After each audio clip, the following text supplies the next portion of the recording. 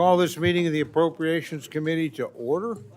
I want to welcome everybody to our second full committee markup for fiscal, it's actually our third full committee markup for 2027. Today's markup will cover national security, Department of State related programs. Tomorrow we will consider the Ag, Rural Development, Food and Drug Administration and related agencies bill. Our schedule today obviously is unusual, given the fact that we have a joint session of Congress to hear the address by His Majesty King Charles. We will recess at an appropriate time to allow members to make their way to the House chamber, and then that'll probably be around 2:15. I think we're all supposed to be in our seats by 2:30, so somewhere in that neighborhood we'll bring things to a recess. Depending on the floor schedule, we also will recess for votes. Nonetheless, it's my intention to get through this today. We have a very tight schedule, so we are going to move. So just keep that in mind. And again, I have no problem with debate, exchange, amendments. That's all fine. Just know that we are going to finish today. So I finally have a couple of brief reminders the staff has asked me to make. I'm not going to read all this, but when you want to request a vote, please get us the hands up as quick as you can. It's very helpful. We have to do that. So second, we'll continue to observe the 5-minute rule. I want to thank all of you. Nobody's abused it in any way. And we certainly will try to be generous as you're finishing up around that 5-minute mark if you use all your time. Finally, I don't think I need to tell you this. Committee prides itself in longstanding commitment to orderly and respectful debate. I think that's exactly what we had last week, and I want to thank all of you for handling yourselves and representing this committee with great distinction. So, with that, we will begin. Our first order of business today, again, is consideration of the National Security, Department of State-related agencies, and I will now recognize Chairman Diaz-Balart to present his bill. Thank you, Mr. Chairman. If I may just take 1 second to first announce that I'll be providing lunchtime. I will also be providing a birthday cake at lunchtime because it is Chairman Cole's birthday today.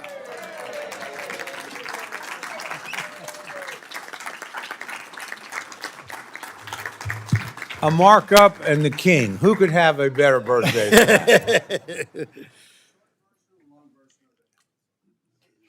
Short. We've already done that, but if is it appropriate or what? Yeah. All right, let's do the short version. Ready? Is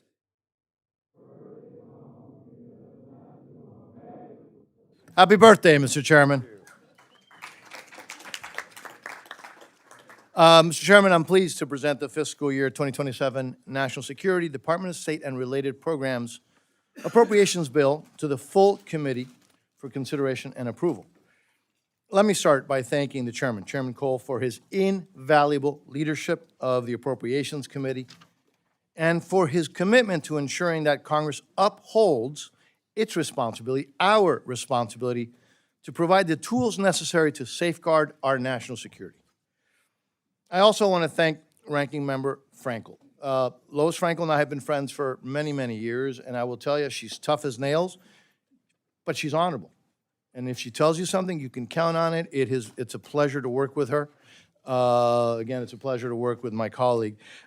Ranking Member DeLauro, and all the members of this committee for your ideas and insights, which have been instrumental in developing this good bill.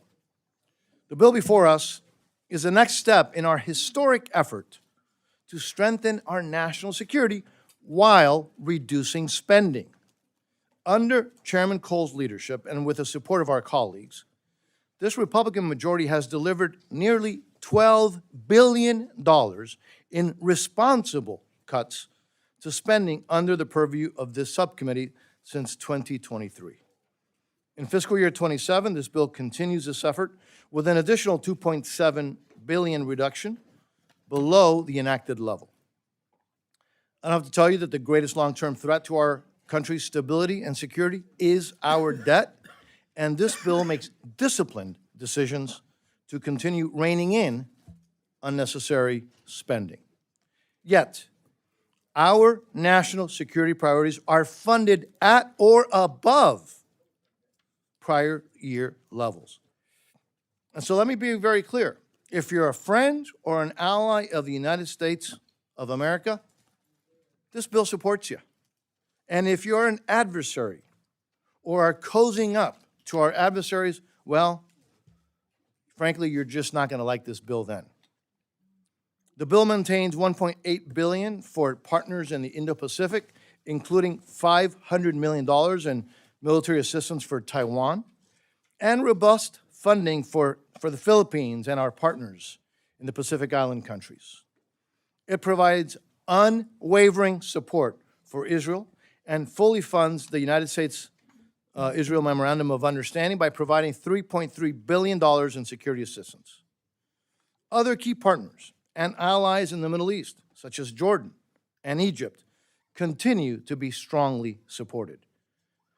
Now, recognizing the vulnerable and the valuable partnerships in the Western Hemisphere, which continue to expand, by the way, those partnerships, and realign under the leadership of President Trump and Secretary Marco Rubio, the bill increases support for our friends and allies, such as Paraguay or Argentina and Costa Rica. As part of this effort, the bill increases funds for counter-narcotics and related law enforcement efforts, including investments to combat trafficking in fentanyl, which has devastated every community across America, and all of us should be thankful to the leadership of the Dean of the House and the Chairman Emeritus of this committee, Mr. Rogers. It also continues strong support for a democratic transition to freedom for the people of Cuba, Venezuela, and Nicaragua.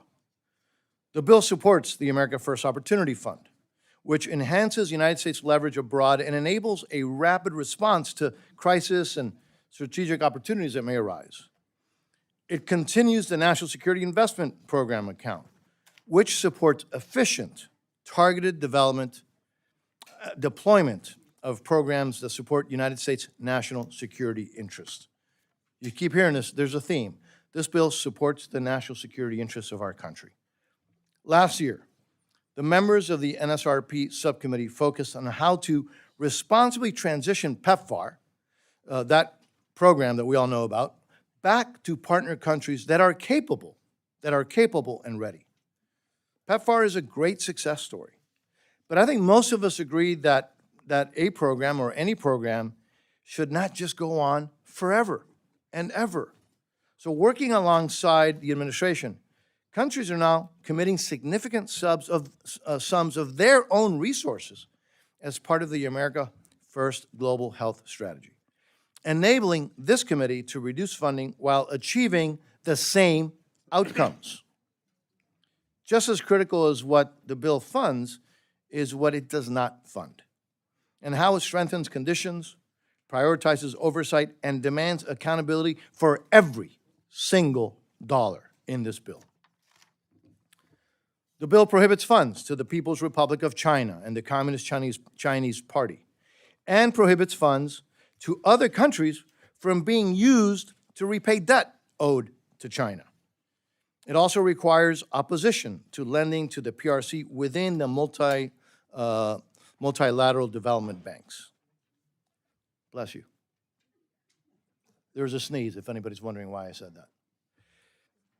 The bill continues a key provision adopted in the previous year that blocks assistance to anyone that supports, finances, or facilitates the operations of the Cuban military, including the Cuban Ministry of the Revolutionary Armed Forces or Ministry of the Interior.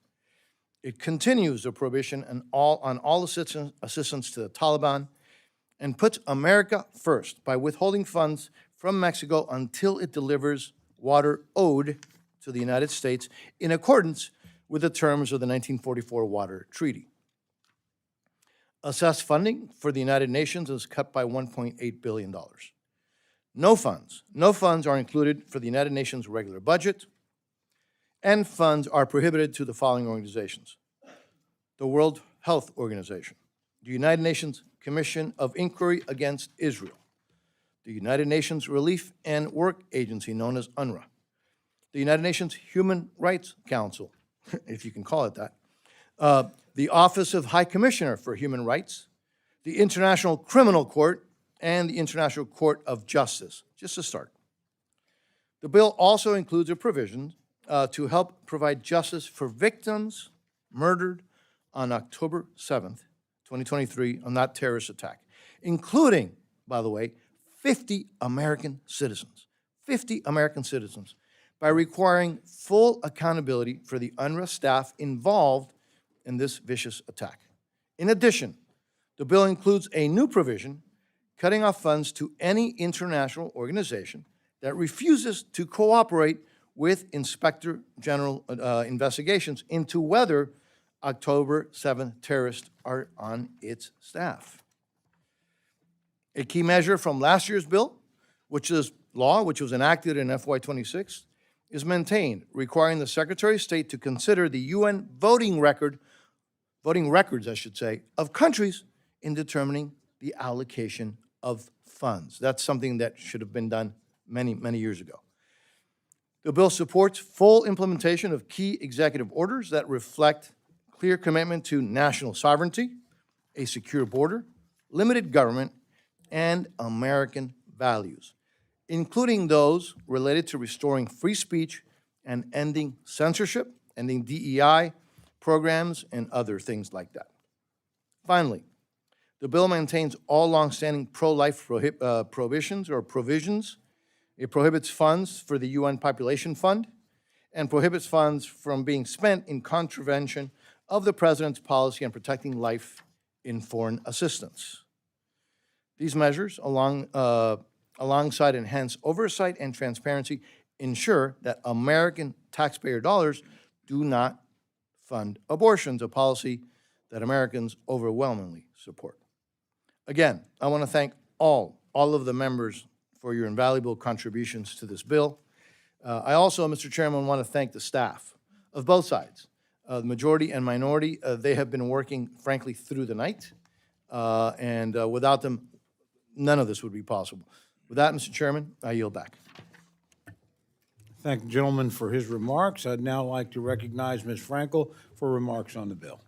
Thank you, Mr. Chair, and it's an honor to serve as the ranking member of this subcommittee. Mike, I pushed the wrong button. Sorry. Okay. Mr. Chairman, honored to serve alongside you and as ranking member of this subcommittee, and I do appreciate the bipartisan tradition of our work. Mr. Diaz-Balart, you are my friend, and you are a delight to work with.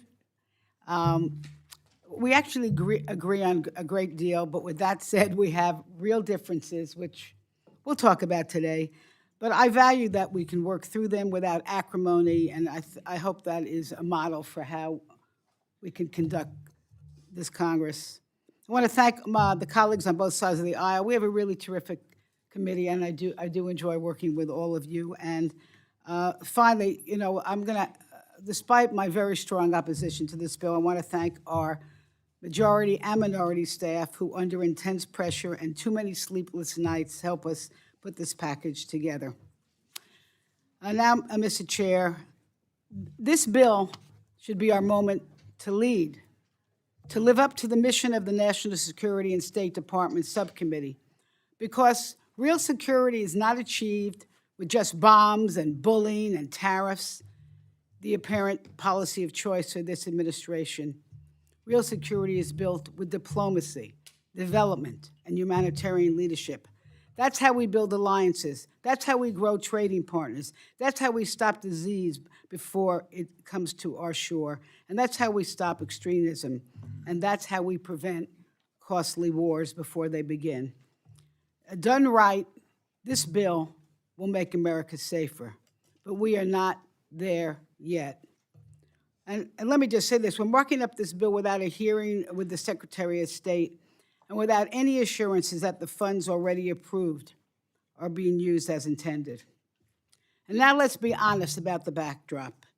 USAID hollowed out, programs canceled, expertise pushed out the door, And now, a weakened State Department is expected to carry out the full load, despite the fact it was never built to do so. And that is not strategy. This is a setup for failure. Programs Congress directed and funded, food security, clean water, women's in leadership are being ignored with no clear plan for implementation. The administration's cut to family planning have forced clinics to close, cut off access to contraception, and left millions of women without care. Nearly 1,400 clinics have shut down, and 9 million people have lost access to services. Healthcare workers are reporting rise in cases of hemorrhage, infection, unsafe abortions, and preventable deaths.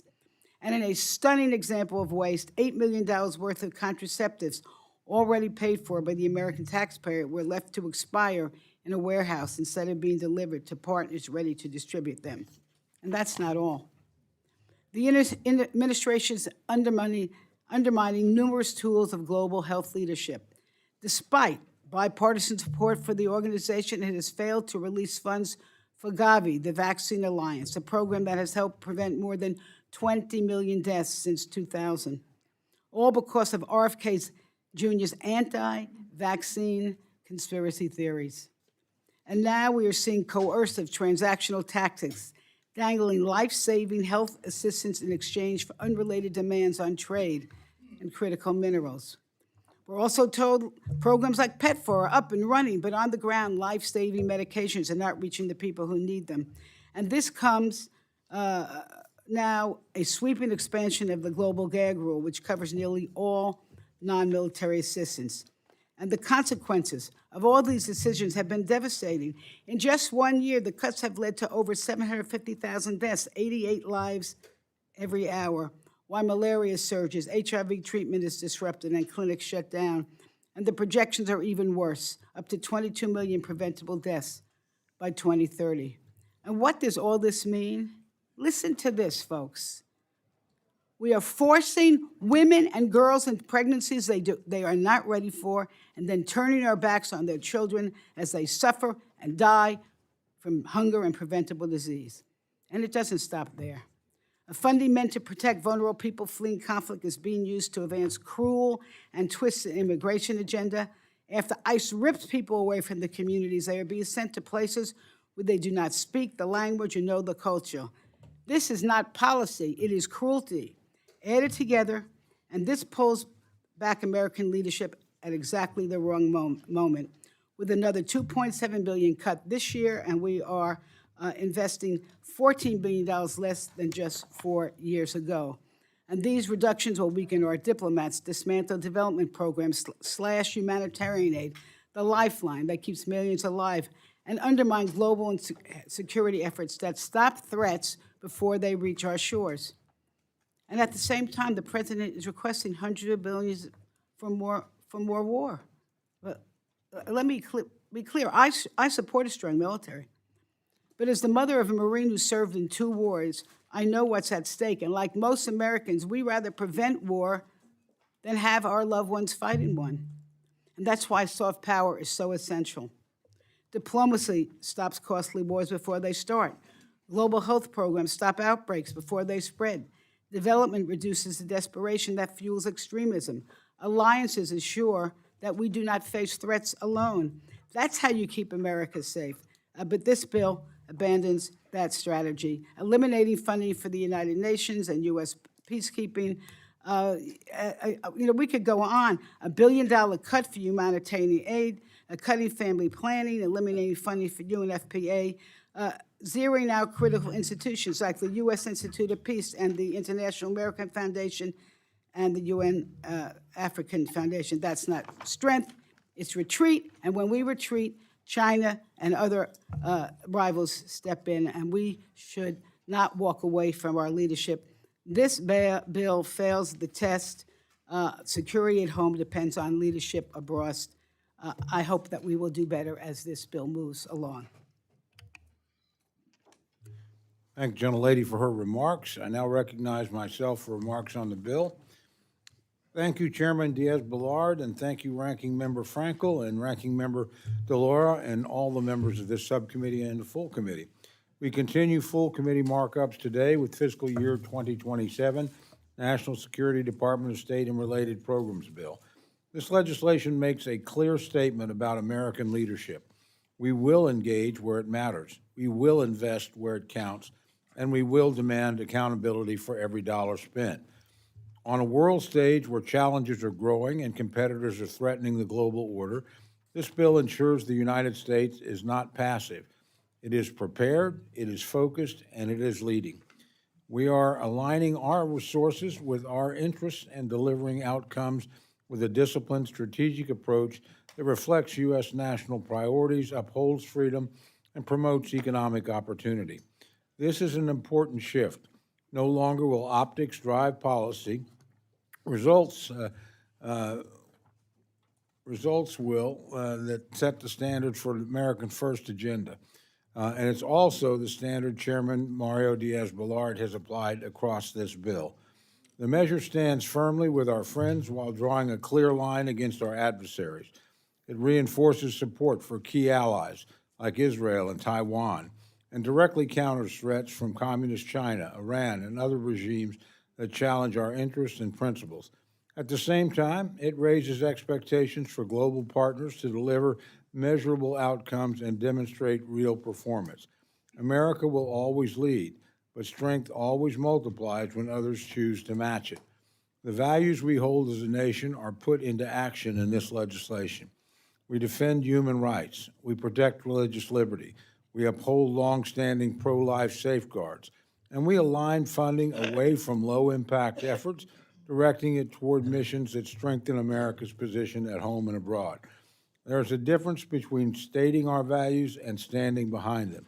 Chairman Diaz-Balart has closed that gap, replacing unfocused spending with a strategy that delivers strength, clarity, and results.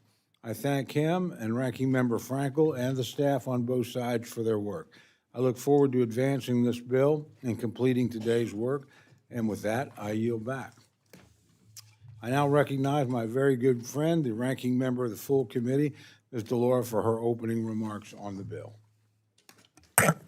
Thank you, Mr. Chairman. And Mr. Diaz-Balart stole some thunder here. I was prepared to really have the assembled group sing for your birthday. So, and just say today is the day that the Lord has made, Mr. Chairman, and happy birthday to you. So I want to say a thank you to Chairman Diaz-Balart and Ranking Member Frankel for their good work and for their friendship. I also want to say a thank you to subcommittee staff, Aaron Kolodziejski, Ed Headstone, Lori McNone on the minority side, and the counterparts on the majority, Susan Adams, Craig Higgins, Jamie McCormick, Trey Hicks, John Muscolini, Gabriella Zach, Aaron McMenamin, and Clelia Alvarado as well for their work. I am opposed to the bill under consideration today. It cuts humanitarian assistance, it slashes global health programs and threatens women's health. It reneges on our commitments to our partners and surrenders influence to our adversaries. President Trump has stumbled from one foreign policy crisis to another. He dismantled much of our foreign policy and development infrastructure, leaving partners scrambling and our diplomats already stretched too thin, struggling to explain why the United States would abandon its commitments. He began costly, pointless, and ultimately illegal trade wars with some of our closest allies, which increased prices for American families by $1,700 and isolated us on the international stage. He dismantled USAID, severing lifelines of food and medical aid around the world. A recent study published in the Lancet Medical Journal predicted that if the current trend continues, the death toll from these cuts will exceed 9 million by 2030, including 2.5 million deaths of children younger than 5 years old. The president repeatedly threatened to invade Greenland, which our closest NATO allies believe was serious enough to make physical preparations to defend against a U.S. military operation. He has made a policy of extrajudicial killings in the Caribbean and Pacific, blowing up fishing boats, and then accusing the people he killed of smuggling drugs while presenting no evidence. Experts in the law of war believe these strikes are likely to constitute war crimes.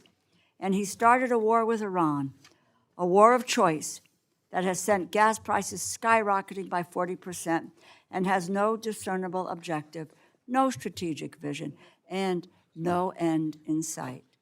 The Trump doctrine is a failure followed by failure, alienating our allies while aiding our adversaries.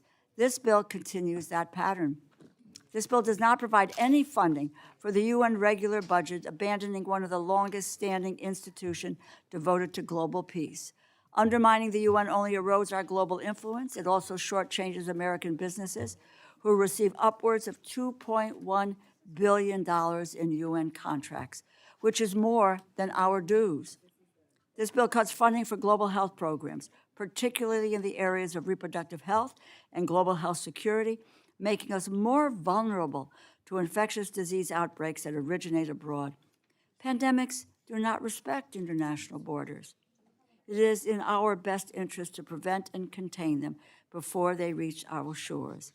But these cuts impede our ability to do that. The bill threatens women's health around the globe, blocking any funds from going to the UN Population Fund. UNFPA is dedicated to reducing maternal mortality, violence against women, and extending family planning to women and girls everywhere. This includes work to include working to eliminate obstetric fistula, an issue I care deeply about. By failing to provide any funding for UNFPA, the conditions under which millions of women around the world live will only become worse. Eliminating this funding is a moral failure.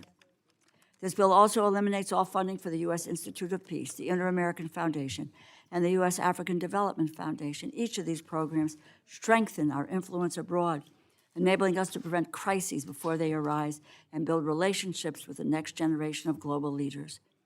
This bill surrenders American global influence to our adversaries. For every step backwards we take, they take a step forward, continually defunding the institutions that support America's international presence will have serious, long-lasting consequences. In little more than a year, the Trump administration has squandered decades of American soft power, our ability to influence other countries without resorting to the use of force and risking military conflict. This bill hinders our ability to reclaim any of it for years to come. And we cannot forget that these steep cuts to American diplomatic efforts are being proposed before an increase of hundreds of billions of dollars at least in defense spending. It is remarkable the distance between how much we are willing to devote to war and how little we can spare for peace.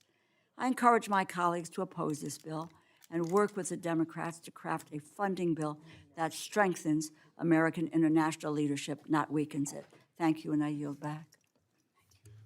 I thank the gentlelady for her remarks. The gentleman from Michigan, Mr. Molinar, oh, excuse me.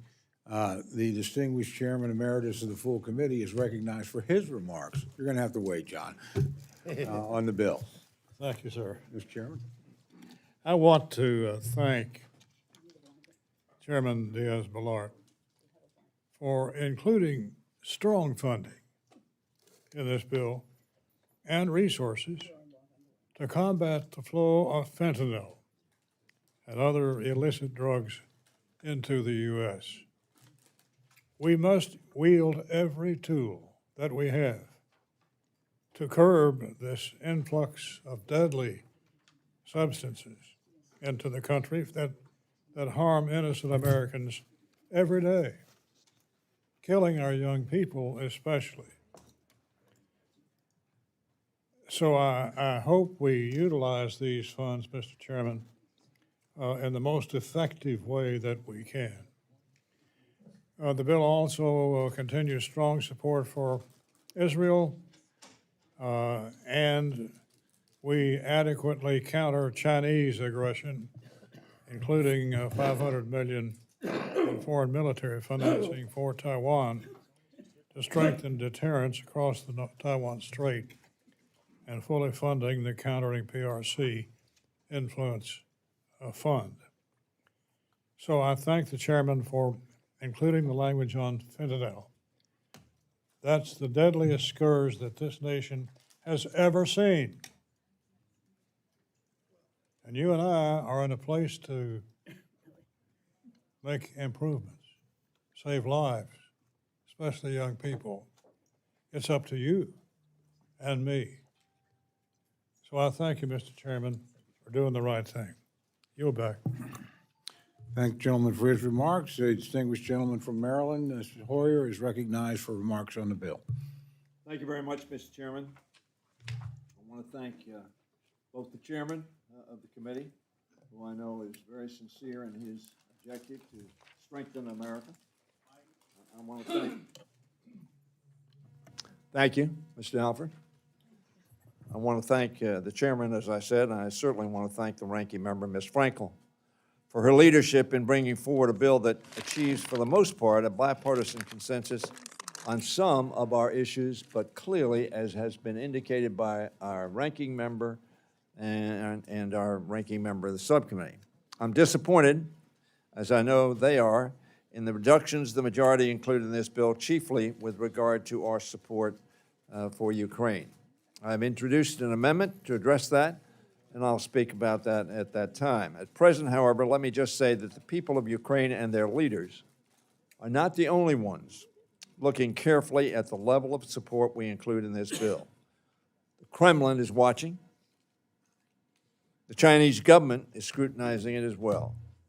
Let us be mindful of the signals we are sending to our adversaries and not just our friends, not only with respect to the military side, but also with respect as to the area of where we need to give aid and help to people who are struggling in the world. The soft weapons that we talk about. We can do better. We should do better to ensure that Ukraine has all the resources needed to complete the liberation of its sovereign territory and to strike a blow against the forces of autocracy in Hallwood, who would say, I just take what I want. The era of that history should be over. The rules-based international order led by America since the end of the Second World War delivered the greatest period of peace and prosperity ever experienced. We must not retreat in our role of leadership in this area. If we want to keep that going, it's up to us to lead in preserving that order. Ukraine is fighting to do just that. If they lose, we lose. If they win, so do we, as does the free world. I'm glad that this bill continues the robust bipartisan support for Israel's security and the close U.S.-Israel security cooperation that delivers so many benefits to both our nations. No matter what one's views are on the current politics in both the United States and Israel, ultimately our nation shares a bond that goes beyond politics or personalities. It's about shared values and democratic ideals. And our commitment to U.S.-Israel relationship is one that is rooted in a respect for history, justice, and the fight against global anti-Semitism. With regard to how this bill was brought forward, I'm disappointed, not only in the bill that I am the ranking member, but this bill as well, and as I understand it, almost every other bill we consider, where we have not had the hearings appropriate to give us the information that we need. That lapse, in my opinion, weakens this bill and the other bills that we're considering. But I want to thank both Chairman and Ranking Member and the staff who've worked hard on both sides for writing a bill that reflects what we've called an attempt at the psychology of consensus. We haven't reached it in this bill, as the Ranking Member indicated, and the Ranking Member of the full committee. That is, it's aimed towards reaching bipartisan agreement instead of toward furthering partisan conflict. I know that the Chairman and Ranking Member will continue down the road with this bill as they complete this progress. This bill is close, and I hope we can improve and strengthen it. Thank you, and I yield back. Thank the gentleman for his remarks. Gentleman from Michigan, Mr. Molinar, is recognized for his remarks on the bill. Thank you, Mr. Chairman, and thanks for spending your birthday with us today. I rise in support of the fiscal year 2027 National Security and State Department Appropriations Bill. This legislation makes long overdue cuts to wasteful foreign aid while strengthening American national security and safeguarding our interests. It will keep Americans safe by countering our adversaries and supporting our allies. Specifically, it provides $500 million in military financing for Taiwan, $400 million for the Countering China's Influence Fund, and $35 million for the American Institute of Taiwan. At the same time, crucial organizations like the Export-Import Bank and the Development Finance Corporation are robustly funded to combat China's Belt and Road Initiative. This sends a clear message to the world that we stand by our allies against Chinese Communist Party's malign actions. I want to thank Chairman Diaz-Balart for his leadership in crafting this legislation, and I urge all our colleagues to support this bill. With that, I yield back. Thank the gentleman for his remarks. The gentlelady from Ohio, Ms. Kapler, is recognized for her remarks on the bill. Thank you, Mr. Chairman, and happy birthday from this end of the table.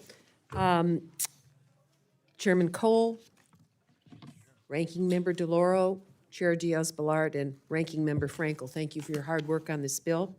Our focus today on our nation's role as liberty's North Star in a complicated world is not only necessary, it is vital.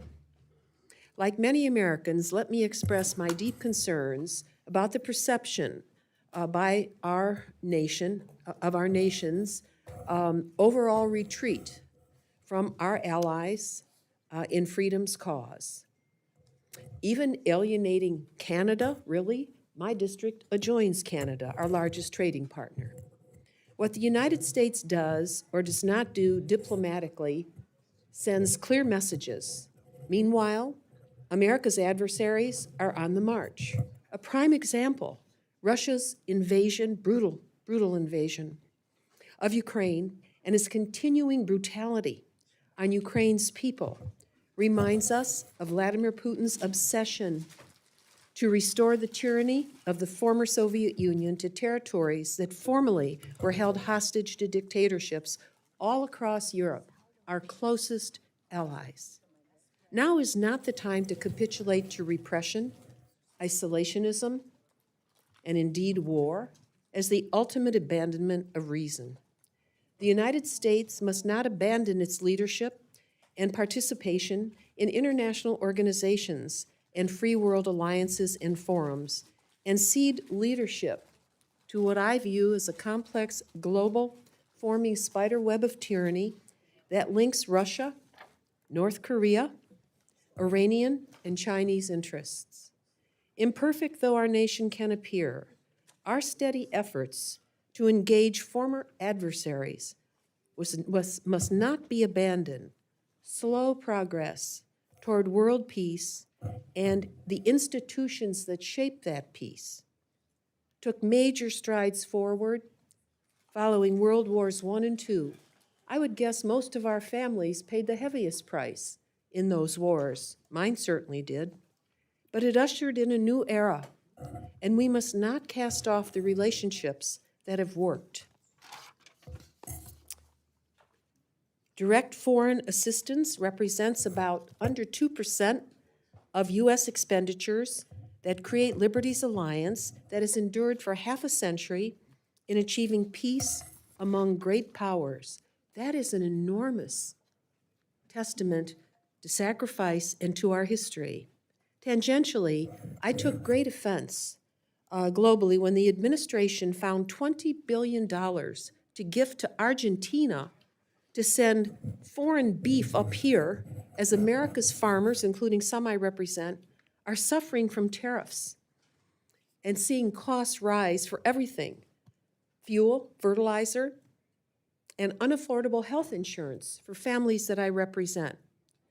I think about what's happening globally in our position. The United States once created goodwill around the world, and soft power protects Americans every day when they travel, like most of us do, helps American businesses find global customers, and yet this administration chose to start a trade war with our allies and cut aid to those most in need. A Pew study last year found that America's global image among people in high-income countries nosedived under this administration to the point where only 1 in 3 have a favorable view of the United States. You know what? That's the same as China. I will say I'm glad to see continued support for funding the Great Lakes Fisheries Commission in all of this. Canada is Ohio's largest trading partner, accounting for 100,000 jobs in the Buckeye State alone, and $21 billion worth of Ohio goods sent annually to our neighbor to the north and our ally to the north. This critical partnership, and I say friendship, has been built on trust, and the harm done to our relationship with our Canadian neighbors through reckless tariffs, threats of aggression, and constant criticism will take time to repair. This is an important step through the Fisheries Commission toward healing, and I hope it sets the tone for broader reconciliation. This bill includes $15 million for locating and returning Ukrainian children, over 20,000, abducted by Russia and Belarus, and with tens of thousands of stolen children from their homes in Ukraine by Russia and placed in camps where they are being re-educated and trained to fight against their own country. Russia is committing a massive war crime against humanity that reminds us of the darkest moments of the 20th century, turning history backwards. Returning thousands of these children must be an absolute priority of this country. And ensuring that those children have a safe home to return to, I regret that this bill does little to support our Ukrainian allies.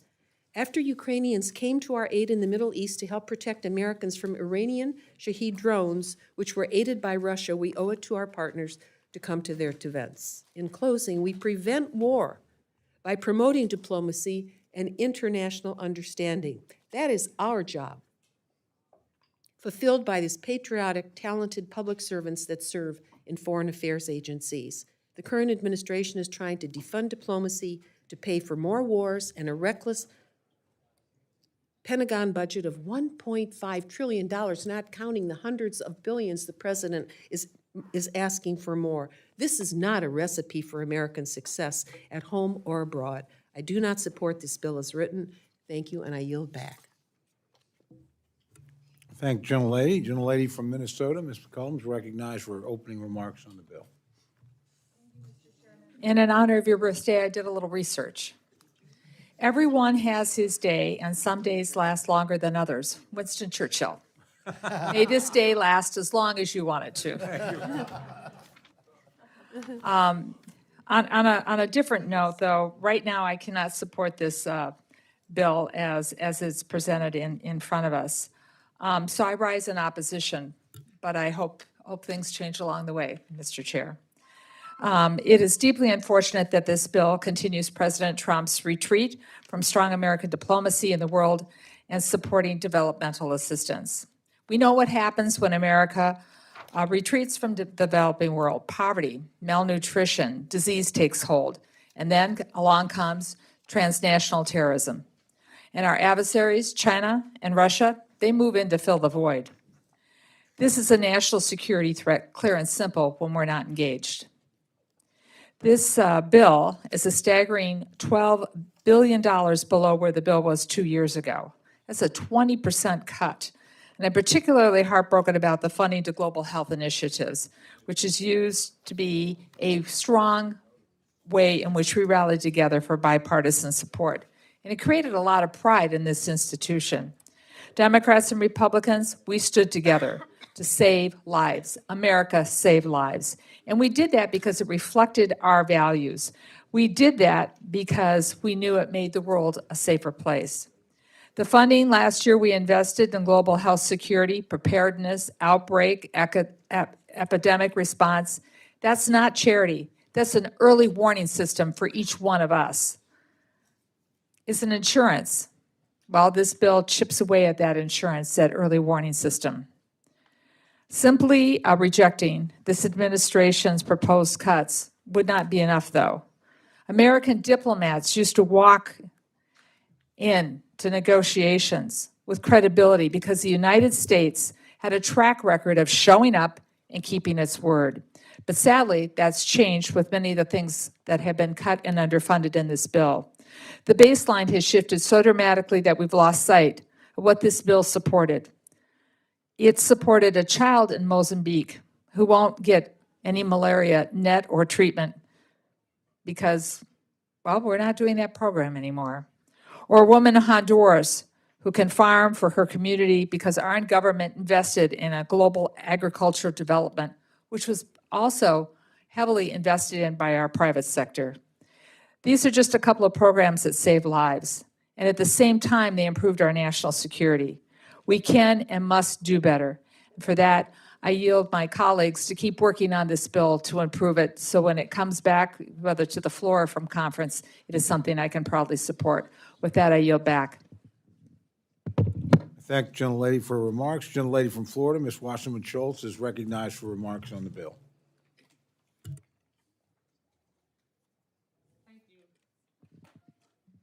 I thank the gentleman for yielding.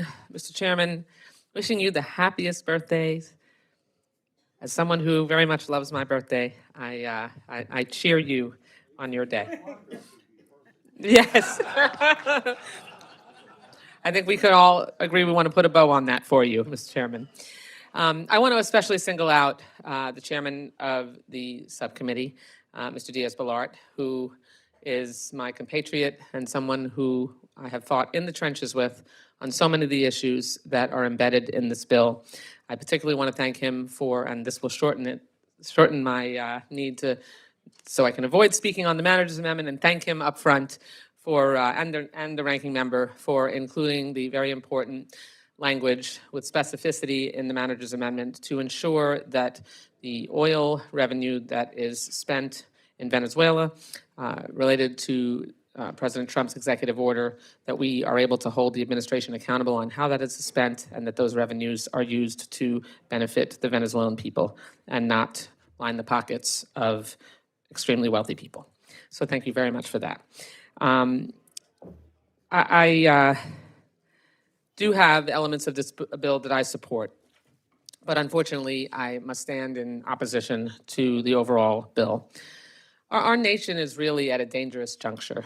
We're embroiled in a war that Congress never voted to authorize. We're increasingly seen by our allies as a threat rather than a reliable partner. We've abandoned efforts to remediate unnecessary suffering and make the world a healthier place, and it's caused hundreds of thousands of needless deaths along the way.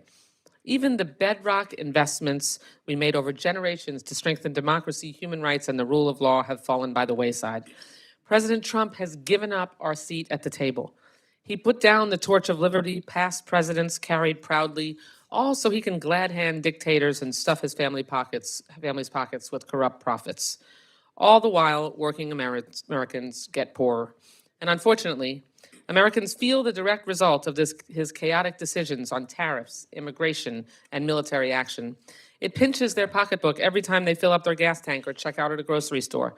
And this bill, unfortunately, does nothing to reverse the Trump administration's policy of self-sabotage. It does nothing to repair the damage done, the lives lost from dismantling USAID and replacing experts at the State Department with partisan cronies. It does nothing to curtail the Trump administration separating Cuban and Haitian people from their U.S. citizen kids, then paying for them to be jailed without trials in sub-Saharan Africa. Before ripping our international programs to shreds, Secretary Rubio said he'd assess foreign assistance based on if it's made us stronger, safer, or more prosperous. So allow me to grade this administration by their own standards. Our nation is not stronger. Our diplomatic corps has been hollowed out and our moral authority has been sapped. Our allies look elsewhere for support because they cannot count on us. Trump's unilateral concessions to the same Venezuelan regime he once called a terrorist organization have shown his contempt for democracy and given every dictator a playbook to exploit his weaknesses. So no, we are not stronger. Is our nation safer? Well, Trump's war in Iran has left our troops and our allies more vulnerable. Instead of resolving chaos in Haiti or uplifting democracy in Venezuela, he's focusing on deporting good, law-abiding people back to further destabilize countries in crisis. His attacks on democracy have blurred the line that sets us apart from our adversaries, and that has a cost. Do we really want to present the world a choice between a cruel, transactional, predictable China and a cruel, transactional, volatile America?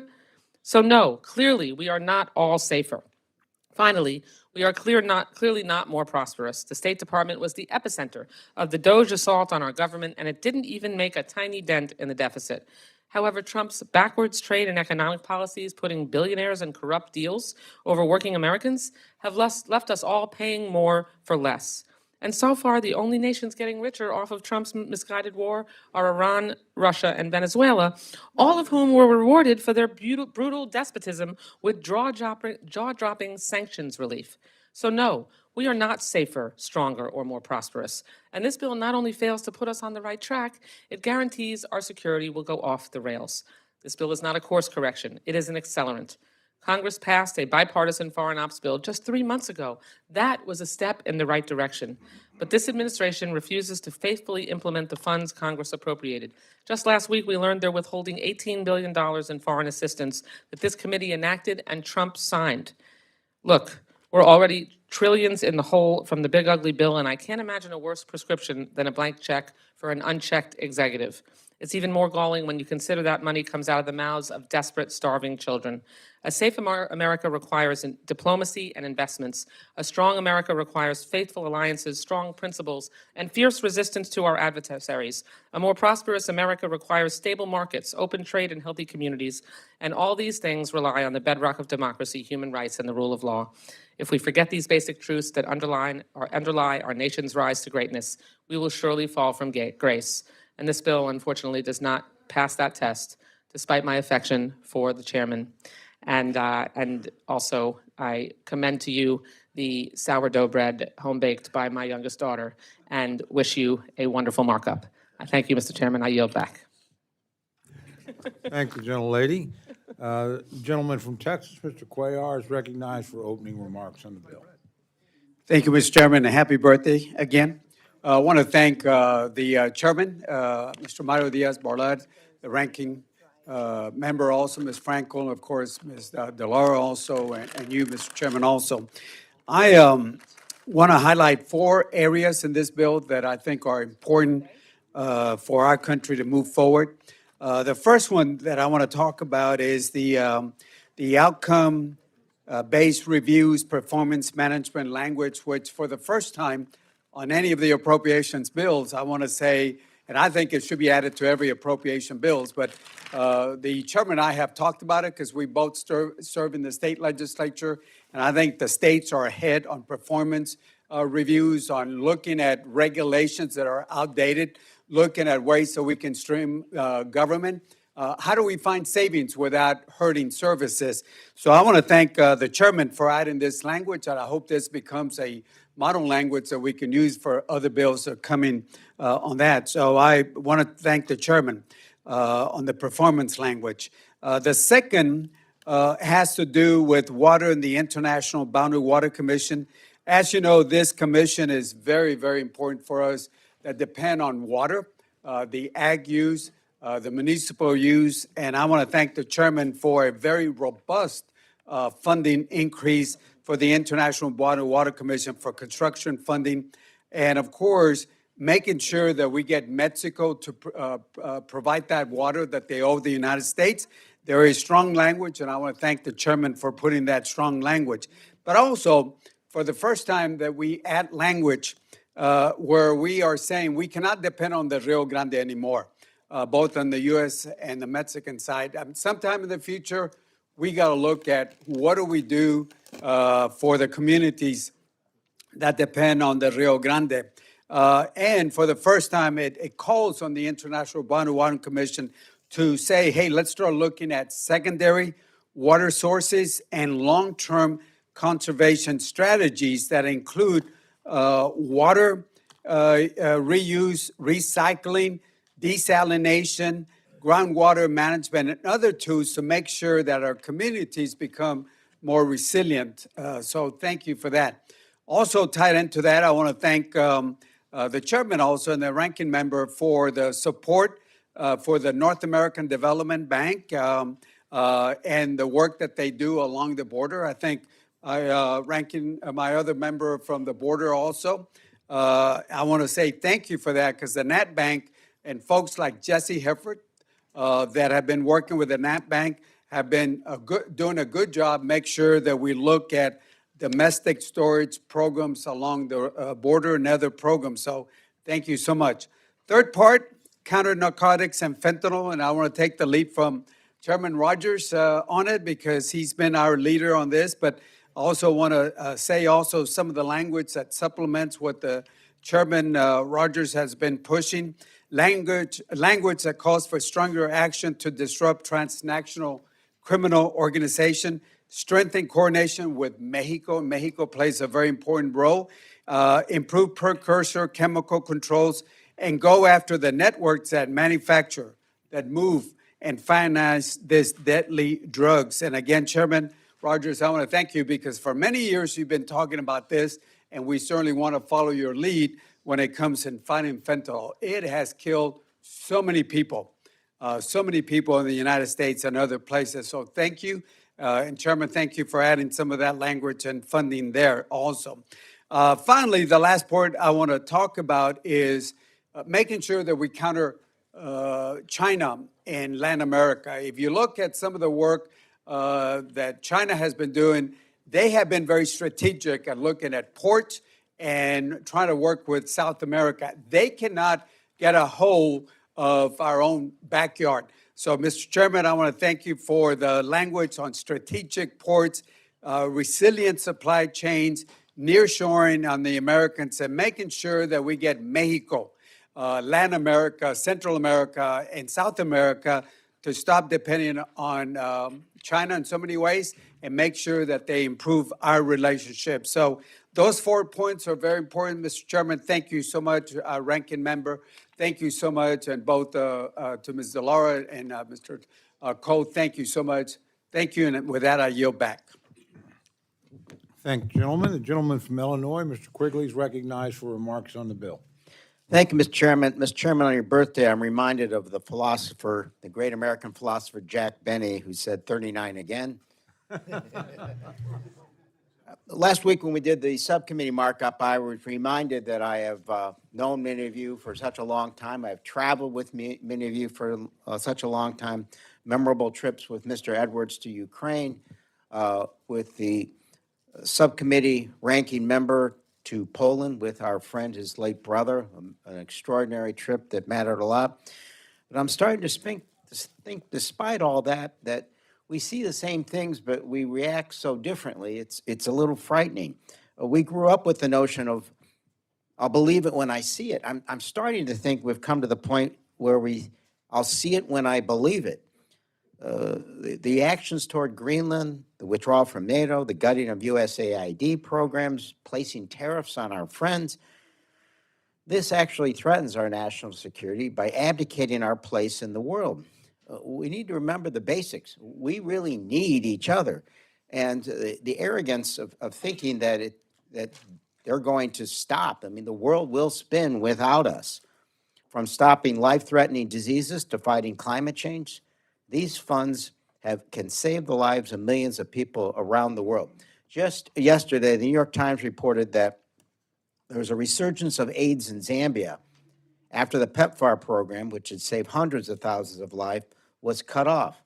Now that virus is advancing, and our response is to threaten to end the remaining funding we are providing unless Zambia gives us unchecked access to their rare minerals.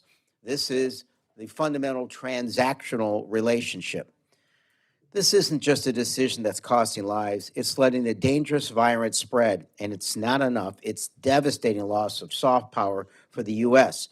We must be reminded that epidemics don't start here, typically in the United States, but they don't stop at our borders. What we do there saves lives here as well. And Canada was referenced. And I said last week, if we can't get along with Canada, what's wrong with us? I'm starting to think there are members of the administration that when they were in kindergarten, they got notes home that said that they don't work and play well with others. Here, it gets really serious when you don't work and play well with others. It's also time, as I said, to look at the words of someone who had a great understanding of our place in the world at a historical time. In FDR's last inaugural, which he gave at the White House, he captured the essence of the moment that we are currently in. Before the Second World War, he had to contend with the Americans who wanted the country to remain isolationist. And after the war, he said, "We have learned that we can't live alone at peace. Our own well-being is independent. Our own well-being is dependent on the well-being of other nations far away, and that we have learned to be citizens of the world, members of the human community." And finally, he quoted Emerson in saying, "The only way to have a friend is to be one." I'm not sure we have many, if any, friends right now. My friends are proposing a 5% cut to the 2026 funding. That's $12 billion lower than the 25 level.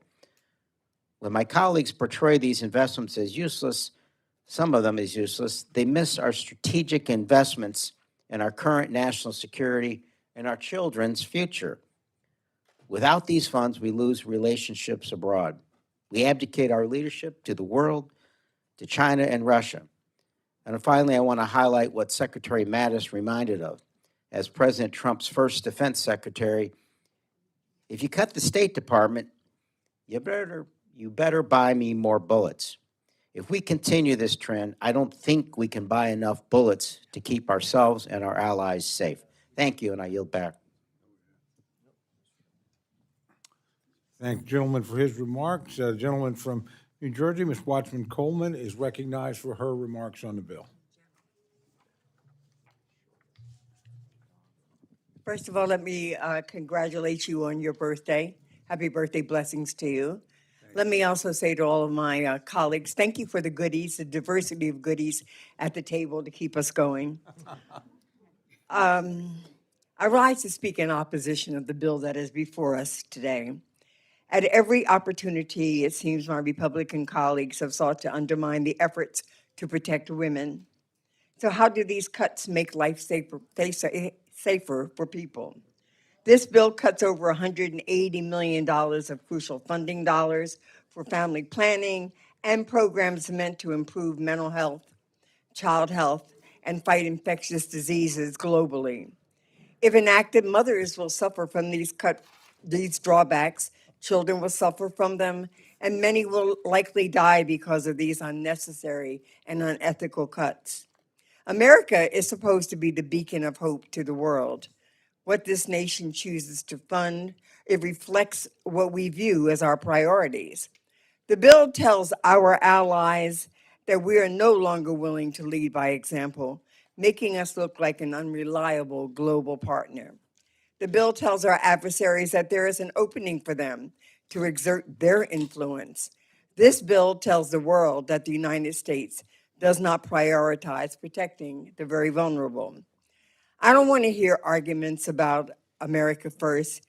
Between the gutting of domestic public health agencies and programs to President Trump's war of choice with Iran that Americans did not ask for, do not understand, and do not support, the actions by the president and his allies are the opposite of America First, and that makes it impossible for me to support this as we go forward. Thank you, Mr. Chairman. I yield back. I thank the gentlelady for her remarks. Gentlelady from California, Ms. Torres, is recognized for her remarks on the bill. Thank you, Chairman. I rise in opposition of the bill before us and also to wish the highest ranking Torres a very happy birthday today. U.S. global assistance is a promise to the American people that when their hard-earned tax dollars are sent into the world, their money returns to our shores in the form of safety, stability, and American influence. This bill breaks that trust. We have not held a single public hearing on the president's budget for this bill. Americans deserve to know what is being done in their name and with their money. When we operate in the dark, Americans pay the price. Just look at the illegal war in Iran. American lives lost and injured, and more than $1 billion per day wasted. This bill fails in every way. 23 million children denied an education. 95 million people stripped of basic health care. These aren't just line items on a spreadsheet. They are our first lines of defense. These decisions are making our communities here at home less safe now and for a generation to come.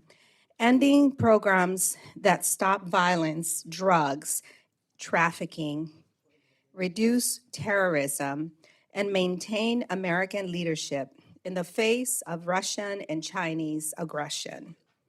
A few years ago, I traveled to Sierra Leone with CARE. In one small village, I met women caring for nearly 100 orphans of war and AIDS. These women had almost nothing, and they kept a school running. They kept children fed and hidden in the bush at night. By doing so, they were doing the hardest, most effective counterterrorism work in the planet.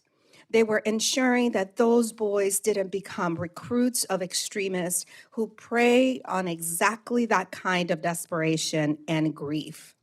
Again, the most obvious example of these problems is the current fiasco in Iran. Trump pulled out of the Iran nuclear deal in 2018, calling it the worst deal ever. 8 years later, we launched strikes on Iran without a vote from this Congress, without a declaration of war, without a shred of constitutional authorization, and no exit plan. We are now in a conflict that has closed the Strait of Hormuz, and American consumers and small businesses are paying the price at the gas pump, and the pain is just beginning. This isn't toughness, it's chaos, masquerading as a doctrine, without a care of how we are hurting hardworking Americans. This president has also turned American military firepower on our hemisphere with the first overt use of U.S. force in Latin America since Panama in 1989. Globally, we have abandoned the hard work of diplomacy and regional partnership for the blunt, bloody instrument of B-2 bombers. We have a war spiraling out of control, and this committee has a chance to fund peace instead, a chance to fund partnerships, a chance to fund economic growth and safety that will serve America for generations. Meanwhile, our adversaries are filling the vacuum that we are leaving behind. Make no mistake, Beijing and Moscow are celebrating this bill. This administration has handed our adversaries a gift that they could never have bought: American retreat. UN peacekeeping has been cut by a quarter. More than 100 U.S. embassies are now without confirmed senior leadership, leaving key partners without an American voice at the table. Because of this administration, China is now able to make a case that a Chinese offer, no matter how predatory, is more reliable than an American promise. That is not America first, my friends. That is America gone. We have a choice before us, and I urge my colleagues to vote no and yield back. Thank the gentlelady for her remarks. The gentleman from New York, Mr. Espaillat, is recognized for remarks on the bill. Thank you, Mr. Chairman. Feliz cumpleaños. I appreciate the bipartisan efforts by all of you, the chairman, the ranking member, the gentleman from Florida, and the gentlewoman from Florida as well. Thank you for working together to move this agenda forward. Still, I rise in opposition to the bill because I think it fails to meet the moment that we find ourselves in an unauthorized war in Iran. Today we saw how still there is no agreement, no consensus for peace in the region, and that's hurting us tremendously in our economy as gas prices are clearly over $4 a gallon. Still a runaway inflation. Supermarkets, folks go to the supermarket and come back home with a small bag and several small items.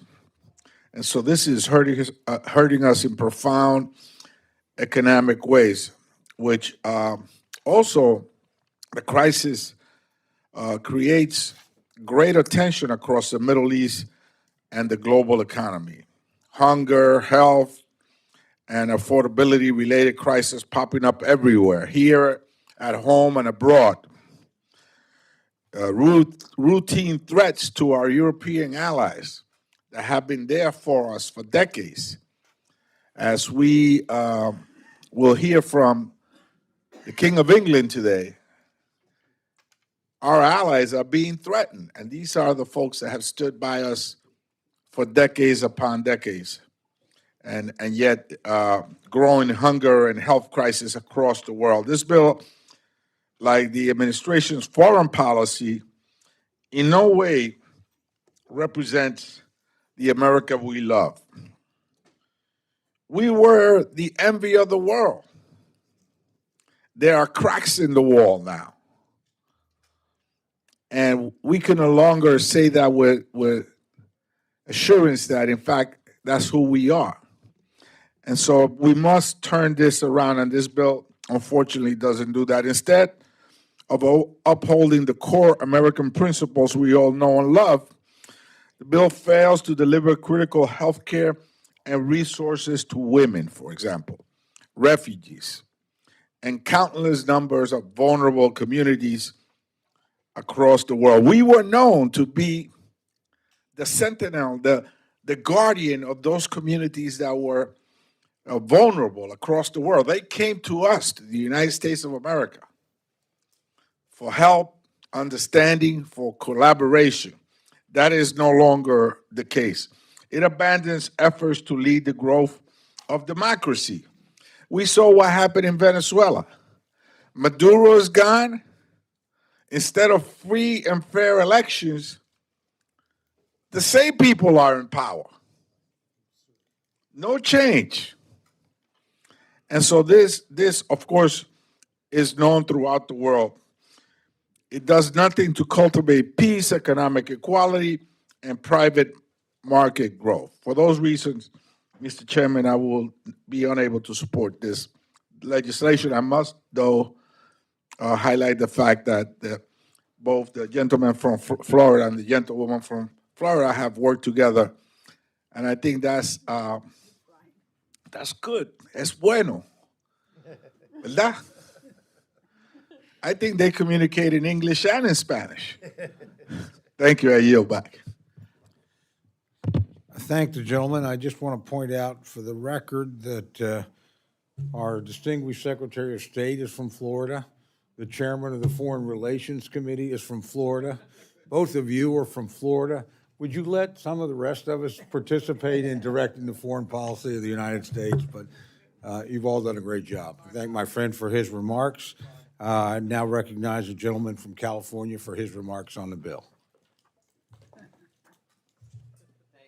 Mr. Chairman, and happy birthday. In the spirit of your birthday, I will be as brief as I can be.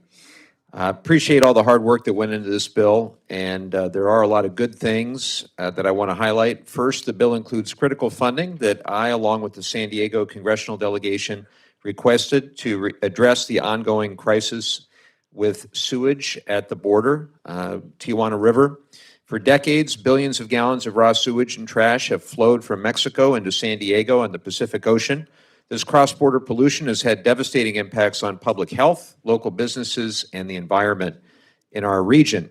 The pollution also threatens the well-being of the Navy SEALs who train in contaminated water. The status quo really is unacceptable, and I've fought to change it. The funding in this bill will take us one step closer to achieving that goal. It builds on the more than $500 million that the San Diego delegation has secured over the years to fix this pressing issue. Specifically, the bill includes more than $300 million in new funding for the IBWC and their construction needs, including at the South Bay Wastewater Treatment Plant in San Diego. The bill also explicitly directs the IBWC to expedite the rehabilitation and expansion of the South Bay plant. These provisions will help sustain the important progress made last fall when the South Bay plant expansion project was completed. The expansion now means that the South Bay plant can process an additional 10 million gallons of wastewater per day. I've called on the administration to take swift action to rehabilitate the South Bay plant, and I'm really pleased this committee has made this a priority. And I'm going to continue to work on this until our San Diego residents are safe and healthy, and our Navy SEALs can train safely, and our beaches remain open. Now on to the not as great stuff. I'm very dismayed the bill doesn't make the same kind of strategic investment in the rest of our foreign aid budget. I said a year ago at this committee that slashing funding for the very tools to bolster American leadership doesn't make us stronger, it makes us more vulnerable. This year's bill doubles down on that same approach. And over that time, we've seen the president start new wars after campaigning on ending them. We've seen the president threaten to invade our democratic allies while giving concessions to authoritarians like Putin. And we've seen the president's family treat American foreign policy as a self-enrichment exercise, profiting to the tune, by some reports, of $1.5 billion. This bill should be doing everything possible to steer us back towards smart and strategic foreign policy. Instead, it lets the president continue with policies that put American families, businesses, and service members unnecessarily in harm's way. I'm incredibly proud to represent our Marines and sailors on Camp Pendleton, and I'm always going to do all I can for them. One of the best things that I can do is keep them out of harm's way and ensure that war is a last resort, never a first impulse. That means funding diplomacy in countries where democracy is under threat, investing in global health leadership before diseases destabilize regions, and treating the climate crisis with urgency to prevent mass migration. For decades, bipartisan leaders have made these investments because they generate real returns in the form of fewer wars, stronger alliances, more democracy, and a healthier world. And unfortunately, I don't think this bill lives up to that long bipartisan tradition. Unfortunately, I believe it lets this president continue to lead the country down a dark and uncertain path. And for those reasons, I cannot support the bill as written. Thank you, Mr. Chairman. Happy birthday, and I yield back. I thank gentlemen for both. Gentleman from Georgia, Mr. Bishop, is recognized for remarks on the bill. Thank you, Mr. Chairman, and I want to add my voice to the chorus wishing you a very happy birthday. I want to thank the chairs and ranking members of the committee and the staffs of the subcommittee for your hard work on the bill. But, Mr. Chairman, unfortunately, I must stand in opposition to this bill. The majority is trying to pull the wool over the eyes of the American public with empty rhetoric about America first. The bill will not make America first. It will make America last. Last in global influence, last in international leadership, last in its capacity to respond to the most pressing challenges here at home and abroad.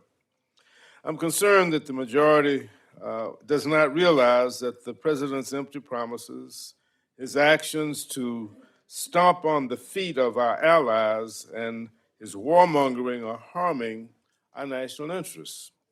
President Trump has embarked on a unilateral trade wars with our allies and partners, which has created market instability, increased consumer costs, harmed American manufacturers and workers, and damaged our global economic competitiveness.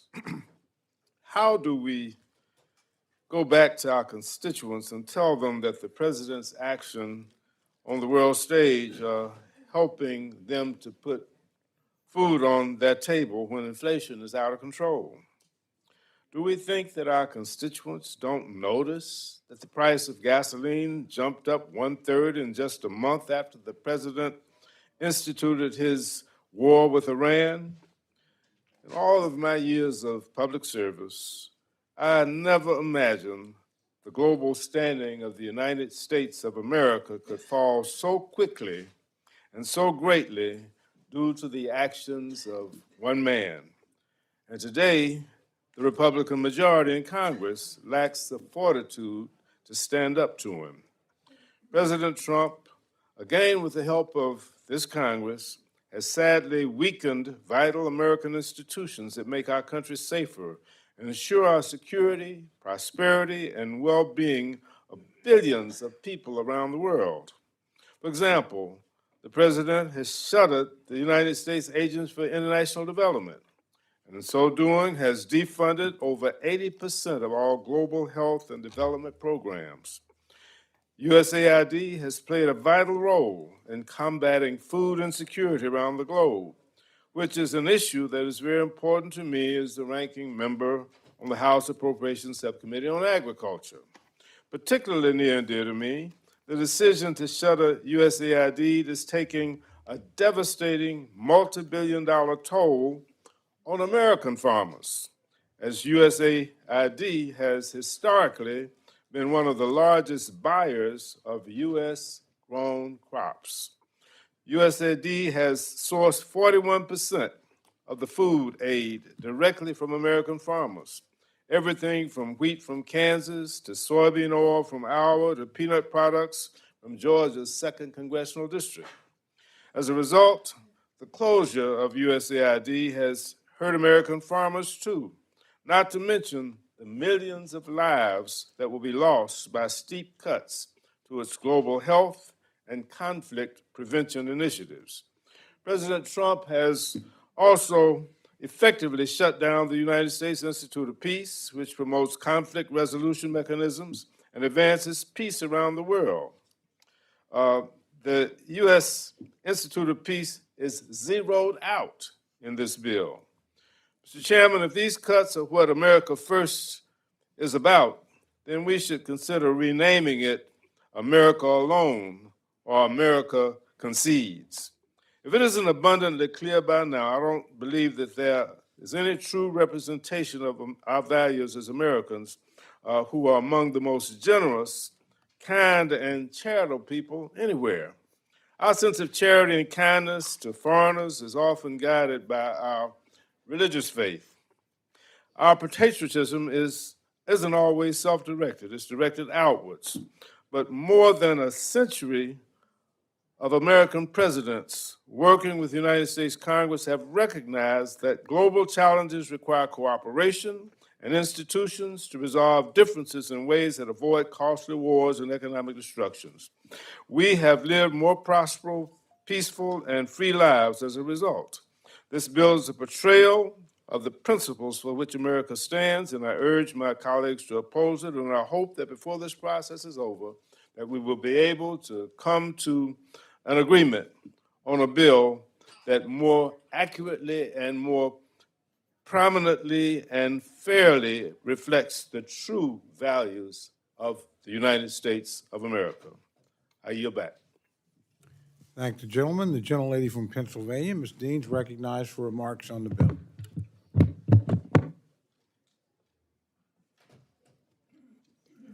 Thank you, Mr. Chairman, and I too wish you a very happy and blessed birthday. Thanks for sharing so much of it with us.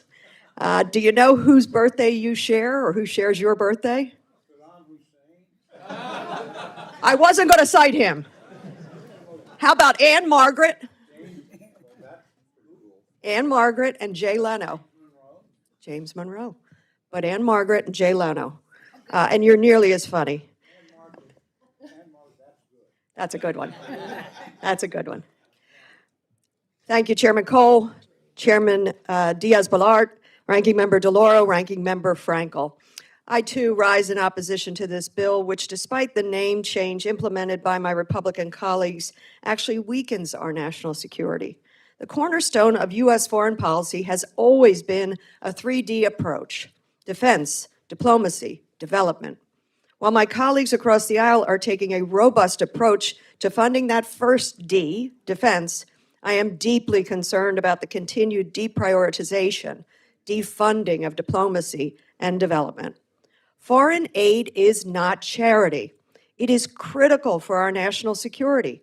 Our diplomats and development workers not only embody our values, working in crisis zones to promote peace, health, and human rights, but promote stability and prosperity, reducing the risk of future conflicts requiring military engagement. The provision of humanitarian assistance is not just our moral responsibility as the richest, most powerful nation in the world, but it is also in our best interest. This funding not only saves lives, but mitigates the destabilization effects of natural disasters, disease outbreaks, and conflicts. Why in God's name would we want to cut this funding even further than it has already been cut by this administration, as my colleagues propose in this bill? Further, this bill slashes funding for contributions to international organizations, including eliminating funding for the UN regular budget and certain UN organizations, including UNICEF, United Nations Population Fund, the UN Office for Coordination of Humanitarian Affairs, and the World Health Organization. By withdrawing from these global forums, we not only lose a critical source of soft power, but we create a power vacuum that our adversaries are only happy to fill, reducing our international footprint, making us less safe. The bill, sadly, is short-sighted, failing to invest in diplomacy at a time when we arguably need it more than ever. This administration has been reckless, led us into a war with Iran with no clear objectives and no clear exit plan, and without the consent of Congress. Meanwhile, President Trump continues to burn bridges with long-standing allies at the time we need them more than ever. If you can't be swayed by the impact of this administration's foreign policy on humanity, hundreds of thousands of people have already died due to the USAID dismantling and this administration's cuts to foreign assistance. Perhaps you could be persuaded by the economic costs. From an article that is from last September, hundreds of thousands of people have died as a result of our withdrawal and shuttering of USAID. Public health initiatives like deworming, vitamin A distribution have collapsed, immunizations being missed, contraception harder to get. Ordinary people are growing weaker, hungrier, and more fragile, and because of all this, children are particularly vulnerable. They are often the first to starve and first to die. It is estimated that last year as many as 500,000 children died as a result of our shrinking away from our human side.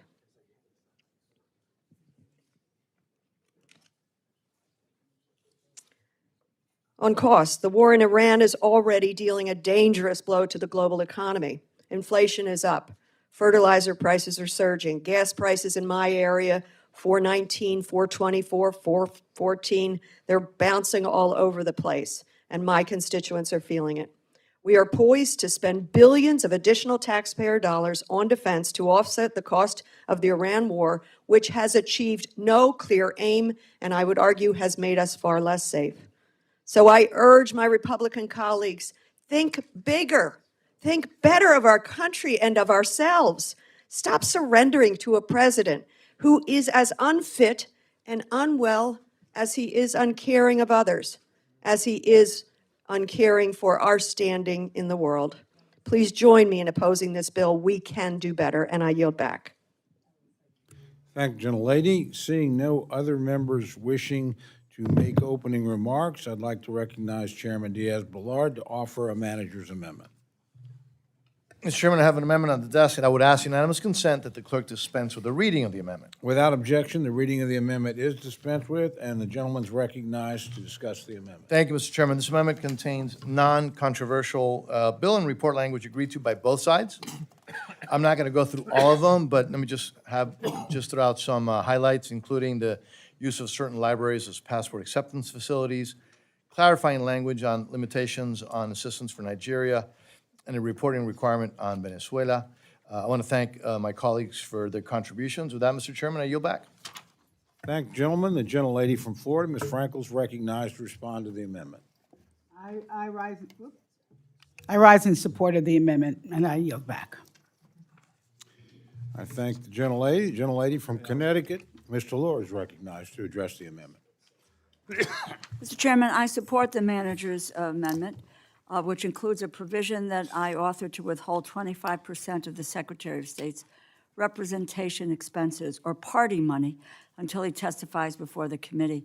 We are today debating a bill that includes funding for the Department of State, and yet the Secretary of State has not come before the Congress to testify, to justify to us the executive branch's budget proposal, to answer our questions, and to provide information that is highly relevant to our work on this committee.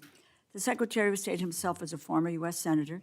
He, of all people, should understand the crucial role that Congress plays in allocating resources throughout the federal government. The Secretary cannot find time to come before our committee. We will not fund his entertainment expenses. I urge your support, and I yield back. Thank the gentlelady. Do any other members seek to recognize or speak on the amendment? Mr. Chairman. Gentleman from Maryland, Mr. Hoyer is recognized. Mr. Chairman, I rise in support as well, but I lament the fact that we are including properly a 25% cut to the Secretary if he does not appear before the committee. That is a responsibility and duty that the Secretary has.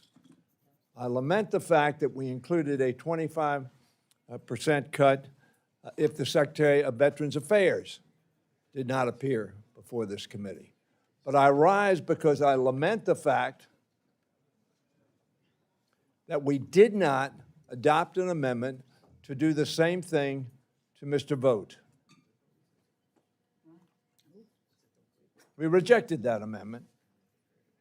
I'm not sure what the reason was when we adopt this for the Secretary of State and adopt it for the Secretary of Veterans Administration.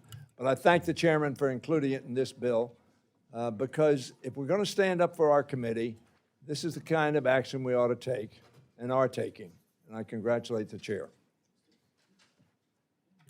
Thank the gentleman. Do any other members seek recognition to address the amendment?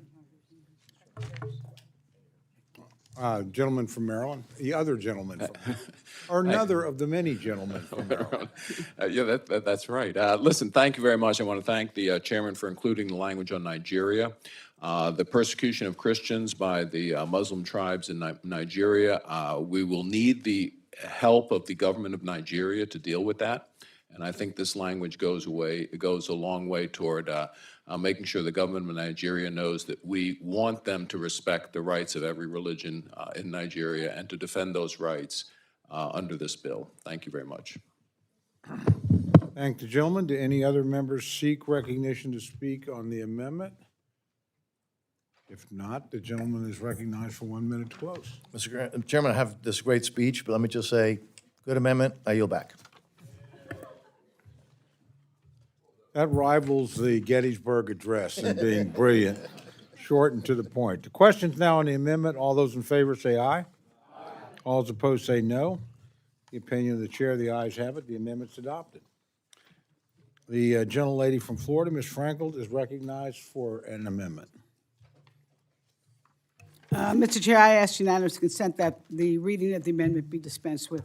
Without objection, the reading of the amendment is dispensed with, and the gentlelady is recognized for remarks on her amendment. This amendment would withhold $54 million from the Office of the Secretary of State until the State Department releases the funding for Gavi Vaccine Alliance. And I want to be clear what Gavi is and why this matters. Gavi is a public-private partnership launched in 2000 that brings together governments, the World Health Organization, UNICEF, the World Bank, vaccine manufacturers, and civil society to do one simple but extraordinary thing: ensure access to life-saving vaccines around the world. Gavi helps to deliver vaccines efficiently, at scale, and at a cost countries can afford. Gavi pools demand from lower-income countries, negotiates lower prices, strengthens health systems, and helps countries build the infrastructure they need to immunize their own people. It supports routine childhood vaccinations in response to outbreaks, whether it's measles, Ebola, or COVID-19. And the results speak for themselves. Since its creation, Gavi has helped vaccinate more than 1 billion children and prevent more than 20 million deaths. 20 million lives, mostly children, save because the world chooses to act together. This is not just a moral imperative, it's a strategic one. From a health perspective, vaccines are one of the most effective tools we can have to stop deadly diseases before they spread. It reduces strains on fragile health systems and prevents outbreaks from becoming global crises that show up on our doorstep. From an economic perspective, immunization is one of the smartest investments we can make. Healthier children become healthier, more productive adults. Countries with stronger health systems are more stable, more resilient, and better trading partners. Every dollar invested in vaccines yields many times that in economic return. And from a national security perspective, this protects Americans because in today's interconnected world, a disease outbreak anywhere can become a threat everywhere, and we learned that the hard way with COVID-19. Gavi helps stop outbreaks at the source before they reach our borders, disrupt our economy, and cost American lives. It strengthens global stability. And let me just say that this is why Congress has repeatedly supported Gavi on a bipartisan basis. In fiscal years 2025 and 2026, Congress appropriated $300 million each for Gavi. That's $600 million total. And yet, despite those clear directives, those funds have not been released. Instead, the State Department is now pointing to the Department of Health and Human Services for directions and where those decisions are being influenced by Secretary Kennedy's vaccine conspiracy theories rooted in misinformation. And I'm just going to say this plainly again. Life-saving vaccines are being delayed, not because they don't work, not because they aren't needed, but because of doubts that defy overwhelming scientific consensus. That is dangerous and it's unacceptable. This amendment is about accountability. It's about ensuring that when Congress makes a decision on a bipartisan basis in the interest of global health and American security, that decision is carried out. And let me just say this, we cannot stand by while children die from diseases we know how to prevent. So it's not just charity, as I said before, it's smart policy. I urge, Mr. Chair, I just wanted to speak on this. I'm not going to call for a roll call on this, because I am hoping that we're going to come together and get these funds released. And with that, I yield back. Thank the gentlelady for her remarks. Gentleman from Florida, Mr. Diaz-Balart, is recognized to respond. Thank you, Mr. Chairman. I appreciate the goal of the ranking member on this amendment to ensure the contributions made available under our bills reach their intended recipients. I look forward to working with the ranking member. I think she wants to withdraw the amendment, but it's an issue that we're going to continue to work on, and we've done so before. We'll do it again. So I want to thank the gentlelady from Florida for bringing this issue up, and we'll continue to work, Mr. Chairman, on this issue, and I know that her intention is to withdraw. I appreciate that, and she has my commitment to work with her on this issue. Yeah. Mr. Chair, I'm going to withdraw, but first I would want to have you yield to some members who want to speak on this, and then I will. certainly Yes, will. thank you. Thank you very much. Gentlelady from Connecticut, Ms. Delors, recognized to address the amendment. I thank the chair, and I thank the chair of the subcommittee and the ranking member for their efforts and cooperation on this really very, very critical issue. I'm in support of Ranking Member Frankel's amendment. This amendment withholds funding from the Office of the Secretary of State until the department obligates fiscal year 2025 and 26 $600 million through Gavi, the Vaccine Alliance, and since the year 2000, Gavi has helped deliver vaccines to over 1.2 billion children in some of the poorest countries around the world. They've saved an estimated 20 million lives. This is a pro-life amendment. Every dollar the United States invests in immunization through Gavi generates upwards of $54 in economic activity. It is one of the most efficient investments that we can make. Yet, The administration is still withholding $600 million.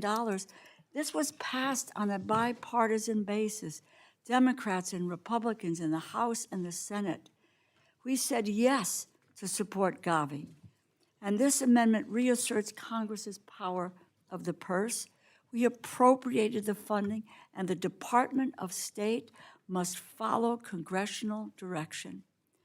The State Department has not provided this funding because they are deferring to the Secretary of Health and Human Services, Robert Kennedy Jr., who said in the hearing last week that he, in fact, is holding up the funds.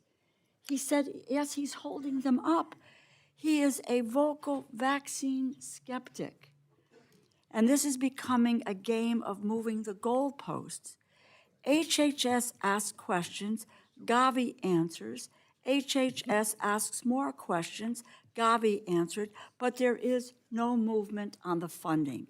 And in the meantime, more and more children are left vulnerable to infectious diseases, increasing the risk that an outbreak begins and spreads to us in the United States. It's unacceptable. We appropriated the funding to this program.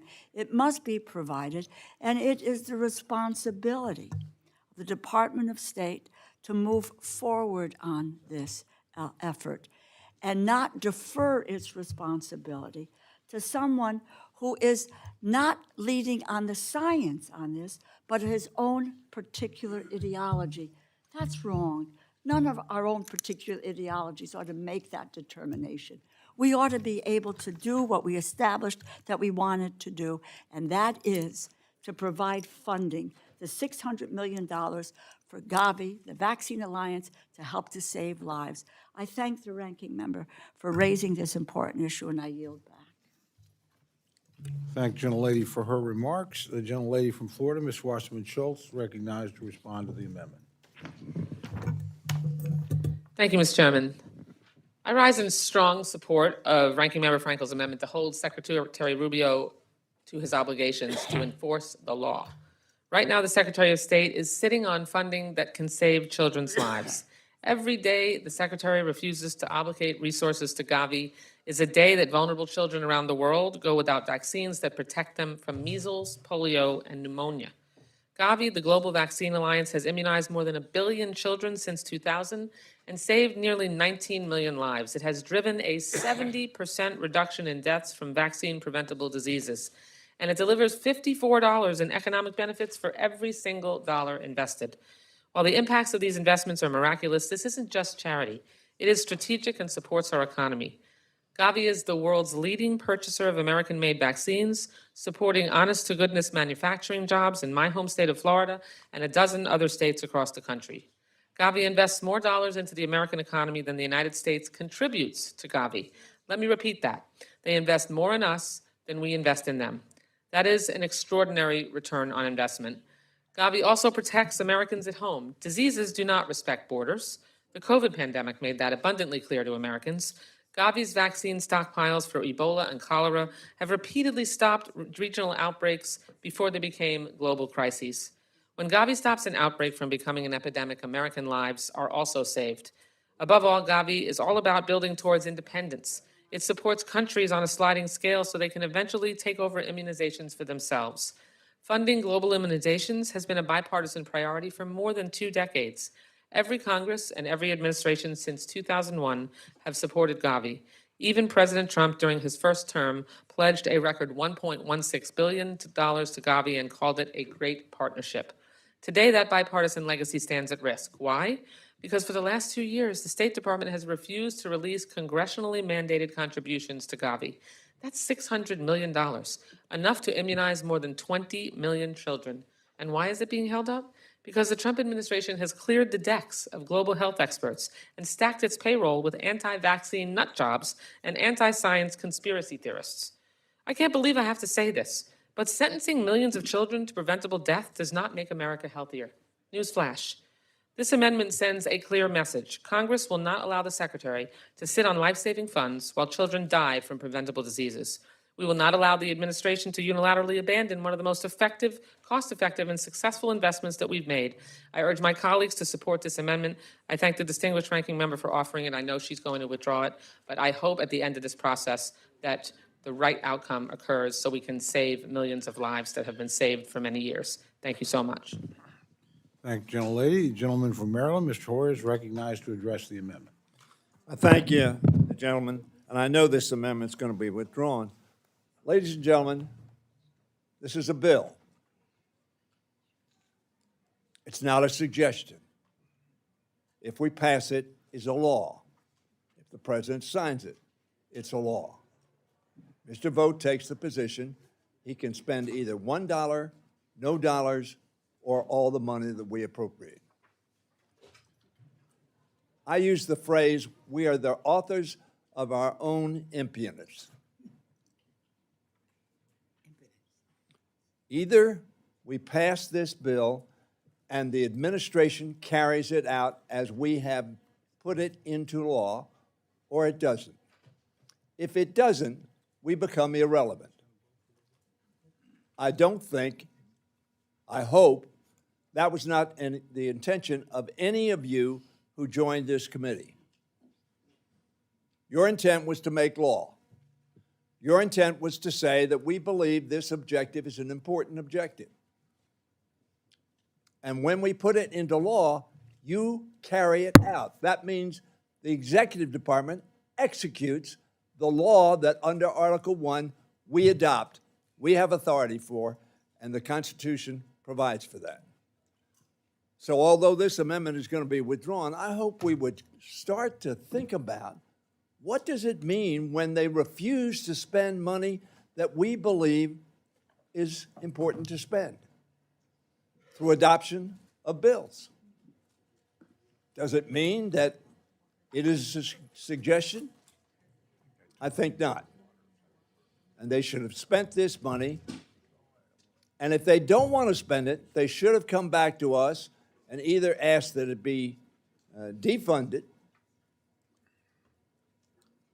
transfer the funds to some other objective they think is important that we would approve or disapprove, or spend the money and follow the law. Is that too much to ask the administration? Thank the gentleman. The gentleman from Wisconsin, Mr. Pocan, is recognized to address the amendment. Thank you, Mr. Chairman, and happy birthday. You have an interesting way of celebrating it. So I am glad that this amendment's at least forward, and I'm glad the ranking member spoke the way he did. But let me just say, I was at that hearing we had with RFK Jr., and he said actually a little more, and I think it's worth putting this out there. So when he was questioned by Mr. Harder about mercury in air pollution, he, don't forget, RFK Jr. was a lawyer who fought environmental law, who was strongly against mercury. He said he agreed when he came to the administration not to debate energy policy, so he didn't really answer it, but he still said he has a problem with mercury. And then, coming out of this conversation, he said his problem with some vaccines, and this is, again, an environmental lawyer, not a doctor, saying that mercury is used as a preservative in some vaccines, and that's why he was holding back Gavi's funds. 10 to 15% of the vaccines that Gavi distributes has that. The other 85 to 90% don't, but he's holding back funding for the polio vaccine, for example.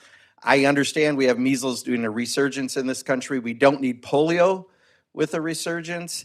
At minimum, I'm hoping those of you who have sway on the Republican side of the aisle could at least, they should release all the funds because we've approved it. But if the holdup is this idea of a preservative, release the minimum, the 500 plus million funds that go to polio and all the other vaccines. By not doing that, we're risking all of these diseases to have a resurgence. So I appreciate all the comments you said, but if you could have that private conversation about release, it is a moving target. I completely agree with Ms. DeLauro on that, but if what he said to us in a public setting was it's because mercury is a preservative in some vaccines, it's 10 to 15% of the vaccines that Gavi's using, then why are we holding up the funding on all of those? I would hope that at minimum that could happen. Would the gentleman yield for a yield to moment? Ms. DeLauro. I would say, in that hearing, and in conversations with Gavi, with the Alliance, they indicated to the Secretary of HHS that, in fact, they can remove the mercury so that it would make it safe. And yet still HHS continues to hold this up.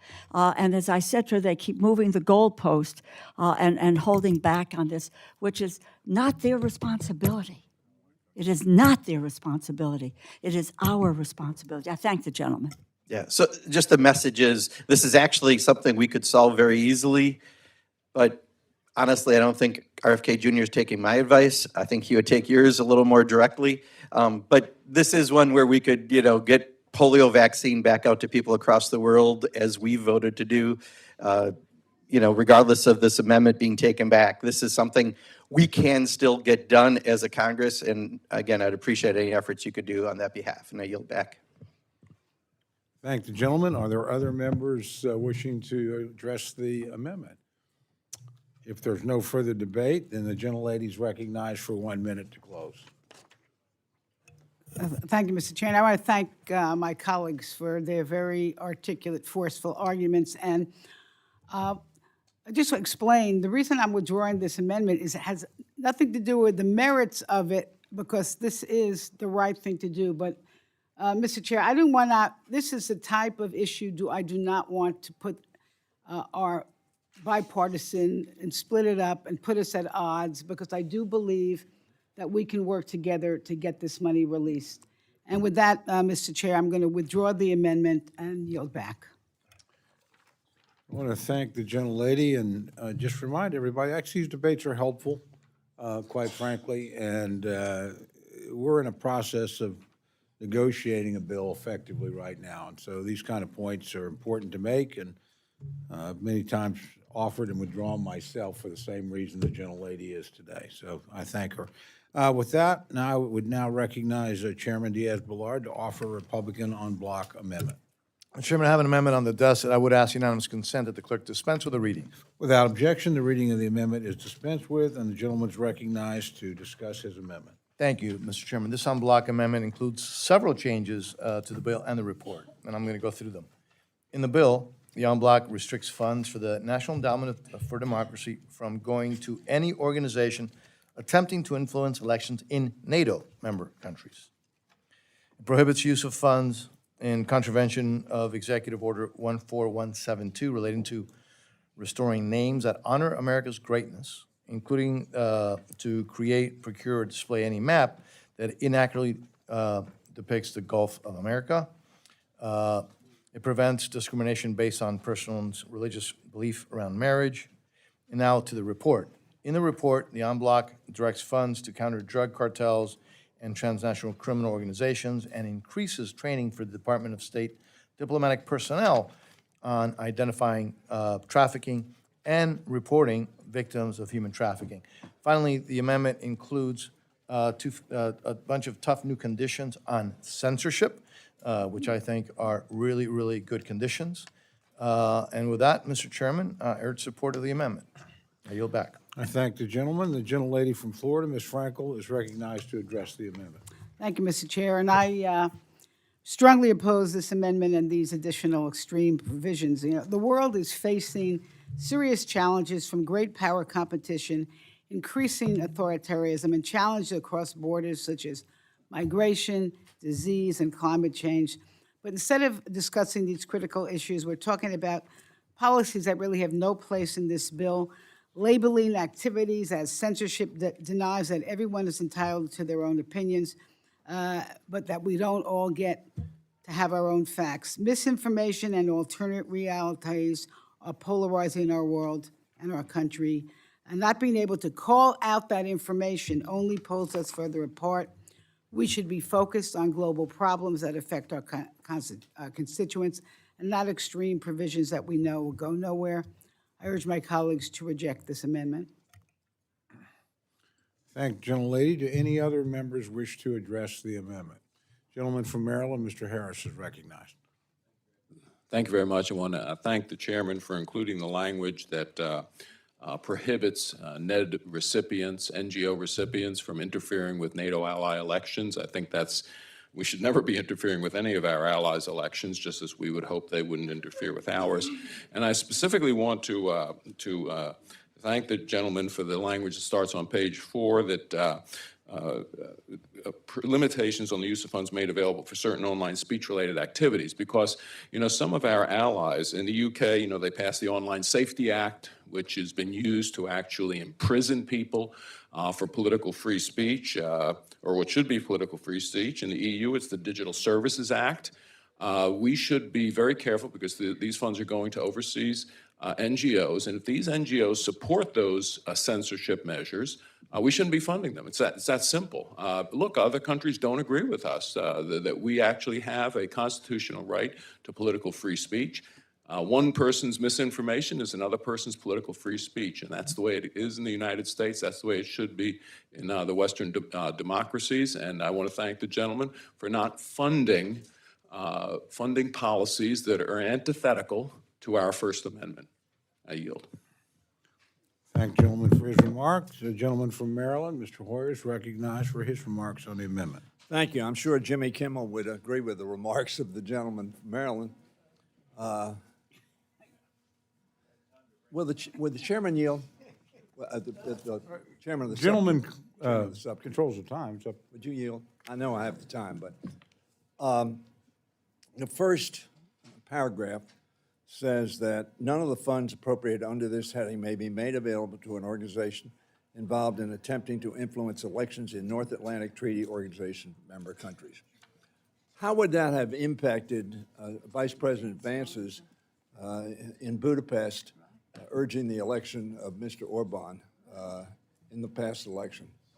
Well, if I may. Yes. Thank you. What we're dealing with here are U.S. government funds going to actually affect elections in NATO countries. And, it doesn't change what somebody may say.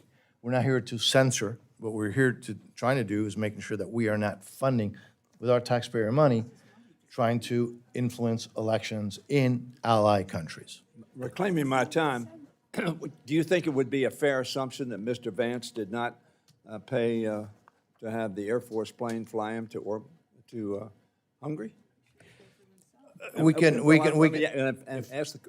Continuing the question, if so, would that be precluded by this provision? We don't fund, military planes. That tends to be a defense issue. But look, we could go down that rabbit hole. I mean, there have been instances reports of during the Obama administration trying to influence elections in Israel. What we're trying to do on here is a very basic assumption, which is if you're a NATO country, we should not be trying to influence elections in your country. It's a pretty simple provision. My colleague brings up other instances, but I won't go into further instances. But frankly, I think the actions of this administration, I'm going to vote against this amendment, but were contrary to the assertions in that first paragraph. I yield back. thank the gentleman. Are there other members wishing to address the amendment? Argentina. Seeing none, the gentleman is recognized for 1 minute to close.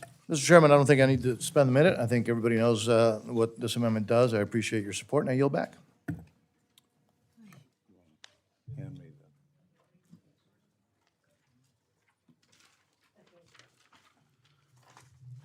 I thank the gentleman. The question is now on the amendment. All those in favor say aye. Aye. All those opposed say no. No. The chair, the ayes have it. Roll call has been requested. Please, sufficient number of hands have been raised, support demonstrated.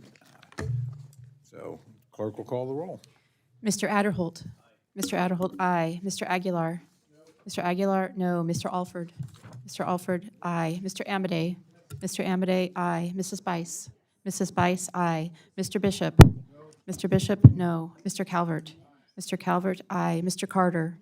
Mr. Carter, aye. Mr. Case. Mr. Siscomani. Mr. Siscomani, aye. Mr. Klein. Mr. Klein, aye. Mr. Cloud. Mr. Clyburn. Mr. Clyburn, no. Mr. Clyde.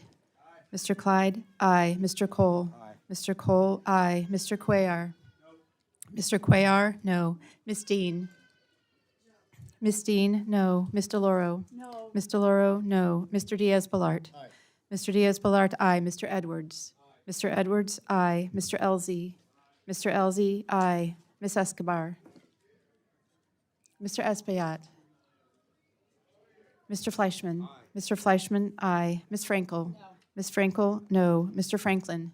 Mr. Franklin, aye. Mr. Guest? Mr. Guest, aye. Mr. Harder? No. Mr. Harder, no. Dr. Harris? Dr. Harris, aye. Mrs. Hinson? Mrs. Hinson, aye. Mr. Hoyer? No. Mr. Hoyer, no. Mr. Ivy? No. Mr. Ivy, no. Mr. Joyce? Ms. Capter? Ms. Capter, no. Mr. Lalota? Aye. Mr. Lalota, aye. Ms. Lee? No. Ms. Lee, no. Ms. Letlow? Mr. Levin? Mr. Levin, no. Ms. Malloy? Ms. Malloy, aye. Ms. McCullum? No. Ms. McCullum, no. Ms. Ming? Ms. Ming, no. Mr. Molinar? Mr. Molinar, aye. Mr. Moore? Mr. Moore, aye. Mr. Morelli? No. Mr. Morelli, no. Mr. Mervan? Mr. Newhouse? Mr. Newhouse, aye. Ms. Perez? Ms. Pingree? Mr. Pocan? Mr. Pocan, no. Mr. Quigley? Mr. Quigley, no. Mr. Reschenthaler? Mr. Rogers? Mr. Rutherford? Mr. Rutherford, aye. Mr. Shreve? Mr. Shreve, aye. Mr. Simpson? Mr. Simpson, aye. Mr. Strong? Mr. Strong, aye. Mrs. Torres?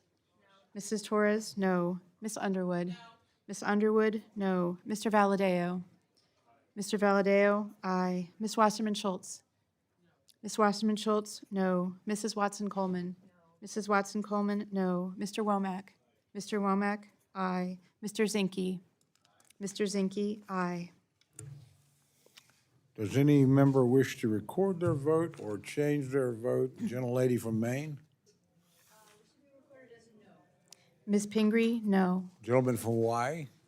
Mr. Case, no. Gentlelady from Washington? Ms. Perez, no. Gentleman from New York? Mr. Espaillat, no. Gentlelady from Texas? Ms. Escobar, no. The gentleman from Kentucky? Mr. Rogers votes aye. Are there any other members wishing to change or record their vote? Seeing none, the clerk will tally.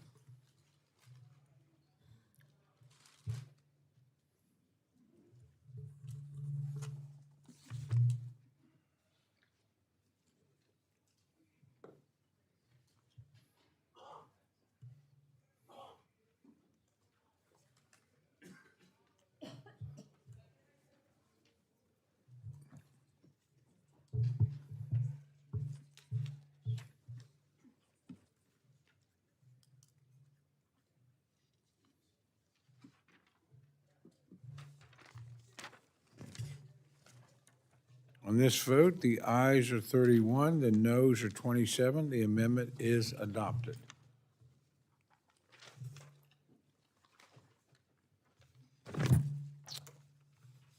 Gentlelady from Florida, Ms. Frankel, is recognized for the purposes of an amendment.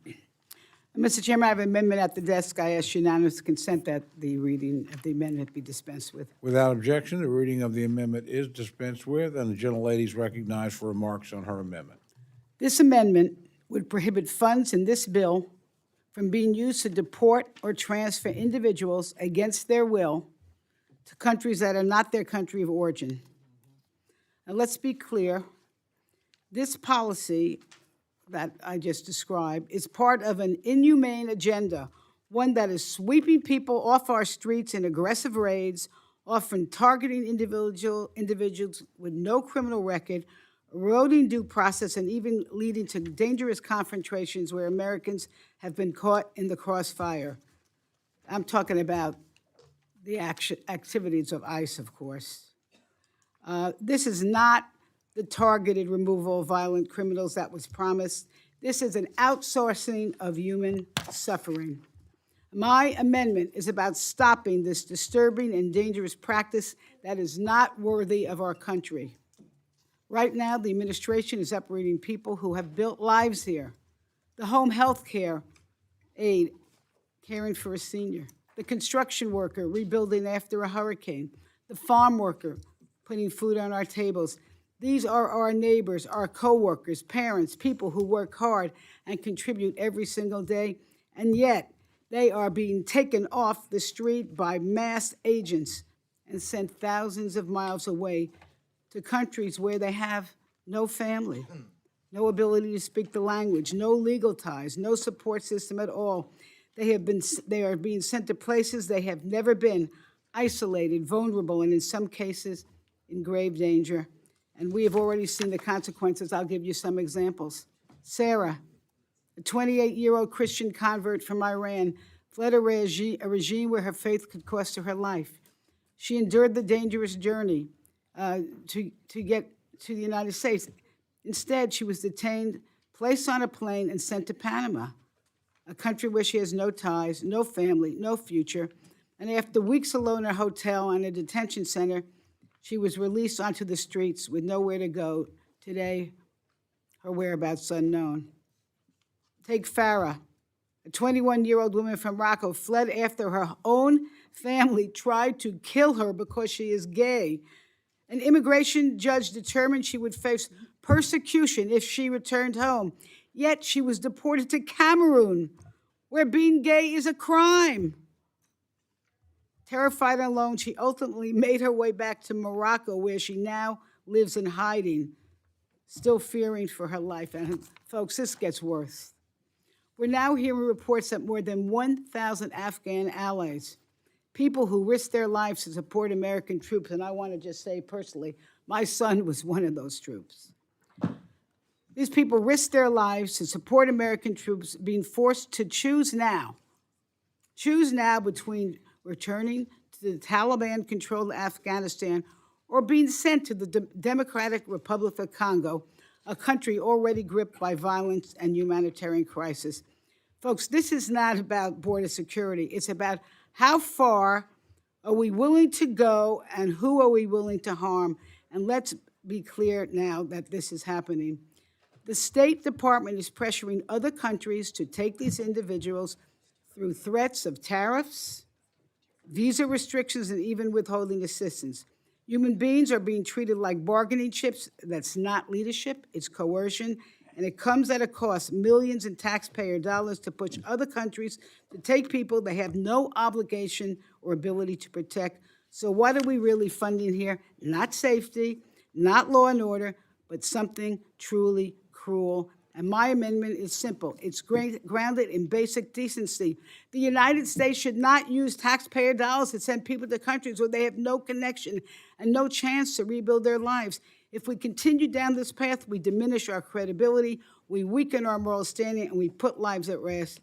So I ask my countries, is this who we are? Or are we a country that believes in fairness, dignity, and responsibility? This amendment gives us a chance to draw a line. I urge a yes vote. Stop the cruelty, protect our taxpayers, and restore a measure of humanity and how we act in this world. And I yield back. Thank the gentlelady.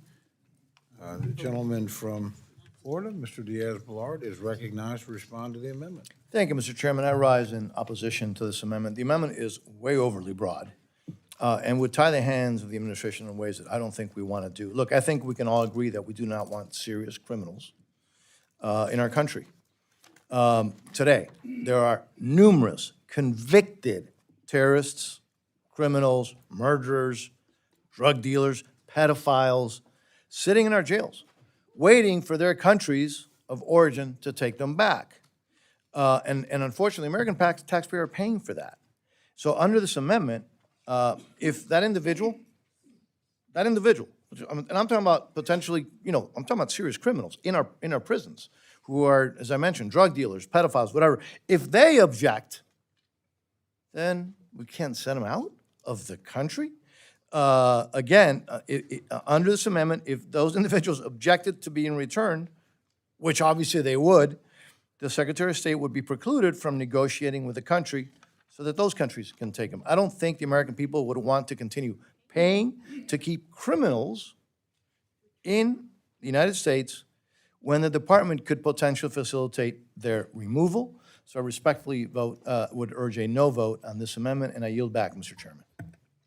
Thank you, gentlemen. Gentlelady from New York, Ms. Ming, is recognized to address the amendment. Thank you, Mr. Chairman. I rise in support of this amendment and would like to thank the ranking member for offering it. In 2025, this administration made a deal with the country of Eswatini to accept deportees from Vietnam, Laos, the Philippines, Cuba, and Jamaica. These deportations are not only cruel, they are un-American. This issue is near and dear to my district in Queens, where immigrants and refugees weave the tapestry, beautiful tapestry of New York City. I'm proud to represent a large Afghan diaspora community, including Women for Afghan Women, a grassroots organization dedicated to Afghan women's empowerment. Our Afghan allies fought bravely alongside our forces against the Taliban. We promised them refuge, but years later, many still remain stranded, including at Camp Asaliya in Qatar. Last week, we learned the administration is planning to shutter the camp and force the 1,100 Afghans stranded there, mostly women and children, to go to the Democratic Republic of the Congo, a war-torn country where they have no ties, or go back to Afghanistan, where they face almost certain death at the hands of the Taliban. This is wrong. As former NATO Supreme Allied Commander James Stavridis said, shame on us. I think of the brave Afghans that stood alongside us against the Taliban. It is incomprehensible to me that we would not bring them here to the United States, fulfilling the most fundamental obligations of trust and honor.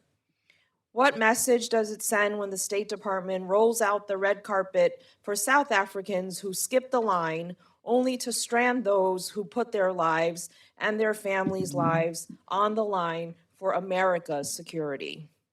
I saw a video from a young Afghan girl, Zara, whose parents were Afghan military and fought alongside our forces. She has been at the camp for 1.5 years. She said, I've been away from education for 4 years. We do not want anything big, only a peaceful life, a chance to get a better education and a brighter future. Today is Zara's 15th birthday. Zara, we hear you and happy birthday. I'll be supporting this amendment. I yield back. Thank you, gentlelady. The gentleman from Maryland, Mr. Ivey, is recognized to respond to the amendment. Thank you, Mr. Chairman, and happy birthday. Thank you. I rise in support of this amendment. I have to say I have a lot of people in my district who've been dealing with issues like this for some time. It's a different version of it now. When I was a local prosecutor, I prosecuted many people. Some of them were MS-13 gang members. They served their time, and then they were deported. And we didn't have any issues with respect to the deportation at that time because they were all convicted criminals. And after they'd served their time, and we made them serve the time before they were deported because we wanted to make sure that they paid the price for what they had done. We wanted to make sure we had the measure of justice done here in the United States before they were sent away, because sometimes, to be candid, you can send them off to a country, you don't know what's going to happen in that country. They might be back before the plane gets to turn around. So we made sure they served their jail time first, and then they were deported. But what we're doing right now isn't deporting, in many instances, people who've actually been convicted of any kind of criminal conduct, much less violent criminals and terrorists like the administration likes to talk about. Many of the people who've been sent away haven't been convicted of anything. And so people in my district, they were in the middle of these kinds of battles right now. Almost none of them have been convicted of any kind of crime here in the United States. Nevertheless, they've been deported in some instances, sent away to countries they'd never been to before.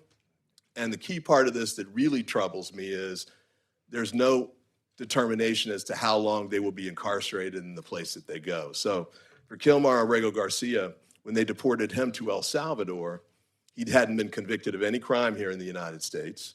They sent him to El Salvador with no determination about how long he would be jailed there.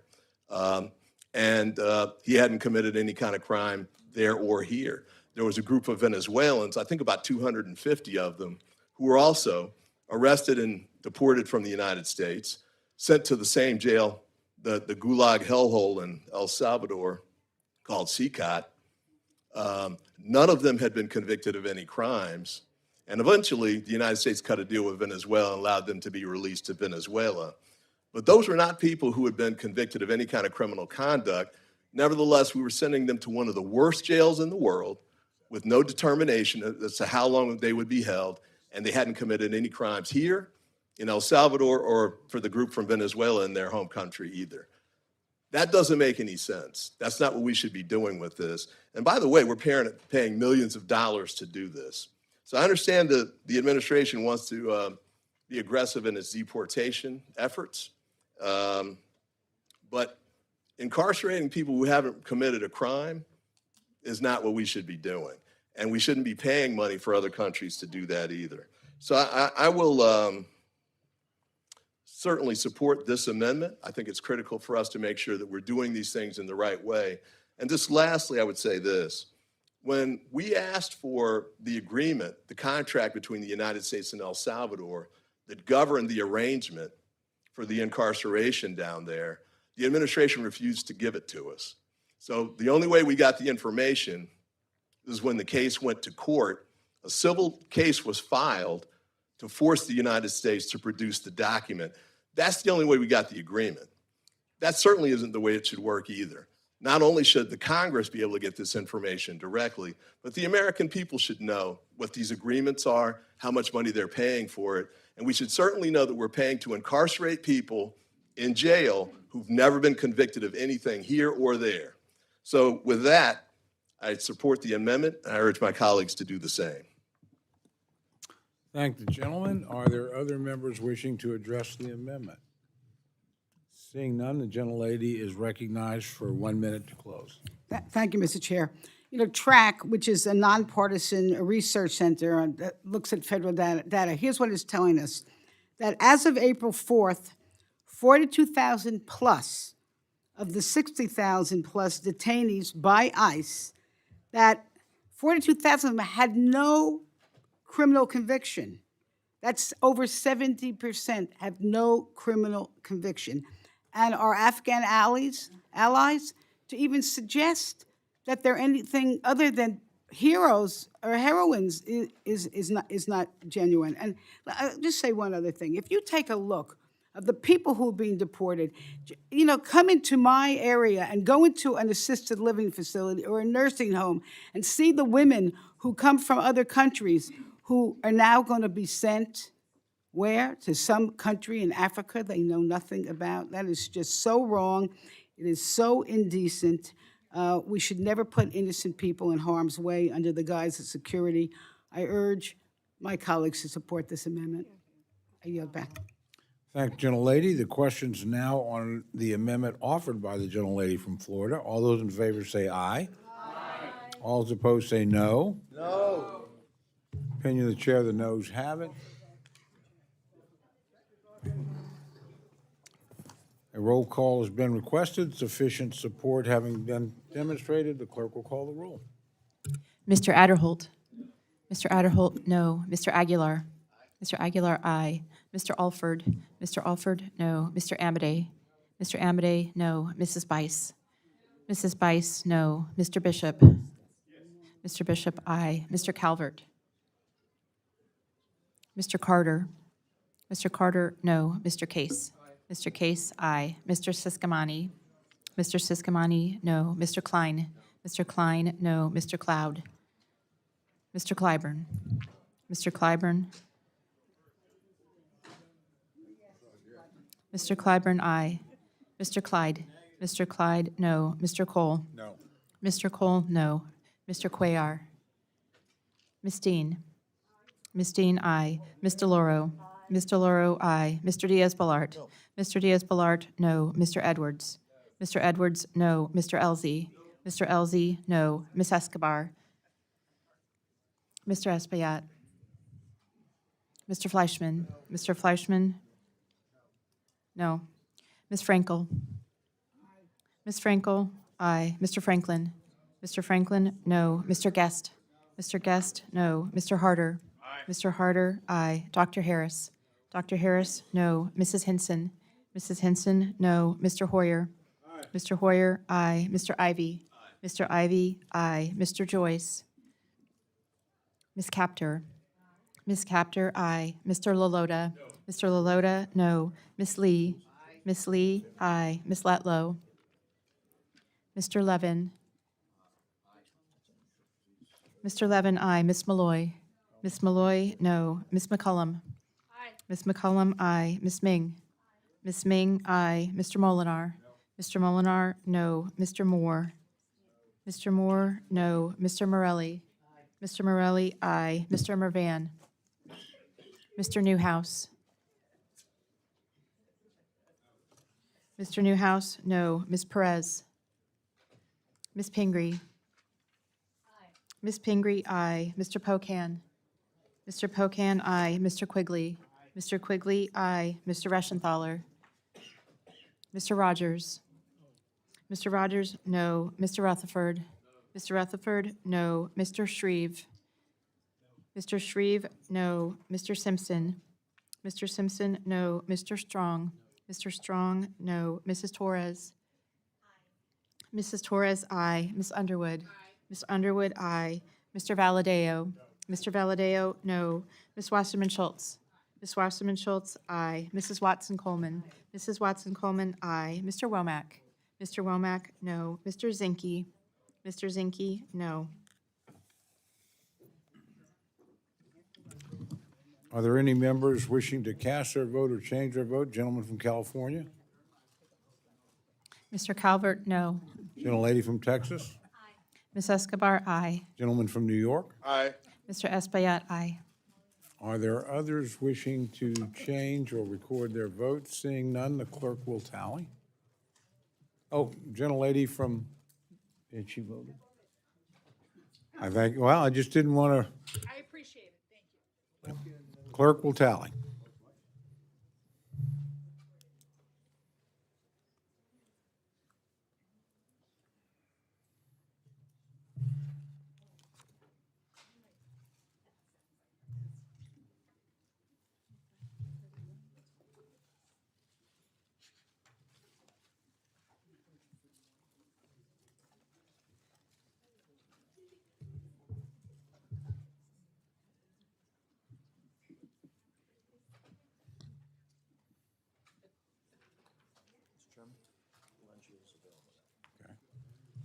While we're waiting for a vote, just to announce, lunch is available.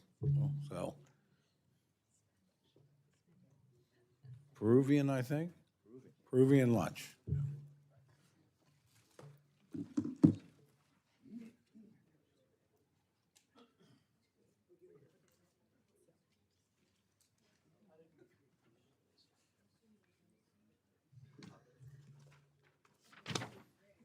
On this vote, the ayes are 25, the noes are 31. The amendment is not adopted.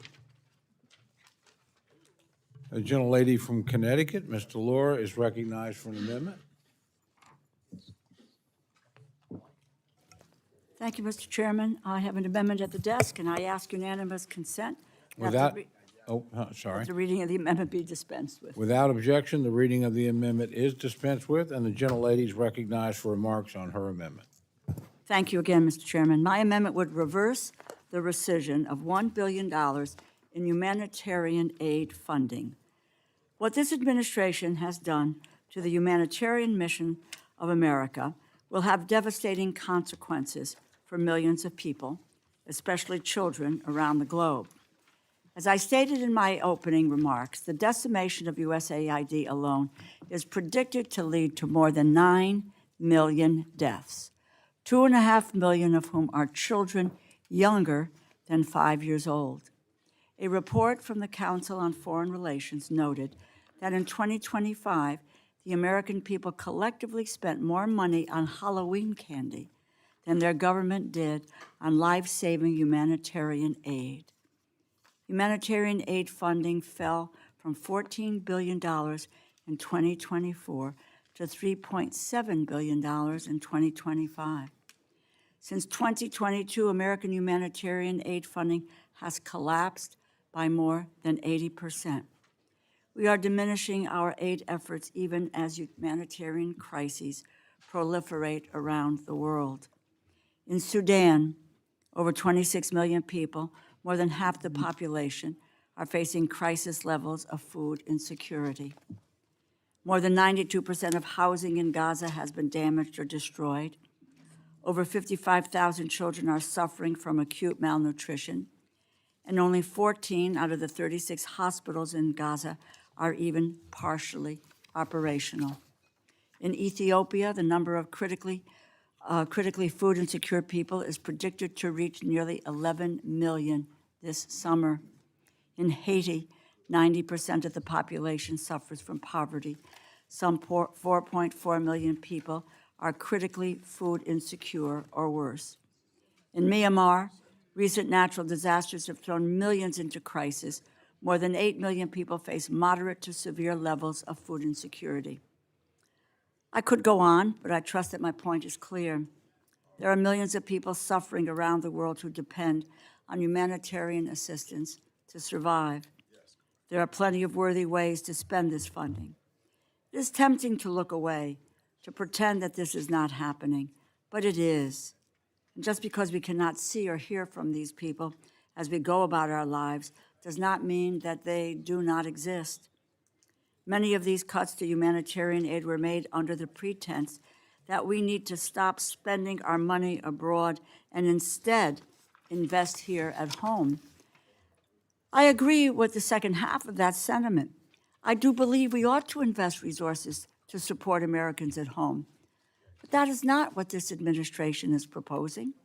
That is not what the bills we are considering this year will do. This administration is slashing domestic funding for programs that help support Americans at home, while seeking unprecedented increases to spending on foreign wars, billions of dollars on foreign wars. These cuts to humanitarian aid are unjustifiable. I encourage my colleagues to support my amendment and to help alleviate the suffering and prevent the death of millions of people around the globe. Thank you, and I yield back. Thank the gentlelady. The gentleman from Florida, Mr. Diaz-Balart, is recognized to respond to the amendment. Thank you very much, Mr. Chairman. I rise in opposition to the amendment. The gentlelady's amendment proposes to strike a $1 billion rescission with no offset. The bill before us provides $5 billion, with a B, $5 billion in international humanitarian assistance to ensure adequate resources are available for humanitarian and disaster assistance. This amendment would put us above our allocations, so I urge a no vote on the amendment, and Mr. Chairman, I will yield back. I thank the gentleman. The gentlelady from Florida, Ms. Frankel, is recognized to respond to the amendment. Well, thank you. I rise in support of Ranking Member Delores' amendment to strike the $1 billion rescission to humanitarian assistance. And let me start by saying this is a very bad top line. We shouldn't have to be debating this. Humanitarian assistance is one of the clearest expressions of American leadership and American values in the world. It's the food that keeps a child nourished through a famine. It's the clean water that keeps people alive in times of drought. It's the shelter for a displaced family fleeing violence. It's the medicine that prevents disease from reaching our own shores. Through partners like World Food Program, UNICEF, the United States helps deliver life-saving aid to millions of people facing war, disaster, and extreme poverty. And this practice is not charity, it's strategy. It prevents instability that fuels conflict and extremism. It reduces mass migration driven by desperation. It stops disease outbreaks before they become a global threat and reinforces American leadership in a dangerous world. This $1 billion rescission is not just a budget adjustment. It's a decision with life and death consequences, and I strongly support this amendment, and I yield back. Thank the gentlelady. Are there other members wishing to address the amendment? Seeing none, the gentlelady is recognized for 1 minute to close. Thank you, Mr. Chairman. I would just remind the chair of the subcommittee that, he quoted what is there at the moment. Humanitarian aid, I don't make up these numbers. Humanitarian aid funding fell from $14 billion in 2024 to $3.7 billion in 2025. Since 2022, American humanitarian aid funding has collapsed by more than 80%. So it just, you're continuing to dig the hole deeper. There is so much good that this $1 billion can do. To rescind it is unconscionable. It's just not the moral thing to do, but the smart thing to do for our national security. Fewer desperate people means more stability for everyone. Take a look at the French Revolution and why it started is over food prices, to be very honest with you. Just take a hard look. I'll leave you with the words of former Secretary of Defense during President Trump's first term, General James Mattis, who said, and I quote, "If you don't fund the State Department fully, then I need to buy more ammunition. Ultimately, if we abandon our international aid efforts, it will only increase the likelihood of costly and deadly conflicts. I guess, but the billions of dollars spent in that direction don't make any difference to some folks here. And again, it's about the money we're willing to spend for war and not a dime for spending for peace. I ask my colleagues, support this amendment. Thank you, and I yield back. Thank the gentlelady. The question's now on the amendment offered by the gentlelady from Connecticut. All those in favor say aye. Aye. All those opposed say no. The opinion of the chair, the noes have it. Roll call. Roll call has been requested. Sufficient support has been demonstrated. The clerk will call the roll. Mr. Adderholt. Mr. Adderholt, no. Mr. Aguilar. Mr. Aguilar, aye. Mr. Alford. Mr. Alford, no. Mr. Amade. Mr. Amade, no. Mrs. Bice. Mrs. Bice, no. Mr. Bishop. Mr. Bishop, aye. Mr. Calvert. Mr. Calvert, no. Mr. Carter. Mr. Carter, no. Mr. Case. Mr. Case, aye. Mr. Siscomani. Mr. Siscomani, no. Mr. Klein. Mr. Cloud. Mr. Clyburn. Mr. Clyburn, aye. Mr. Clyde.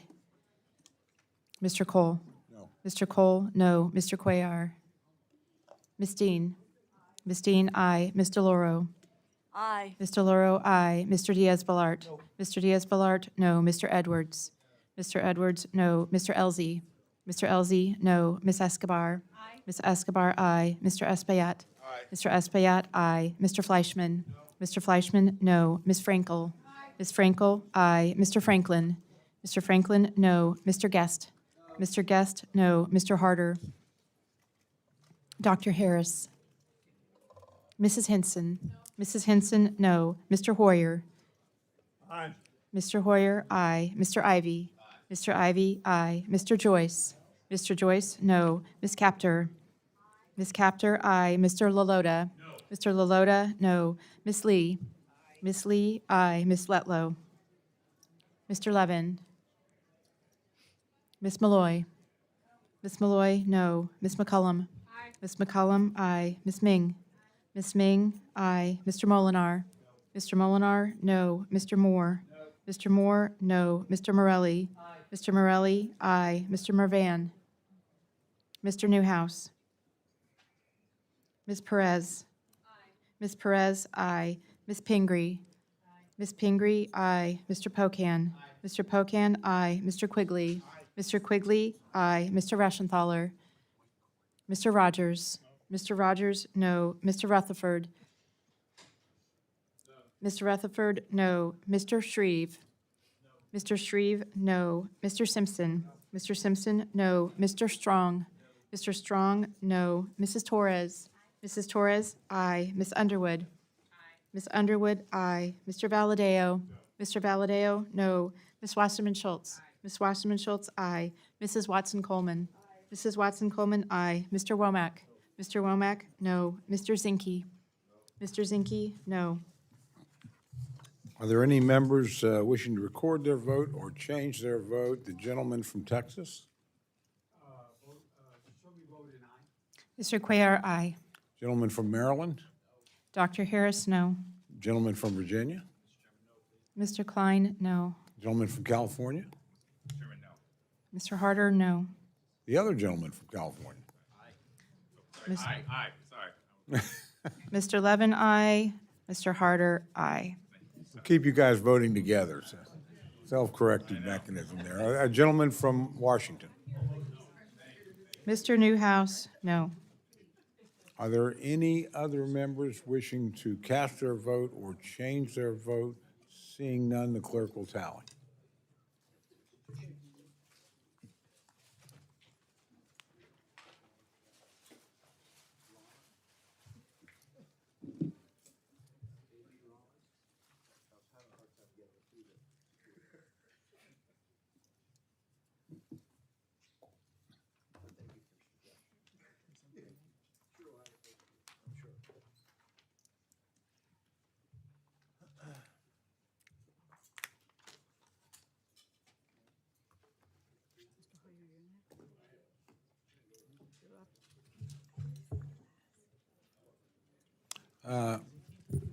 Is the gentleman from Georgia recorded?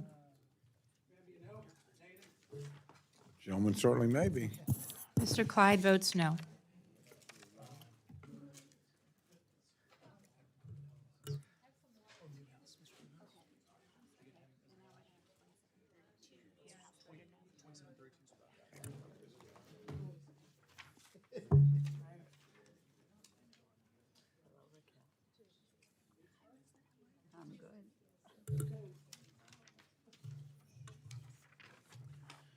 On this vote, the ayes are 27, the noes are 32. The amendment is not adopted. Gentleman from Maryland, Mr. Hoyer, is recognized for the purposes of amendment.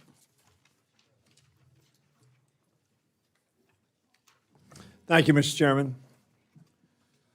As was observed earlier in the day, The chairman, I ask unanimous consent to the reading of the amendment. without objection, the reading of the amendment All is the amendment. dispensed with, and the gentleman is recognized for remarks on his amendment. Mr. Chairman, as I started to say, at the beginning, I think maybe of this session or last session of Congress, the majority renamed the name of this committee as the National Security Committee. I think that's accurate. I think this does deal with the national security.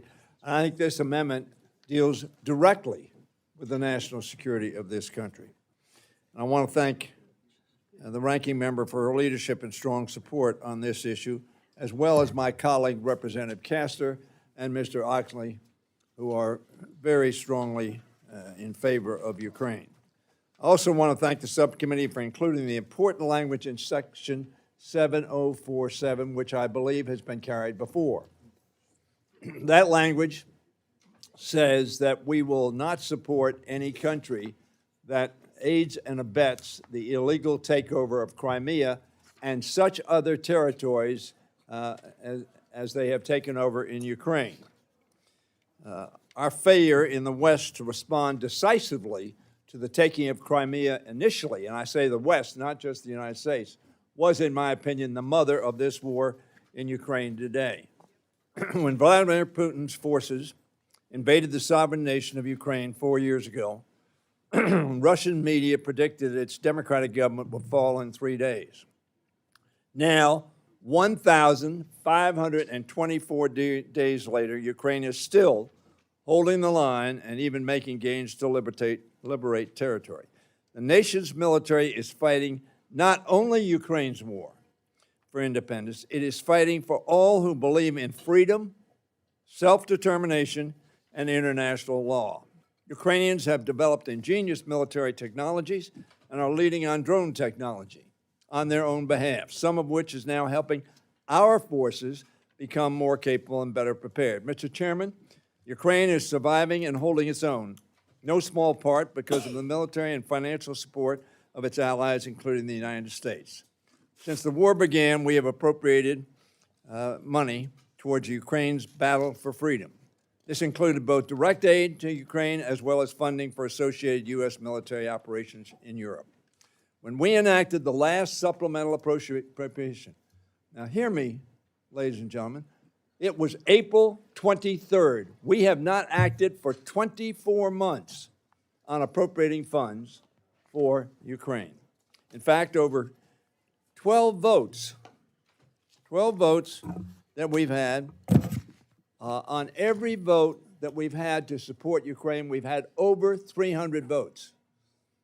And on almost every one of those votes, the majority of Republicans and the unanimous Democrats voted to support Ukraine financially and in every other way. In fact, over 12 votes, 80% of the members have voted to support Ukraine. There's an undeniable bipartisan will to stand with the people of Ukraine in their fight for freedom. Now, in the fiscal year 27 defense authorization bill, we have put $800 million for Ukraine to be allocated in 26 and 27. This bill allocates, that was an authorization, this appropriates $500 million, which I will point out to the chairman is not more money in the bill. It is a portion of the National Security Investment Program of $6.9 billion, of which about $700 million is allocated in the bill, leaving some $5+ billion available. This is $500 million for Ukraine. America needs to speak. It needs to speak for those troops that are in the field. It needs to speak for those 28,000 people in the military who have been either injured or killed since April 23rd of 2024. In fiscal year 26, our committee allocated $6.76 billion to National Security Investment Program. It now is $6.9 billion. And I suggest to you this is a critical action for the United States of America to take. We have been silent, voiceless on any additional resources to Ukraine for 24 months. Is that sending a signal to the world of America's leadership on behalf of freedom and security? I think not. It is an uncertain trumpet that we have been sounding. We must remain steadfast on behalf of Ukraine. Make no mistake, a defeat for Putin is a victory for America and for all free people around the world. And a victory for Ukraine is a reminder to those who would use violence to seize territory that it is a losing proposition because the free world stands together on behalf of Ukraine. For 1,524 days, I've worn this pin, the Ukrainian flag, as a signal of my continuing support. This is a signal of our continuing support of the Congress of the United States for freedom, international law, and democracy. I pray that you will make an exception to unanimous opposition to amendments and support this amendment for our country, for the Ukrainian men and women who are bravely fighting for their freedom and their national integrity. I yield back. Thank the gentleman for his remarks. The gentleman from Florida, Mr. Diaz-Balart, is recognized to respond to the amendment. Thank you, Mr. Chairman. Let me first start by saying that I really seriously appreciate the spirit by which Mr. Hoyer has offered this amendment. I really do. I, however, cannot support it at this time. And that's from somebody, as you know, who led the effort on the House floor to pass the last Ukraine supplemental. The President and the Secretary have been emphasizing diplomatic efforts to end Russia's war of aggression and bring about a just and lasting peace. They've also been pressuring our European allies to do more, that they should do more. And again, meanwhile, our European partners have stepped up with additional support, including agreement this month on a $106 billion loan to Ukraine to cover its financial need over the next 2 years. Now, once those funds have been drawn, an additional $117 billion in European Union funds is expected to be allocated to Ukraine. I think that's a positive step in the right direction. In addition, providing this amount of national security investment program funding, and again, I give the sponsor credit for actually looking at ways to find it in other parts of this bill.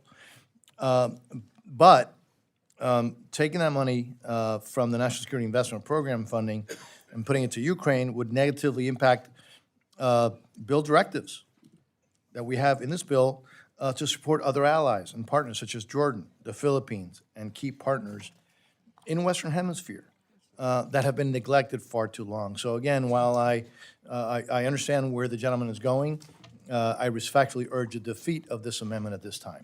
And I yield back, Mr. Chairman. Thank the gentleman. The gentlelady from Florida, Ms. Frankel, is recognized to address the amendment. Thank you, Mr. Chair, and I rise in strong support of this amendment. Listen, to my colleague, Mr. Diaz-Balart, I agree with so much you had said in terms of supporting other allies, but Ukraine is also an ally, and the resilience of this country is absolutely amazing, and we need to still stand with them and be with them. It's going to deter other actors, like, for example, China from invading Taiwan. It will send a message to Russia that we will not accept them to take their war further into Europe, and we will be standing for democracy and self-determination. And with that, I yield back. Thank the gentlelady for her remarks. Gentlelady from Ohio, Ms. Capter, is recognized to address the amendment. Thank you, Mr. Chairman.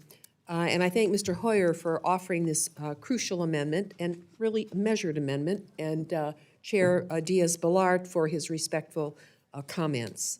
The purpose of the amendment is to support freedom, somewhat support freedom for Ukraine, and to restore some shred of support for our time-tested, dear allies in Ukraine. I thought I would put a few facts on the table. And Congressman Hoyer has mentioned that every time a vote has occurred in the Congress, a majority of members of both parties have supported assistance and attention to Ukraine. But I thought I would step back briefly and put a few facts on the table for those who might be listening to this debate. Russia has 11 time zones. Ukraine has 1. Kyiv, the capital of Ukraine, was settled and formed long before Moscow. Moscow is much further north. Russia has never known liberty. It has never been a part of its history. Most recently, you might remember, Vladimir Putin, the dictator of Russia, made sure that a political rival, Alexei Navalny, was put to death in a cold, frigid camp in the Arctic. It was just brutal. It was just subhuman. And Russia and the former Soviet Union have perfected mass murder on a national scale. The notorious, and I'll just put this again for the history records, 1937 Order Number 00447, written and imposed by Russian dictator Joseph Stalin, called for mass execution and exile of socially harmful elements as enemies of the people. Today, the term to describe what happened back then is called a genocide, the purposeful elimination of all or part of a social group or political group. Personally, I view the soils of Ukraine as sacred because in the last century, more lives were forcibly obliterated there on its lands than anywhere else on the face of the earth. No one knows the number. We think it's between 9 and 20 million human beings put to death purposefully by dictator Joseph Stalin through forced starvation of millions of peasants, mass murders of millions of kulak farmers, many believers who did not believe as the state wanted them to believe and were deemed subhuman, common laborers, and people that fit today's definition of DEI. Stalin was a crude and vile man, and truly the book Bloodlands by Timothy Snyder can walk people through who want to learn more about the history and the purpose of Congressman Hoyer's amendment. The backdrop had me recall just last week, the European Union passed, as was mentioned, a $105 billion aid package to try to make up for what happened in the past and to make sure Russia doesn't overrun Ukraine, which it is attempting to do. So today we debate whether to support less than 0.5% of the amount the Europeans have pledged. It's no wonder that our allies are losing faith in our ability to lead where it matters, where liberty matters. Ukraine is not asking for charity, it's asking for partnership to stop another rogue dictator who threatens liberty and frankly would turn on all of us when given the moment. When our nation failed to learn the lessons of modern air defense as Iran, supported by Russia, killed our soldiers in the Middle East, remember that. Who came to our aid? Ukraine came to our aid. Ukraine shared its experience and technology to save our lives as Russia and Iran bombed our service members. And whether we include this amendment matters. It matters because we choose a side. We're asking to choose a side and to work with the majority. It matters that we choose liberty at this moment and democracy rather than side with Russia and dictators, as this administration, for the first time in history, has been voting with dictators at the United Nations. I have never seen anything like it. I urge my colleagues to support this amendment and hope it receives unanimous support. The world is indeed watching. It's watching us. It's watching this vote to see whether we side with Ukraine or whether we abandon our allies and friends in liberty's cause. I yield back support the Hoyer Amendment. Thank the gentlelady for her remarks. Gentlelady from Minnesota, Ms. McCollum, is recognized to address the amendment. Mr. Chair, the Ukraine Assistance Initiative, as has been pointed out, was started in 2015, and it was right after Putin went into Crimea and seized it. And so for over a decade, Congress has supported Ukraine in a very bipartisan way. Last year, in fiscal 2026 Defense Appropriations Act, we included $400 million for the European capacity building, which can be used to support Ukraine. And again, that passed with bipartisan support. Just yesterday, Chairman Calvert and I, along with the Senate leaders from the Defense Appropriations as well as the authorizers, we had a discussion with the Secretary of Defense, Mr. Hegseth. And Mr. McConnell, Senator McConnell, pointed out this money has not been released. It's been signed into law. It hasn't been released. And all of us down the table were like, this is the law. The president signed it. The money's there for Ukraine. Why hasn't it been released? So finally, the Secretary of Defense spoke and he said, well, I'm not sure why. I guess I'll look into it. That's not an answer to the Congress. And so I think this vote today could also help to reaffirm to the Secretary of Defense and the President of the United States, the law is the law. We voted bipartisanly for money to go to Ukraine. That defense appropriation should go there just as well as the assistance that's being discussed in this bill. I yield back. Thank the gentlelady for her remarks. Gentlelady from Pennsylvania, Ms. Deans, recognized to address the amendment.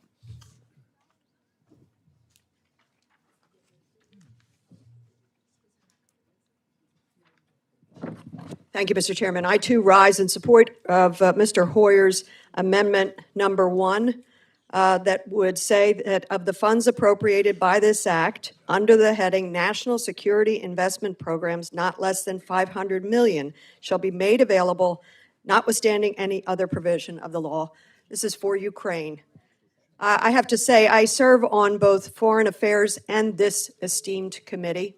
I've had the chance to travel to Ukraine. I have many Ukrainian American citizens in my district, suburban Philadelphia, and Philadelphia has many Ukrainian American citizens, very proud. They've taught me so much about their culture, their history, their belief in democracy, their striving for independence and of course, their sovereignty. This war was begun so brutally February of 2022. It's hard to imagine. A war that people thought would end probably in Ukraine's fast defeat within days or even weeks. Somehow, the Ukrainians have held on. They have shown such grit, such determination, such courage. And at first, we were so bipartisan and said, yes, we must do everything we can to support Ukraine, to make sure Ukraine is successful and remains sovereign as a democracy in charge of its own destiny. I was proud of us when we did that. I fought with the last administration to do more. We used to say the expression, give Ukraine everything it needs. And I always thought the sentence was incomplete. Give Ukraine everything it needs to win is what the sentence should have been all along for the last 4+ years. Everything it needs to win. So I was critical of the last administration, though we got a lot of support out. And then you saw how long it was before we got that supplemental. By strange coincidence, the day we passed the supplemental in a bipartisan fashion, and I was proud that we got that done, I had the chance to travel to Ukraine with a Democratic member and 2 Republican members. We went first to Poland and saw our brave soldiers there at the logistics hub where they're moving so much materiel in. I asked one of our soldiers, why are you here? Why did you, he had asked for the assignment. He said, I asked for this assignment because I wanted to be able to say to my children, when Ukraine, when a democracy, an ally was in need, I was right there helping them be supplied with everything we could possibly get into them to save lives. Then we had the chance to go in the 10-hour train ride in and meet with President Volodymyr Zelensky. Could not have been more thankful, more appreciative. If he thanked us once, he thanked us 100 times, as did all of the generals and military members from Ukraine, thanked us and showed us the difference our support was making. And that's a long time ago. So I don't understand it. We saw it clearly then. Civilians murdered, brutally murdered, civilian property destroyed, tens and tens and tens of thousands of Ukrainian children are missing, have been captured. They're in so-called re-education camps. Think of what that would do to you and your family, and then times it by tens and tens of thousands. A stripping of their culture, a stripping of their heritage, trying to eliminate the beauty of the Ukrainian people. So I would ask everybody here to just say, yes, we reaffirm our support for Ukraine. In the billions and billions of dollars that we're going to pass this year in order to support other allies and friends, why wouldn't we say, yes, at least $500 billion? Get Ukraine everything she needs to win and spare the lives of those who are being killed still, civilians being killed, soldiers being killed, as Putin just comes in and rolls over and cares nothing for his own loss of life. I support the amendment. Thank you, gentlelady. Are there others wishing to address the amendment? Seeing none, the gentleman is recognized. Oh, I'm sorry, the gentlelady. I'm sorry. Okay, sorry, the gentleman is recognized for 1 minute to close.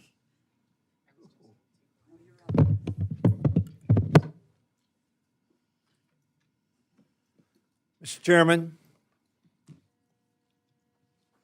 the Republicans voted to authorize an additional $800 million, 197 to 18. That really didn't do anything other than say we're going to authorize some expenditures. From that point to this, 24 months have gone by, and we have not done that.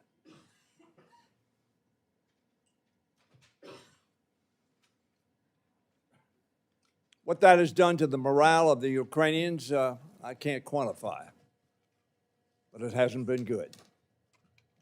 I came to Congress in 1981, and I stood with Ronald Reagan against many of the people in my district for the MX missile, for the deployment of armor in Europe that the Russians didn't think we would do.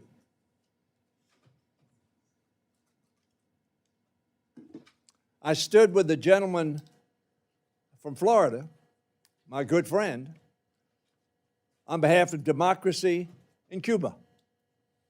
My friend is shaking his head, yes. I believe in standing up for freedom here and around the world.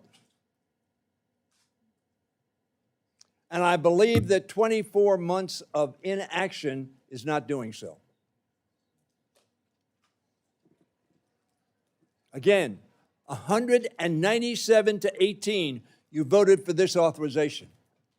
Was that an empty promise to the people of Ukraine and to the world on behalf of our security? I hope not.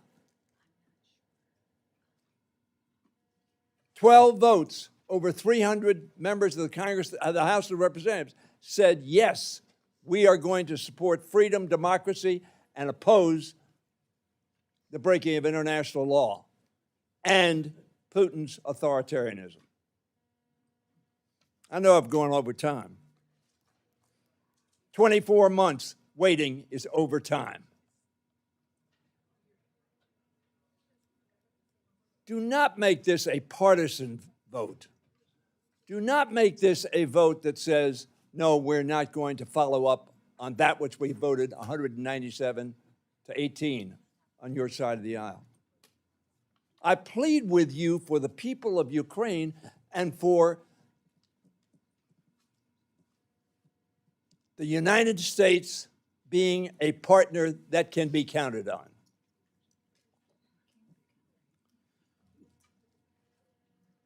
Mr. Chairman,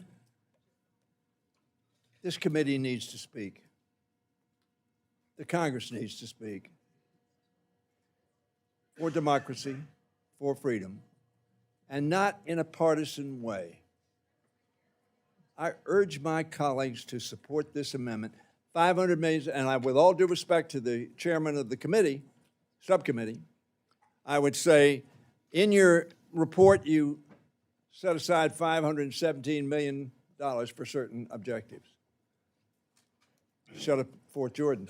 This will not adversely affect that because you have clearly enough money for $500 million. And ladies and gentlemen, $500 million is 1 day's expenditure, half of 1 day's expenditure in Iran. This is not enough, but it is at least the Congress saying, we're still with you. Please vote for Ukraine. Vote for American reliability.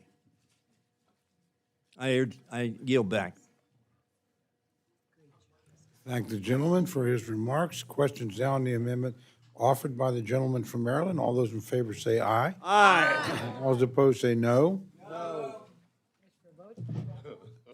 The opinion of the chair, the noes have it. Roll call has been requested. Clerk will call the roll. Mr. Adderholt. Mr. Adderholt, no. Mr. Aguilar. Mr. Aguilar, aye. Mr. Alford. Mr. Alford, no. Mr. Amodei.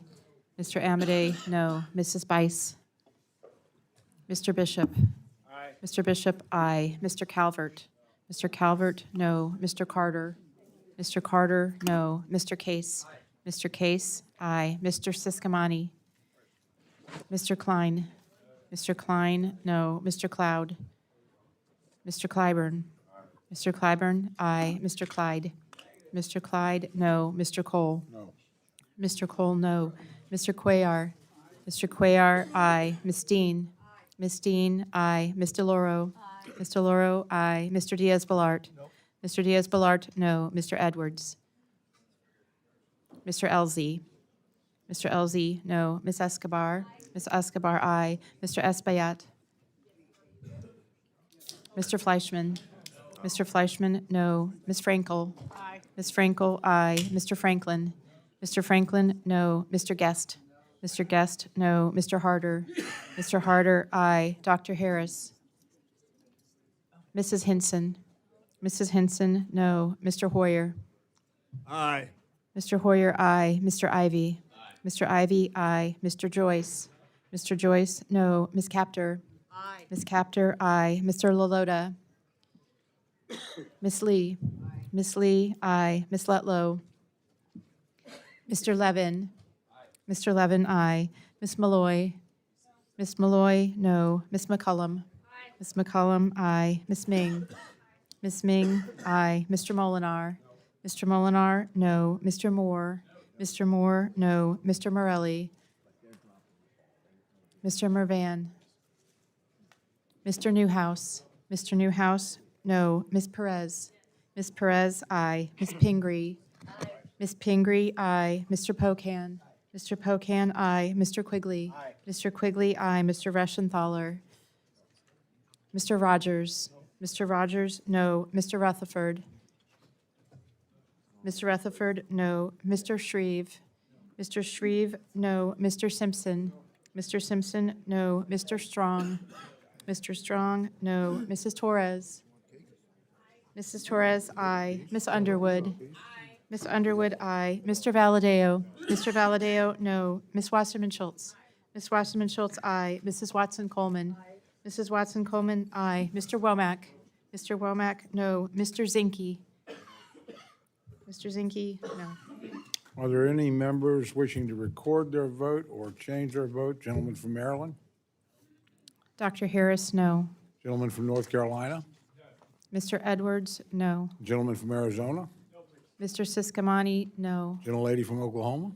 Mrs. Bice, no. The gentleman from New York? I do not believe the gentleman is recorded. Mr. Morelli votes aye. A gentleman, other gentleman from New York? Mr. Espaillat, aye. So many gentlemen in New York. Mr. Lalota, no. Are there any other members wishing to record or change their vote? Seeing none, the clerk will tally.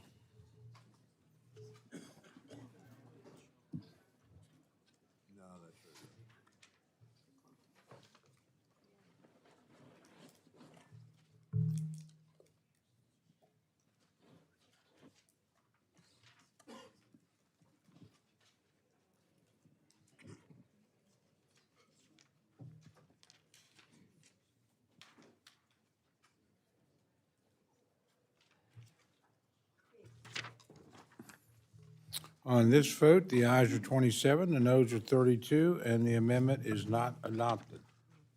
The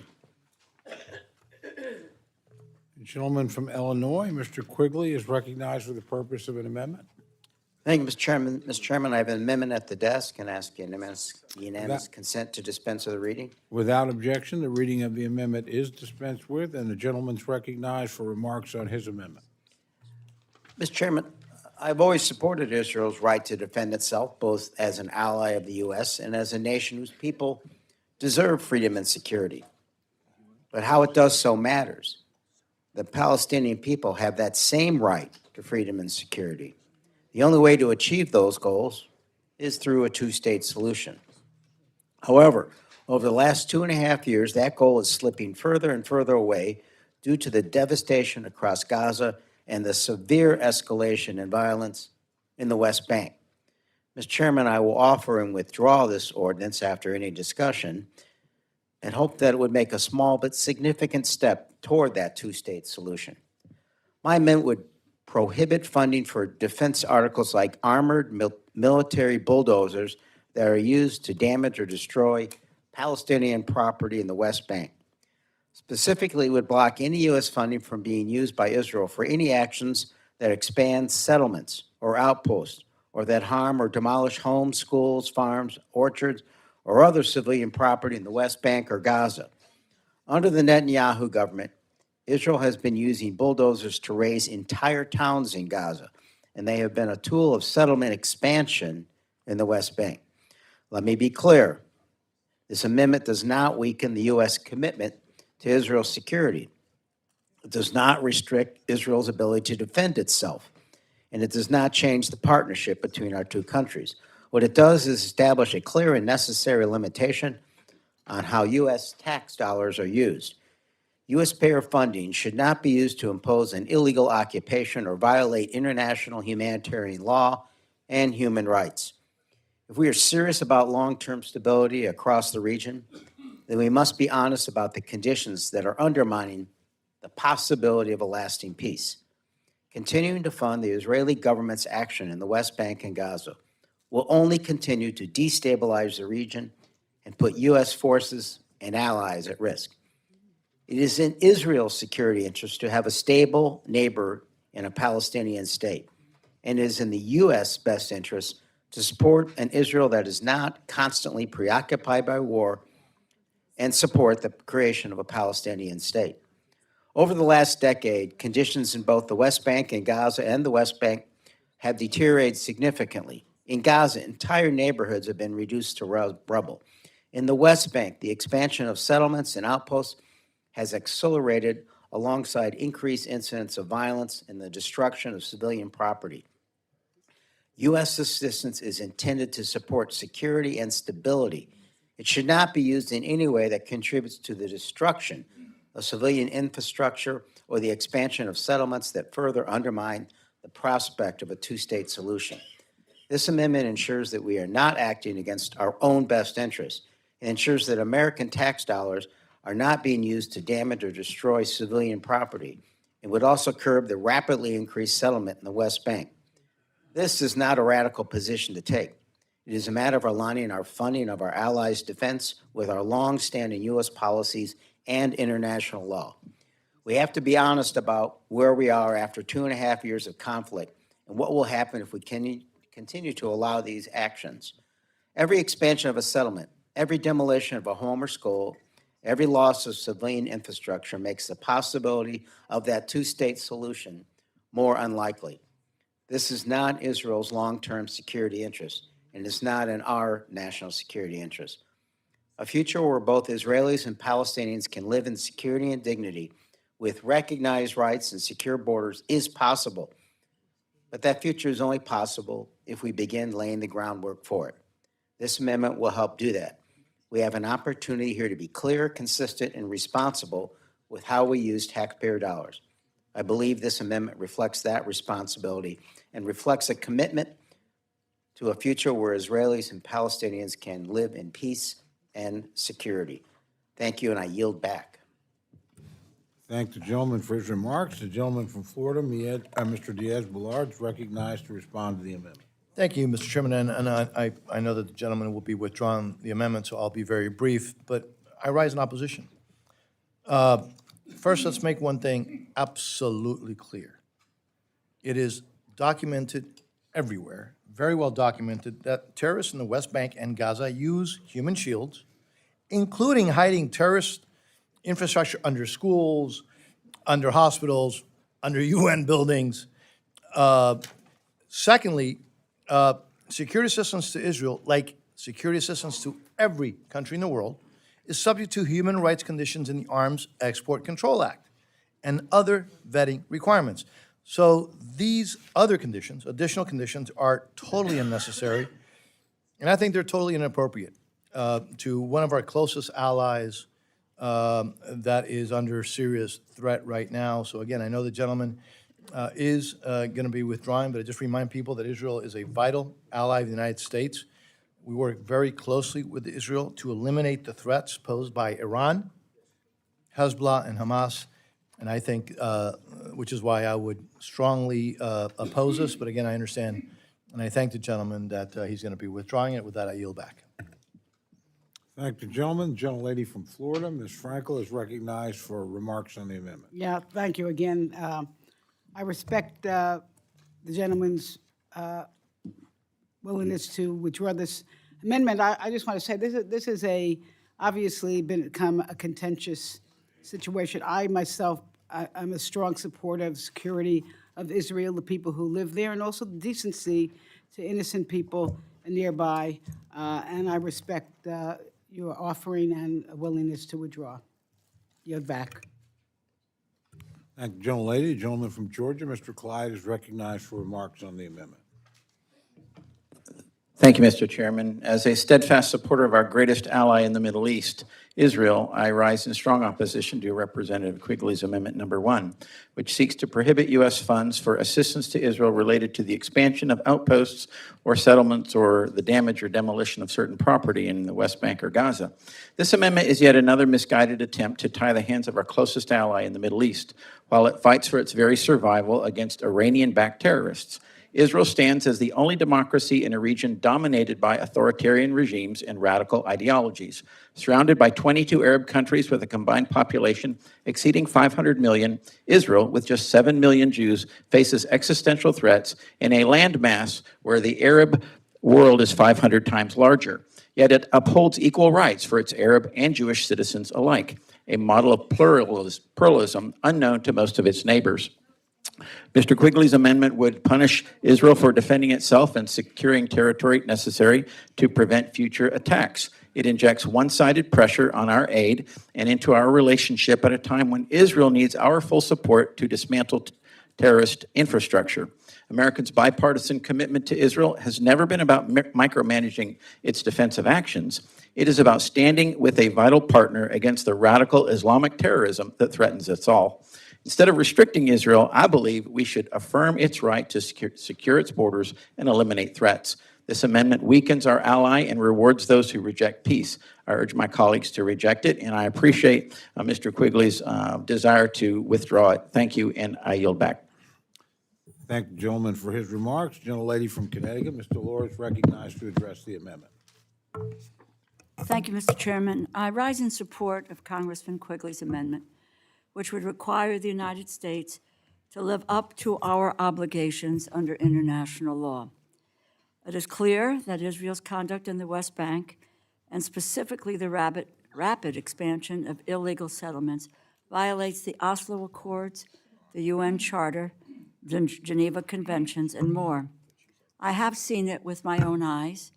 This past February, I led a week-long congressional delegation to visit Israel and the West Bank, the most recent of several trips I have taken in recent years to better understand the region and the needs of the people who live there. What I saw on the ground is clear. Annexation of the West Bank is happening before our very eyes. I strongly support a two-state solution, but I think it is slipping through our fingers. We were planning to visit the village of Ras An Auja in the northern West Bank. But 3 weeks before the trip, all 700 residents of the village, sheep herders, fled due to violence from nearby settlers. We drove through the ruined remains of the village, all bulldozed buildings, schools bulldozed. You could see the lesson plans on the ground. We saw a group of Israeli settlers having a picnic. A similar story played out at the village of Fusa Yael al-Wusa in the Jordan Valley. When we visited, 6 of the 8 families had fled. 2 weeks later, the IDF demolished the home, bulldozed again, of the family we visited. Now only one of those families is left. These are not isolated incidents. They are part of a strategy to destroy the possibility of a two-state solution by abrogating the Oslo Accords and carving up Palestinian territory such that a viable state cannot exist. In 2025 alone, Israel approved 54 new West Bank settlements. In President Biden's 4 years as president, there were 14. 86 new settlement outposts, which are illegal even under Israeli law, were established in 2025, and the Israeli government has allocated millions of dollars to support them. These new outposts serve as basis of operations for settlers to launch attacks against Palestinians. And 2025 saw over 1,800 attacks, the highest number on record. Since the war with Iran began, settler violence, and it's been documented, has escalated further, averaging more than 6 attacks per day. The attacks have resulted in the murder of 7 Palestinians and injuries to dozens more. Since October 7th, over 38 West Bank communities have been emptied, bulldozed, their residents driven away by settlers. Most of the people who live there are sheep herders, and they are gone and move themselves, their families, and their sheep with them. Like all other nations, Israel remains bound by the Geneva Convention. And as a member of the UN, it is also bound by the UN Charter. Population transfers, land seizures, forced displacement are illegal, no matter the circumstances. This amendment would recognize the United States' obligation under international law, which are, in a minimum, to cease support for Israel's illegal settlement policies. But there are impacts at home as well. The more the U.S. ignores lawless actions, turns a blind eye to the violations of Palestinian territory and sovereignty, the more that our credibility and influence erodes on the global stage. In a world these days where no one trusts the United States or believes that we act in good faith, we are left to rely only on military might alone to achieve our goals. That is a world that is more dangerous for the United States and for democracy, and one where we must spend more in blood and treasure to reach the same goals. One can be a strong supporter of Israel and at the same time be a strong supporter of a Palestinian state where two peoples can live side by side, as the Oslo Accords have laid out, and which the majority, I believe, of people in the United States and in Israel believe. We cannot allow the indiscriminate use of machinery like bulldozers to tear down people's homes, houses, and just put an end to their ability to exist. I urge my colleagues to support the amendment. I know my colleague is going to withdraw it, but I thank him for introducing it. Thank the gentlelady. The gentlelady from Minnesota, Mr. Combs, recognized to address the amendment. Thank you, Mr. Chairman. We are watching the two-state solution just evaporate in front of our eyes. I've had the honor, and I mean the privilege, of working with Israelis on human rights issues in Israel for the past, well, almost near a decade. And I do this because I want Israeli children to be able to be tucked in at bed at night, and not worry about missiles raining down on their head. And I do it because I want Palestinian parents to tuck their children into bed, into their home, looking forward to going to school tomorrow and not worried about what could happen to their family, their village the next day. The two-state solution, it was a creation of the Palestinian state in the West Bank and Gaza, with Eastern Jerusalem as a capital, broadly along the lines that existed in the 1967 Arab War. But what's happened recently? Since taking office, the current Israeli government in 2022, they've significantly increased the approval of new settlements and have begun legislation process for unauthorized outposts, that's what they're calling them, unauthorized outposts, and recognizing them now as neighbors and existing settlements. These are in violation of the UN Charter. The approvals came just last day, in the last days. The United Nations has said that the settlement expansion has reached its highest level since 2017. So I'm just going to give you a couple of examples of what's just happened this month. And I thank the gentlewoman for Connecticut for sharing what she saw. April 16th, the occupation forces conducted demolition operations as part of ongoing efforts to expand settlements. That's how Israel described it. Israeli bulldozers on April 19th demolished dozens of homes, leaving approximately 1,500 residents at risk of displacement. On April 20th, military bulldozers demolished and inhabited two-story houses. And 2 days in April, April 27th and April 28th, multiple teams of bulldozers were reported clearing Palestinian land and uprooting olive trees to expand settlements.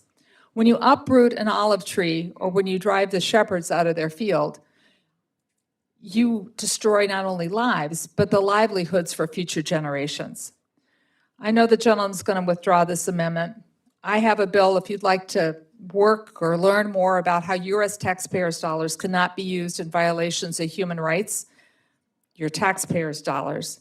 It is Bill 7545, and I suggest you take a look at it. I thank the gentleman for offering the amendment. This is something we don't discuss very often around here, and we're doing it, I think, in a very thoughtful manner.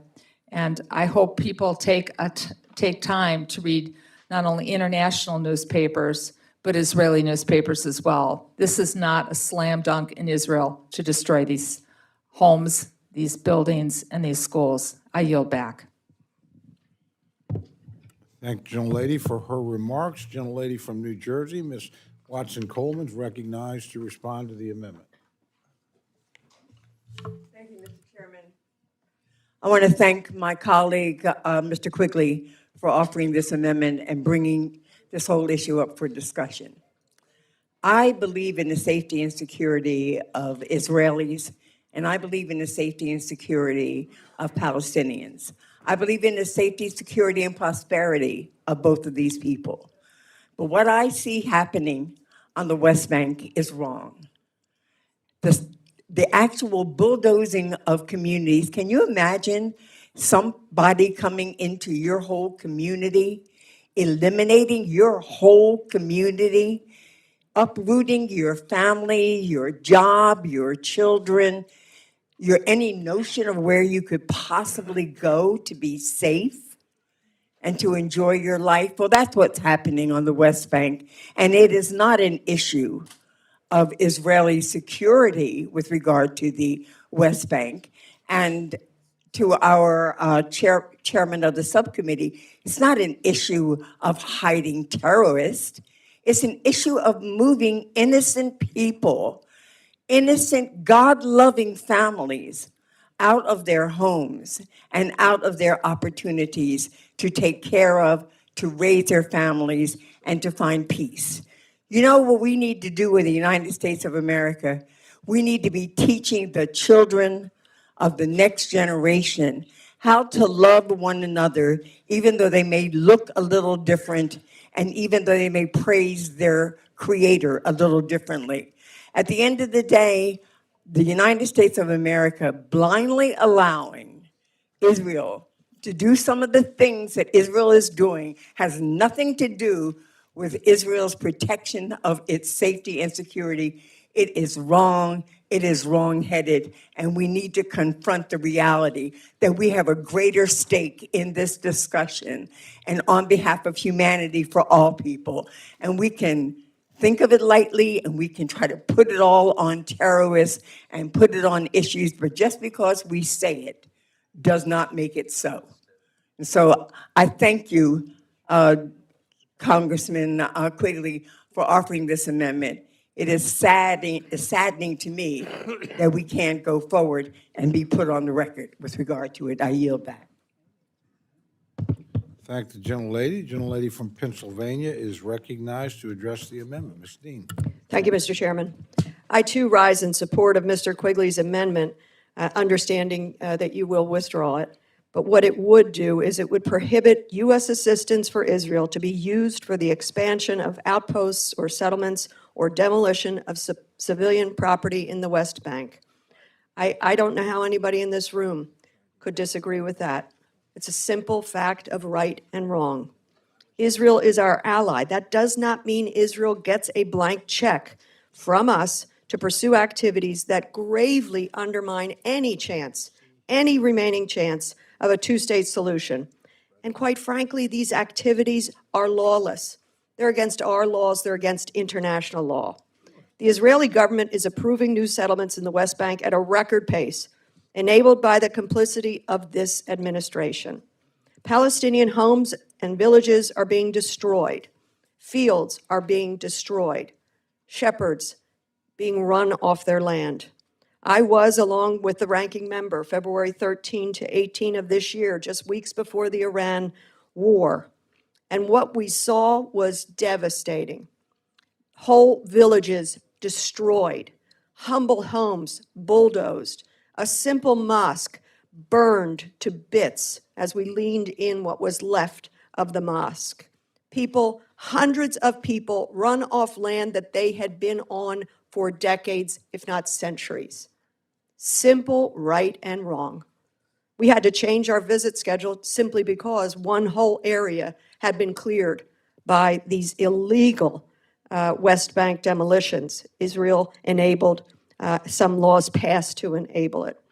You know, we must follow our own laws. The Leahy laws and other relevant provisions of the Foreign Assistance Act ensure that Israel is held to account for violations.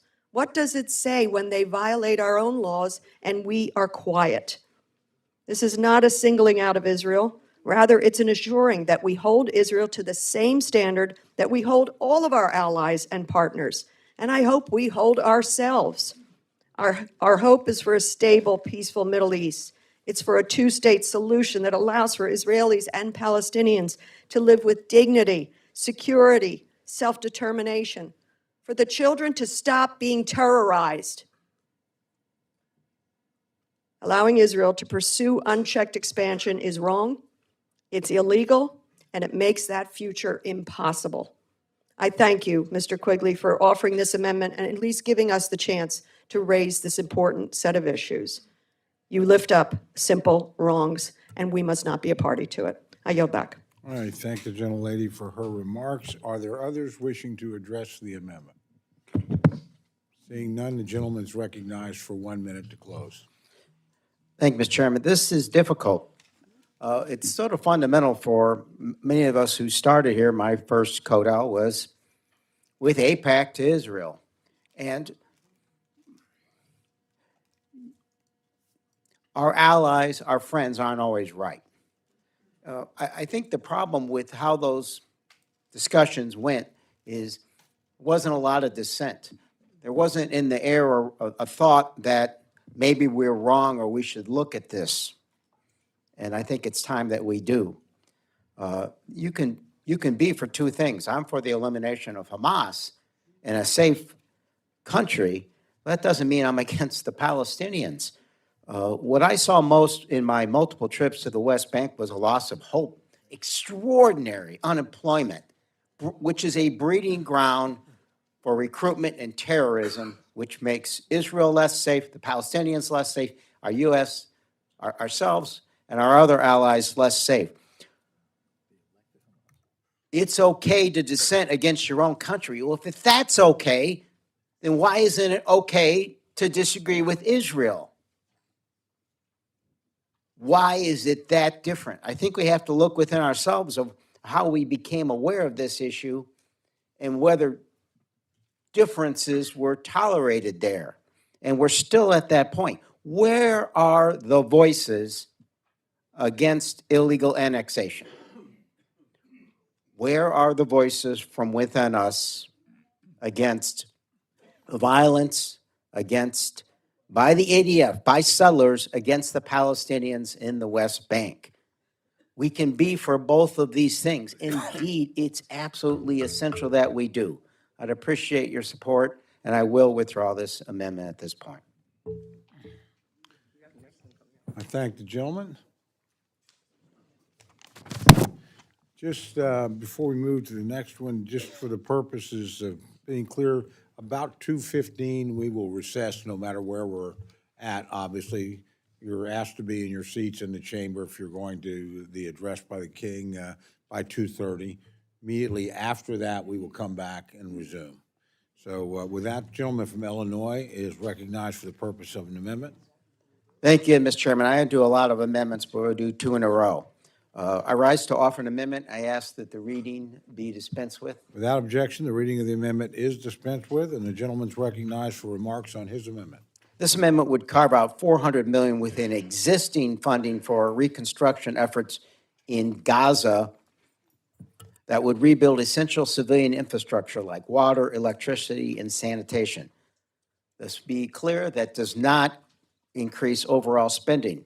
Simply directs a portion of existing funding within the National Security Investment Program's account toward an urgent and strategic need.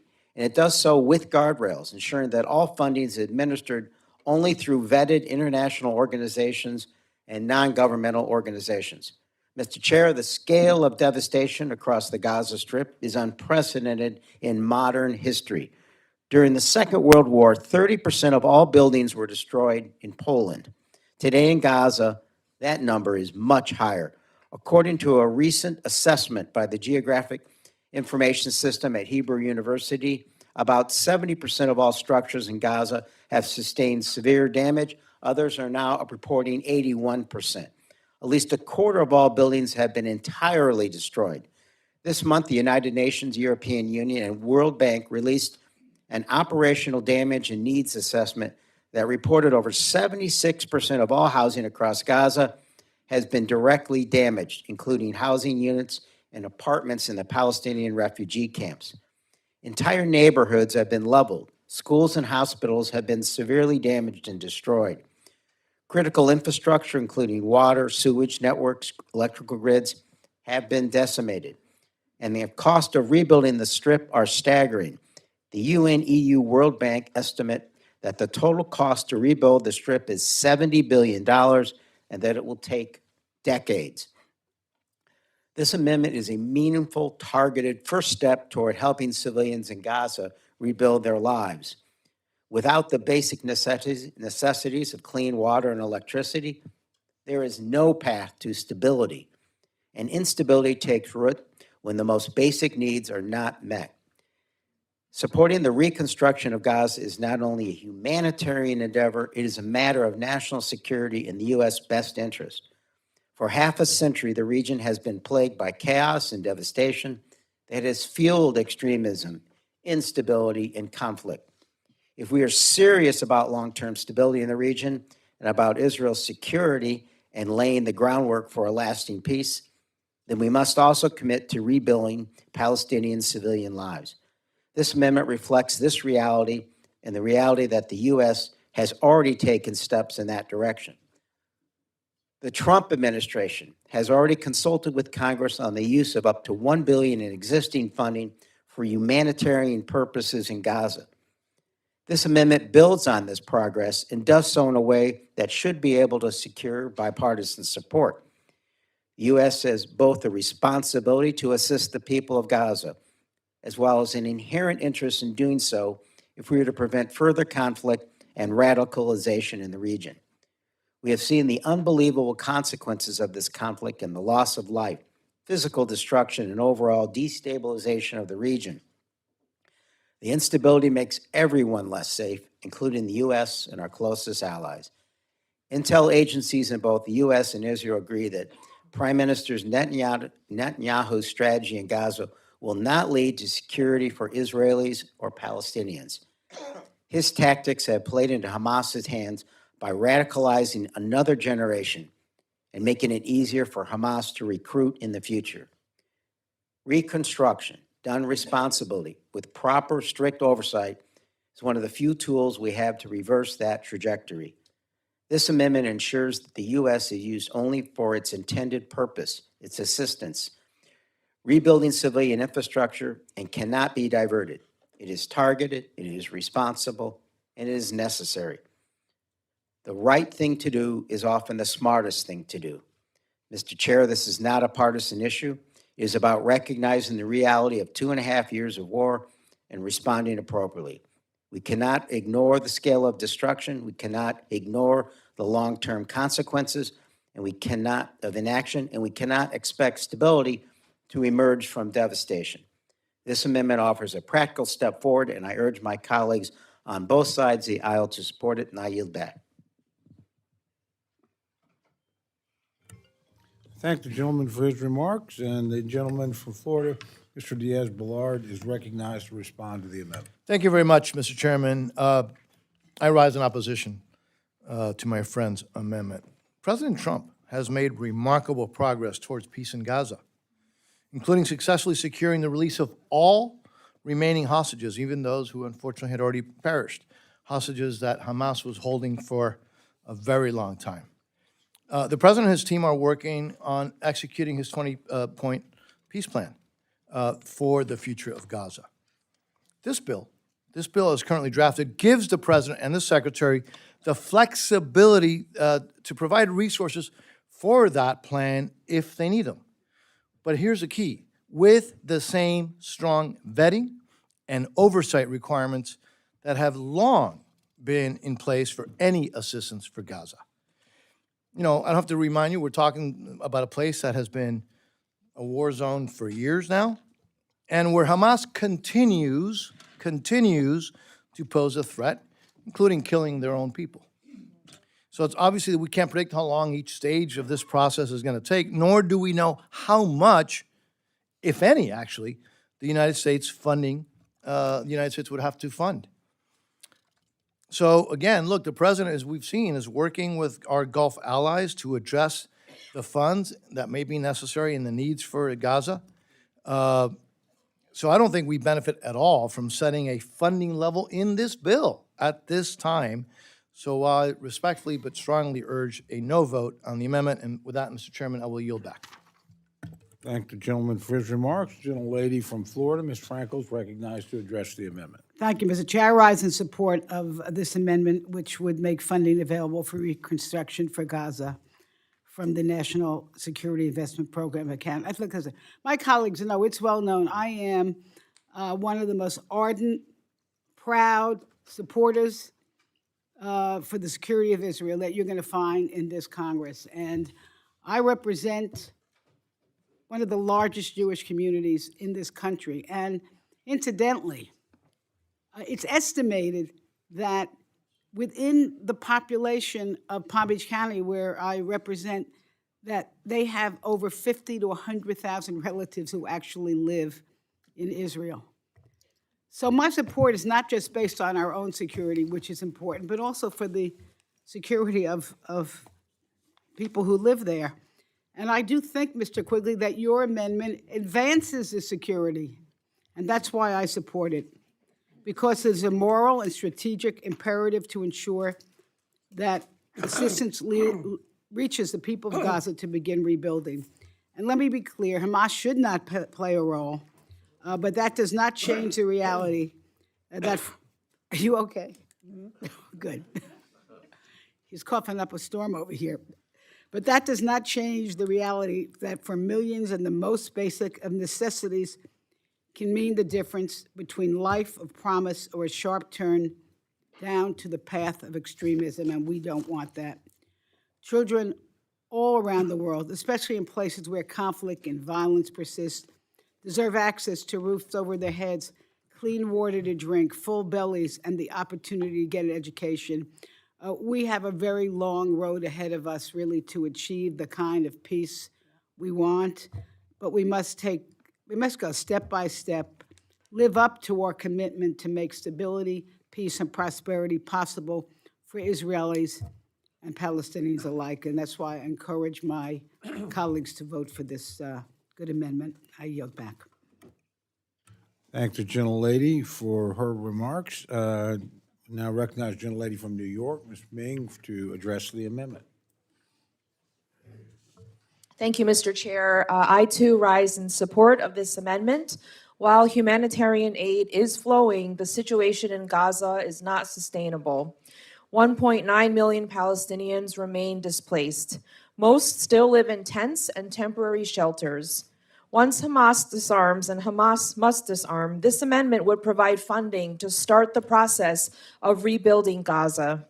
Some of the work to clear rubble and ordnance has already begun. I'm proud this bill includes language I authored to make funds available to support these efforts. Importantly, this amendment makes sure that only vetted organizations are eligible to receive reconstruction dollars. That's on top of some of the strictest restrictions on aid to Gaza included in this bill, which will help make sure Hamas does not divert assistance. This amendment would be an important step towards building a more secure, peaceful future for Israel and the Palestinian people. I support this amendment. Thank you, and I yield back. Thank the gentlelady for her remarks. The gentleman from Georgia is recognized to address the amendment.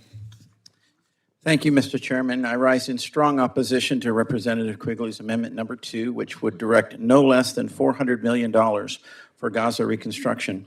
This proposal would force American taxpayers to bankroll the rebuilding of a terror stronghold controlled by Hamas. I mean, y'all do realize that the Gaza Strip, at least 47% of it, is still controlled by Hamas, and Hamas is a terrorist organization. After Israel's unilateral withdrawal from Gaza in 2005, Hamas violently seized power in 2007 and transformed the territory into a launch pad for thousands of rockets targeting Israeli civilians. On October 7th, 2023, that investment in hatred exploded into the deadliest attack on Jews since the Holocaust. Hamas has repeatedly vowed to repeat such atrocities again and again, as its leaders openly call for Israel's destruction. Directing hundreds of millions of dollars to so-called reconstruction in Gaza without first ensuring Hamas's complete demilitarization is not compassion. History shows that past U.S. development spending in Gaza since Hamas's takeover has already exceeded hundreds of millions, and yet all it has produced is a terrorist army, not prosperity. You know, everything in critical infrastructure, which is what this $400 million is supposed to be for, is dual use. It's needed by a terrorist army, just like it's needed or used by civilians. So rebuilding without security guarantees of completely disarming Hamas simply resets the battlefield for another October 7th. Israel, as the frontline democracy fighting radical Islam, has every right to exercise the sovereignty and security measures necessary to prevent Gaza from remaining a perpetual threat. The ultimate path to stability lies in defeating Hamas and ending its reign of terror, and ensuring that any future governance in Gaza rejects the ideology of annihilation, not pouring American dollars into a region still dominated by those who celebrate murder. Now, if Gaza was sovereign Israeli territory and all of Hamas was either annihilated or disarmed and deported never to return, this could potentially be considered support for Israel, perhaps to make the Gaza seashore into another Mediterranean Riviera. Then maybe I could support it. But only if Gaza was under total Israeli sovereignty. The flag of Israel flew over all of Gaza in peace. But at a time of record national debt and pressing needs here at home, from border security to military modernization against the Chinese Communist Party, we cannot afford to subsidize the reconstruction of terrorist havens. Our focus must remain on supporting Israel's right to defend itself decisively, cutting off funding to Hamas and its Iranian sponsors, and prioritizing American interests and the defeat of terrorism. I urge my colleagues to reject this amendment. Let us safeguard the American taxpayer dollar and ensure that it never supports terrorism. Thank you, and I yield. Thank the gentleman for his remarks. Gentleman from Wisconsin, Mr. Pocan, is recognized to address the amendment. Thank you, Mr. Chairman. And I want to thank Mr. Quigley for introducing both of these amendments.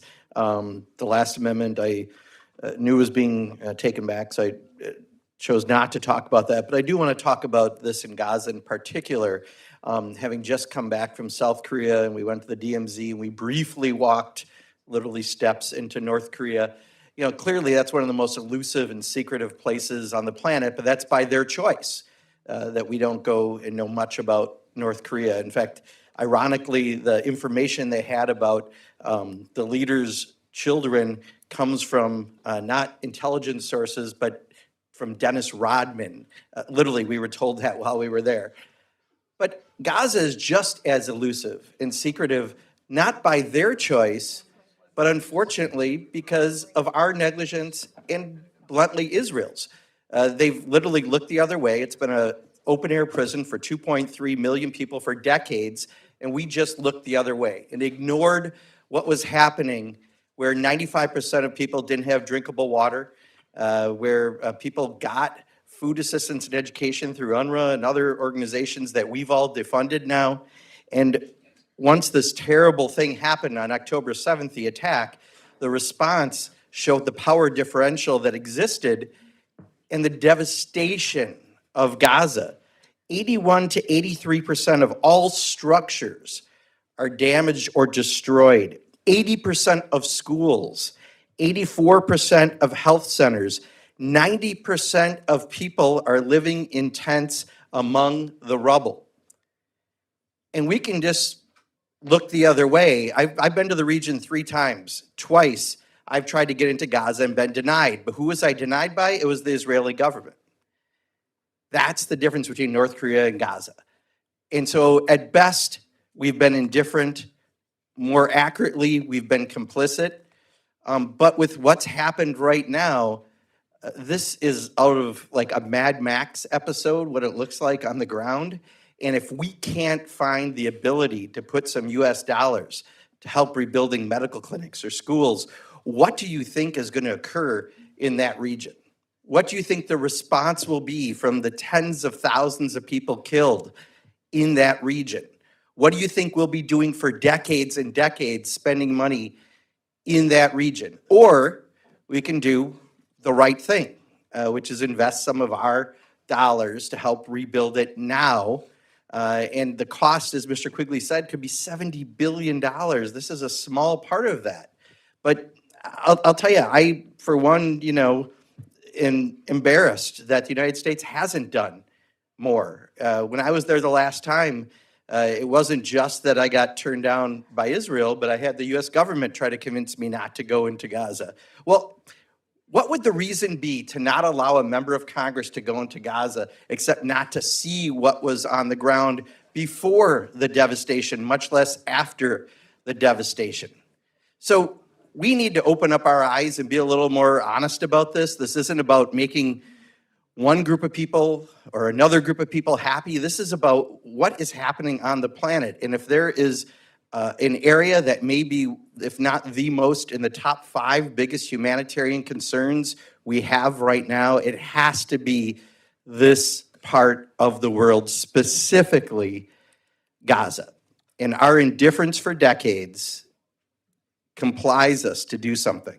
So I appreciate this amendment before us. I hope we can look at it from that perspective, not from a political perspective. I certainly have to disagree with our subcommittee chair who said Donald Trump has made remarkable progress in Gaza, because I do not find rubble to be remarkable progress. But I do think we can do something, and we have to do something, and it's in our national interest to do something. So I support this amendment, and I hope everyone will. I yield back. I thank the gentleman. The gentleman from New York, Mr. Espiat's recognized to address the amendment. Chairman, I rise in support of this amendment. As the previous amendment presented by Mr. Quigley, this is a common sense amendment.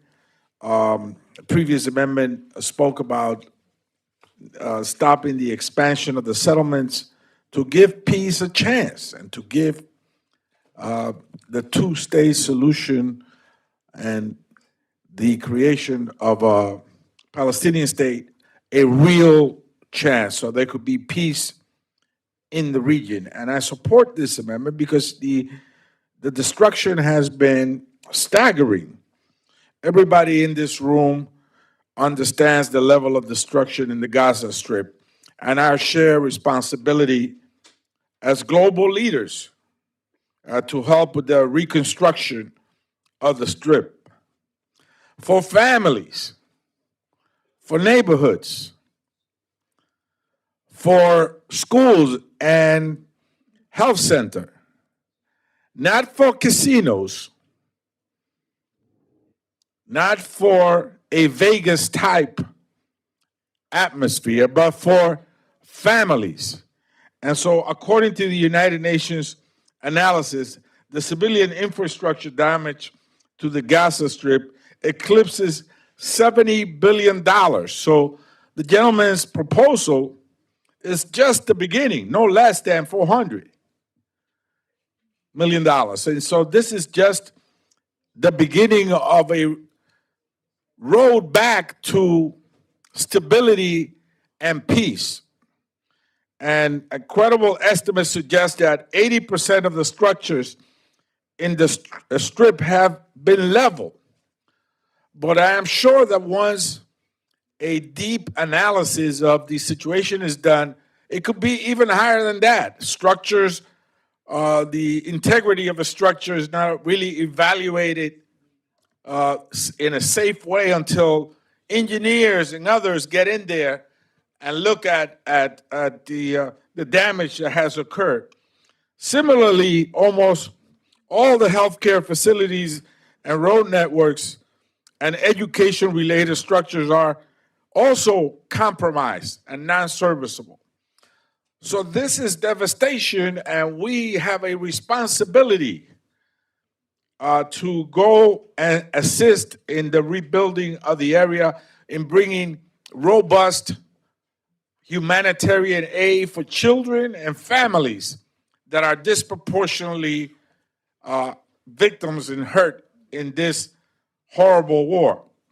So I rise in support of this amendment, and I hope that my colleagues on both sides of the aisle, folks that support Israel, like myself, and others, could come together for this important humanitarian effort. History has its eyes on us. We must do better. This is important work, humanitarian work, particularly for children and families, and we must rebuild Gaza. Again, not for a casino, not for a resort for the rich and famous to go and party, but for families that need the help that they deserve to have. I yield back. Thank the gentleman for his comments. The gentlelady from Pennsylvania is recognized to address the amendment. I thank you, Mr. Chairman. I too rise in support of Mr. Quigley's amendment, which appropriates $400 million for the reconstruction of civilian infrastructure in Gaza. Ladies and gentlemen, you all know it, even though the Prime Minister won't allow journalists or congressmen and congresswomen into Gaza because he doesn't want us to see. Gaza is in rubble. The scale of the destruction is staggering. More than half of the population has lost their homes. 1.9 million people have been displaced, and often more than one time. That's not even to discuss the horrendous numbers. More than 70,000 are dead. 170,000 or more are injured. And that doesn't even begin to tell you how many thousands are buried in the rubble as families continue to dig and sift through the rubble to find the remains of their loved ones. A recent assessment conducted by the European Union and the World Bank estimates the cost of reconstruction to be more than $70 billion, with more than $20 billion needed in the next 18 months. President Trump said that the U.S. will contribute $10 billion to the Board of Peace, though it's unclear where that money will come from. And during the February trip that we talked about, we actually met at what's called the CMCC, and he called it the Garage of Peace, or the Warehouse of Peace. It was terrific to see U.S. military and 27 other nations' militaries and nonprofits there working in coordination to desperately move in hundreds of trucks a day into Gaza. That was February. And they had reported some progress and a greater number of trucks getting in, although too many were blocked. That was February. And you know that the war in Iran has now interrupted that flow and interrupted that work and interrupted that saving or removal of the debris and the chance to rebuild. It's all been interrupted. And I find it puzzling because I've been to Israel multiple times. I love to go there. I love the people, the culture, the history, the religions that are born there. My own, in fact, is born there. I'd love to retrace that. But the multiple times I've been there, I one time sat 5 weeks after the horror of October the 7th at a table this size with Mr. Netanyahu. 5 weeks after that horror that is indescribable. And he said to us, as did his then defense secretary, he said, regardless of what has happened, the Israeli military is so superior, the Israeli intelligence is so superior, that even in the difficult place like Gaza, we will be able to target where we can find Hamas, even in that difficult place. And look at Hamas now. As I say, we really don't get a good look at it. But it is estimated 70–80% of this place is in rubble. The U.S. has an obligation to contribute to Gaza's reconstruction. Congress has an obligation to appropriate accordingly, not just the sake for our humanity, but for the sake of our future security. And a two-state solution is essential for a peaceful, stable, secure Middle East.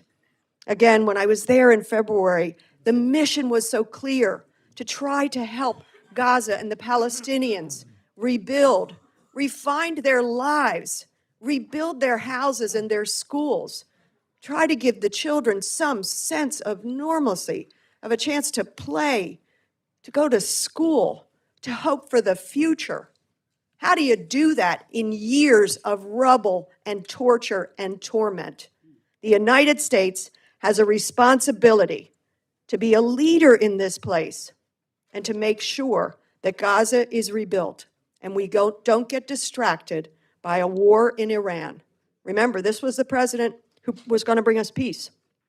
He's brought us nothing but violence and rubble. I support the amendment. Thank the gentlelady. Are there others wishing to make remarks on the amendment? Gentlelady from Ohio is recognized. Thank you, Mr. Chairman, very much. And I would like to say to Congressman Quigley that your amendment is very well-intentioned and deserves consideration. But there's something I don't understand, and that is it your intention to allow these funds to be expended once a peace agreement has been negotiated between whatever is defined as the legitimate leadership of the Palestinian Authority and Israel?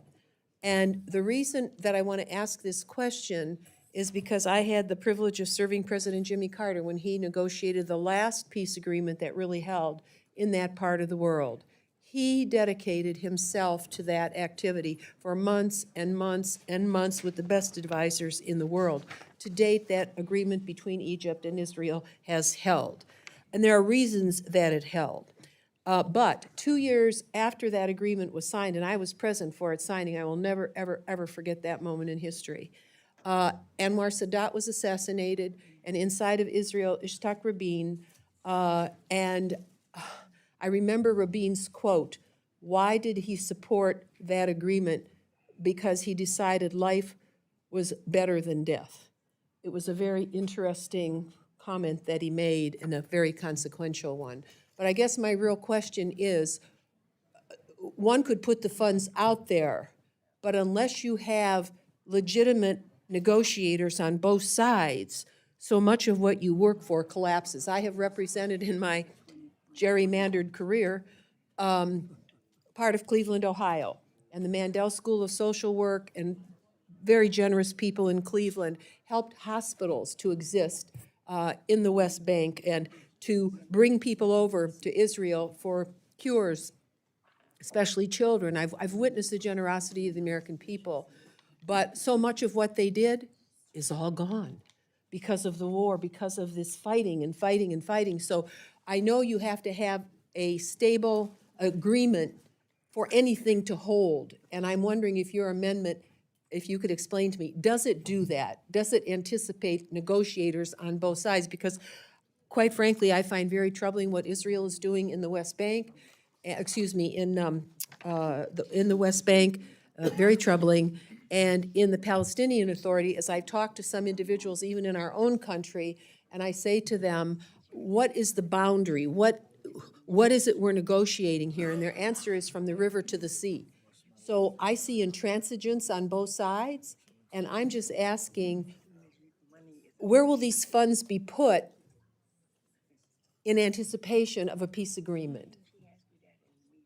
What do you expect is the stable agreement that we would have to enforce? Just I a would quick yield to the question. gentleman. Gentlelady yielding time to the gentleman. If she is, then we're in the same position with the Board of Peace, right? Now, when my colleague across the aisle suggested that by doing things like rebuilding electrical and water in schools, which I would argue is humanitarian, the Board of Peace is talking about $1 billion of humanitarian aid, and there's nothing conditioned in there, at least not yet. The point being, humanitarian aid is necessary now. So if the implication is I'm helping Hamas by rebuilding electrical in support of this and sanitation and fresh water in schools, well, I'm doing arguably the same thing that the Board of Peace is doing with absolutely no guarantees. We'd love to have that understanding, but to tell the people who are starving, who don't have water, who have disease, who aren't getting proper medical attention, we're going to wait till everything is resolved and we have a peace treaty that we know is going to be secure. I don't think those in the Board of Peace, they certainly haven't said it publicly. So someone help me differentiate what Trump is doing under the Board of Peace versus what we're trying to do here. We're trying to help people who are starving, who are not getting medical aid, that aren't getting fresh water. So, my understanding is they haven't come to that conclusion. We would love that to take place, but we can't wait until the destruction and devastation goes on for these people to have all that resolved. Love to see it happen, but for me to say we're not going to do anything until we have a surefire peace for all time is unrealistic, and I don't think the Board of Peace people feel that way. I thank the gentleman. Are there any others wishing to address the amendment? Seeing none, the gentleman is recognized for 1 minute to close. Thank you, Mr. Chairman. I'm not naive. I have been in Israel 5 times. I have walked through the streets of Gaza without any security, and I've seen on both sides the devastation, the loss of hope that the people of Gaza live through on a day-to-day basis. I've also seen the extraordinarily cynical use of civilians by Hamas and the reign of terror that they bring about.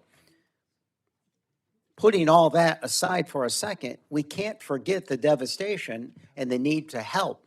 Again, because it's the right thing to do and it's the smart thing to do. That instability just is a recruiting tool for the next generation of Hamas. Don't think of Hamas as a military. Think of it as a movement.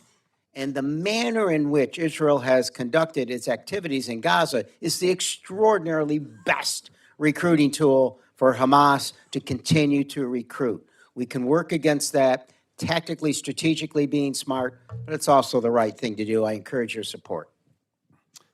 Thank the gentleman. Just quickly before I move on, we will, if we move into vote, which I suspect we will recess immediately so that you have time to go to the chamber, then we'll resume the debate. As soon as it's over, we do advise you there's a chance that votes may be called shortly after the King's address to the Congress. We don't know that yet, but it's one of the possibilities. So just please keep an eye on your devices and keep in touch with your staff, because you may, rather than come back here, if we move quickly into votes for some reason, have to stay there, and I don't want to drag you back and send you right back. So just to ask you to stay alert. With that, the question's now on the amendment offered by the gentleman from Illinois. All those in favor say aye. Aye. All those opposed say no. No. The opinion of the chair, the noes have it. Roll call has been requested. Sufficient support for that. The clerk will call the rolls. But again, once you vote, if you want to leave, feel free to leave, because we will end immediately after the vote. Clerk will call the roll. Mr. Adderholt. Mr. Adderholt, no. Mr. Aguilar. Mr. Aguilar, aye. Mr. Alford. Mr. Amade. Mr. Amade, no. Mrs. Bice. Mr. Bishop. Mr. Bishop, aye. Mr. Calvert.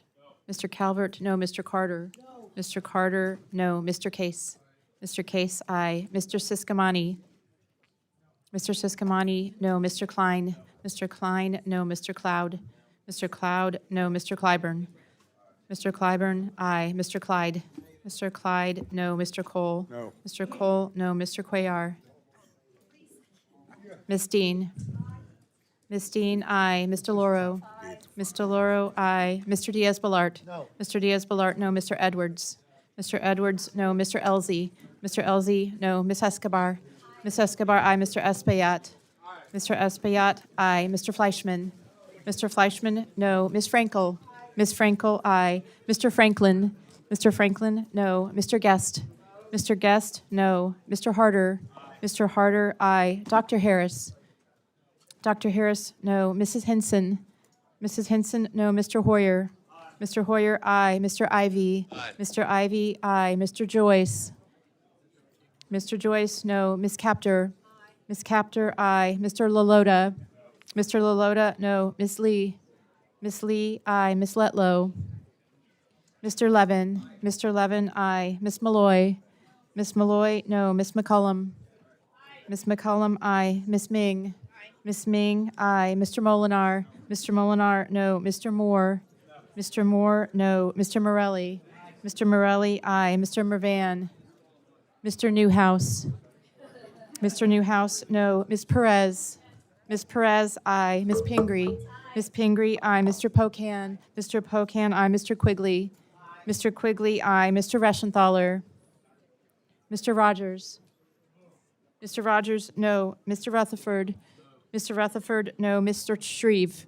Mr. Shreve, no. Mr. Simpson? Mr. Simpson, no. Mr. Strong? Mr. Strong, no. Mrs. Torres? Miss Underwood? Miss Underwood, aye. Mr. Valadeo? Mr. Valadeo, no. Ms. Wasserman Schultz? Mrs. Watson Coleman? Mrs. Watson Coleman, aye. Mr. Womack? Mr. Womack, no. Mr. Zinke? Mr. Zinke, no. I'm sorry, I didn't see you. Okay. Ms. Wasserman Schultz votes aye. Thank you very much. Are there any members wishing to vote or change their vote? Gentlelady from Oklahoma? Mrs. Bice votes no. Are there others wishing to vote or change their vote? Seeing none, the clerk will tally.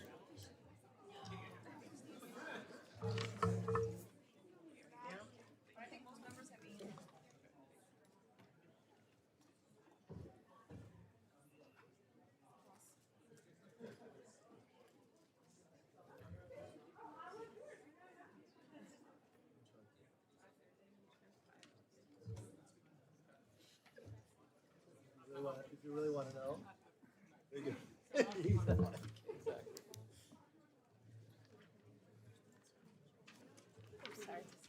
Okay. On this vote, the ayes are 25, the noes are 32. The amendment is not agreed to. The committee will now stand in recess. Will reconvene at the conclusion of the joint session.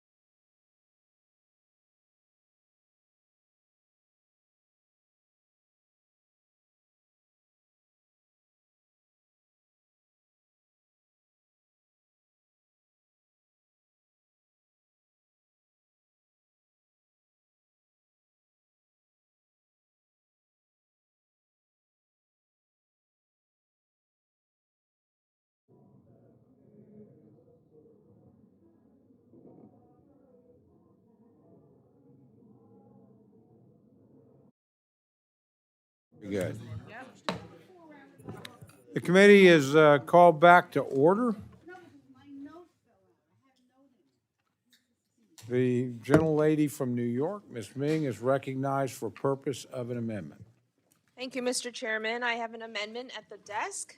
I would like to request to dispense with the reading. Without objection, the reading of the amendment is dispensed with, and the gentlelady is recognized for remarks on her amendment.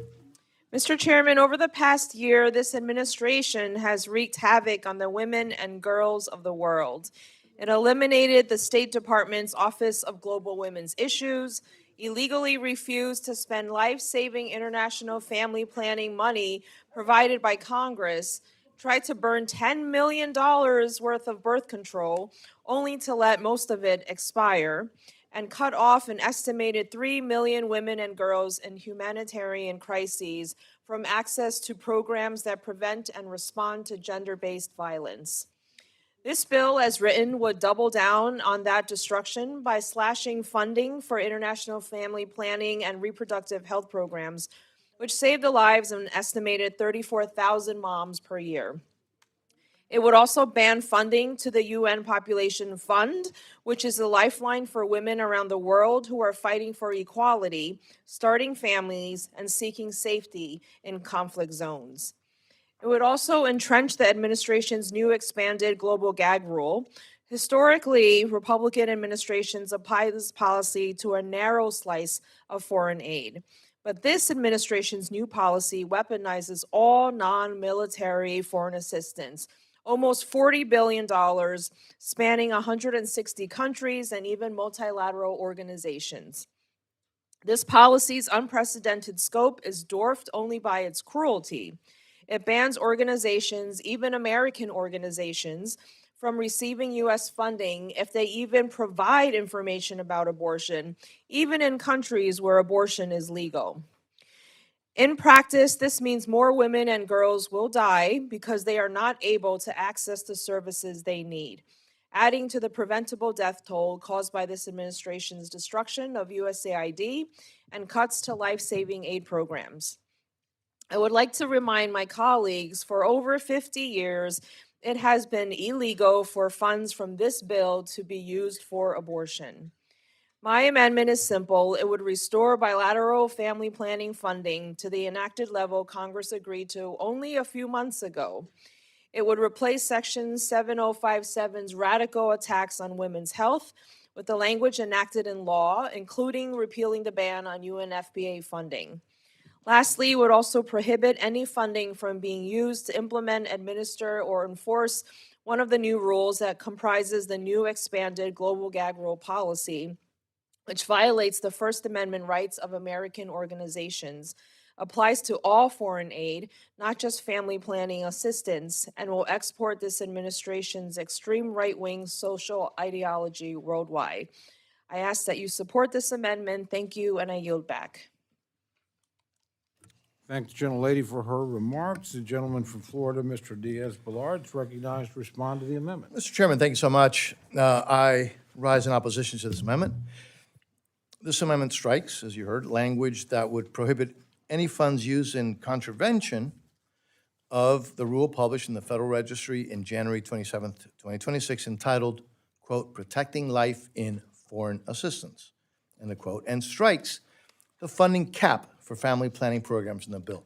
The amendment also strikes the prohibition on funds to the UNFPA. This organization is an unaccountable bureaucracy that has a track record of funding controversial programs, to say the least, that do not align with core American values and which actively undermines U.S. interests. The amendment also would tie the hands of the administration in implementing the Protecting Life in Foreign Assistance rule. I think it's our duty to strengthen, not weaken, pro-life protections in our bill.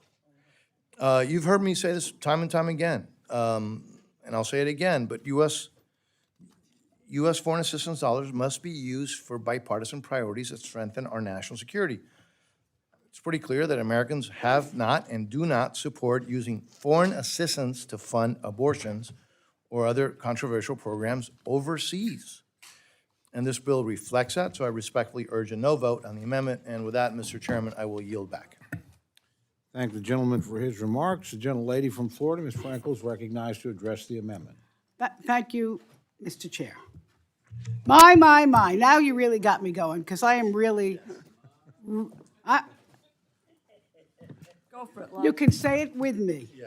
Because here we go again. Once more, we're forced to defend the health, dignity, and basic rights of women and girls from political ideology that has no place in this bill. Instead of strengthening life-saving care, this bill plays politics, women's and girls' health, putting their futures at risk in the process. And I want to be clear, because, and thank you, Grace Meng, for this amendment, because it's not about using taxpayer dollars to pay for abortion. That's already prohibited under a very archaic law, and nothing in the amendment changes that. What this amendment does is to stop politicians from censoring doctors, shutting down clinics, from cutting off basic life-saving care, because women, not politicians in Washington, decide whether or not they should grow or start a family. And I want to tell you what's going on in this world.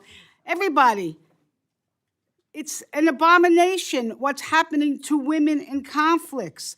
I'm going to give you some examples. In the Democratic Republic of Congo, all right? Studies suggest hundreds of thousands of women have been raped over the decades. A study estimates 48 per hour at peak periods. In Tigray, reports that tens of thousands of women and girls are raped, and many of them involve gang rape and extreme brutality. In Russia, the invasion of Ukraine, thousands of cases are reported, investigated through actual numbers, and much higher. And what's happening to women in these conflicts? In most cases, not all, the men are going into war. The women are left with the children. They are brutalized. They are left without money. They are left without support.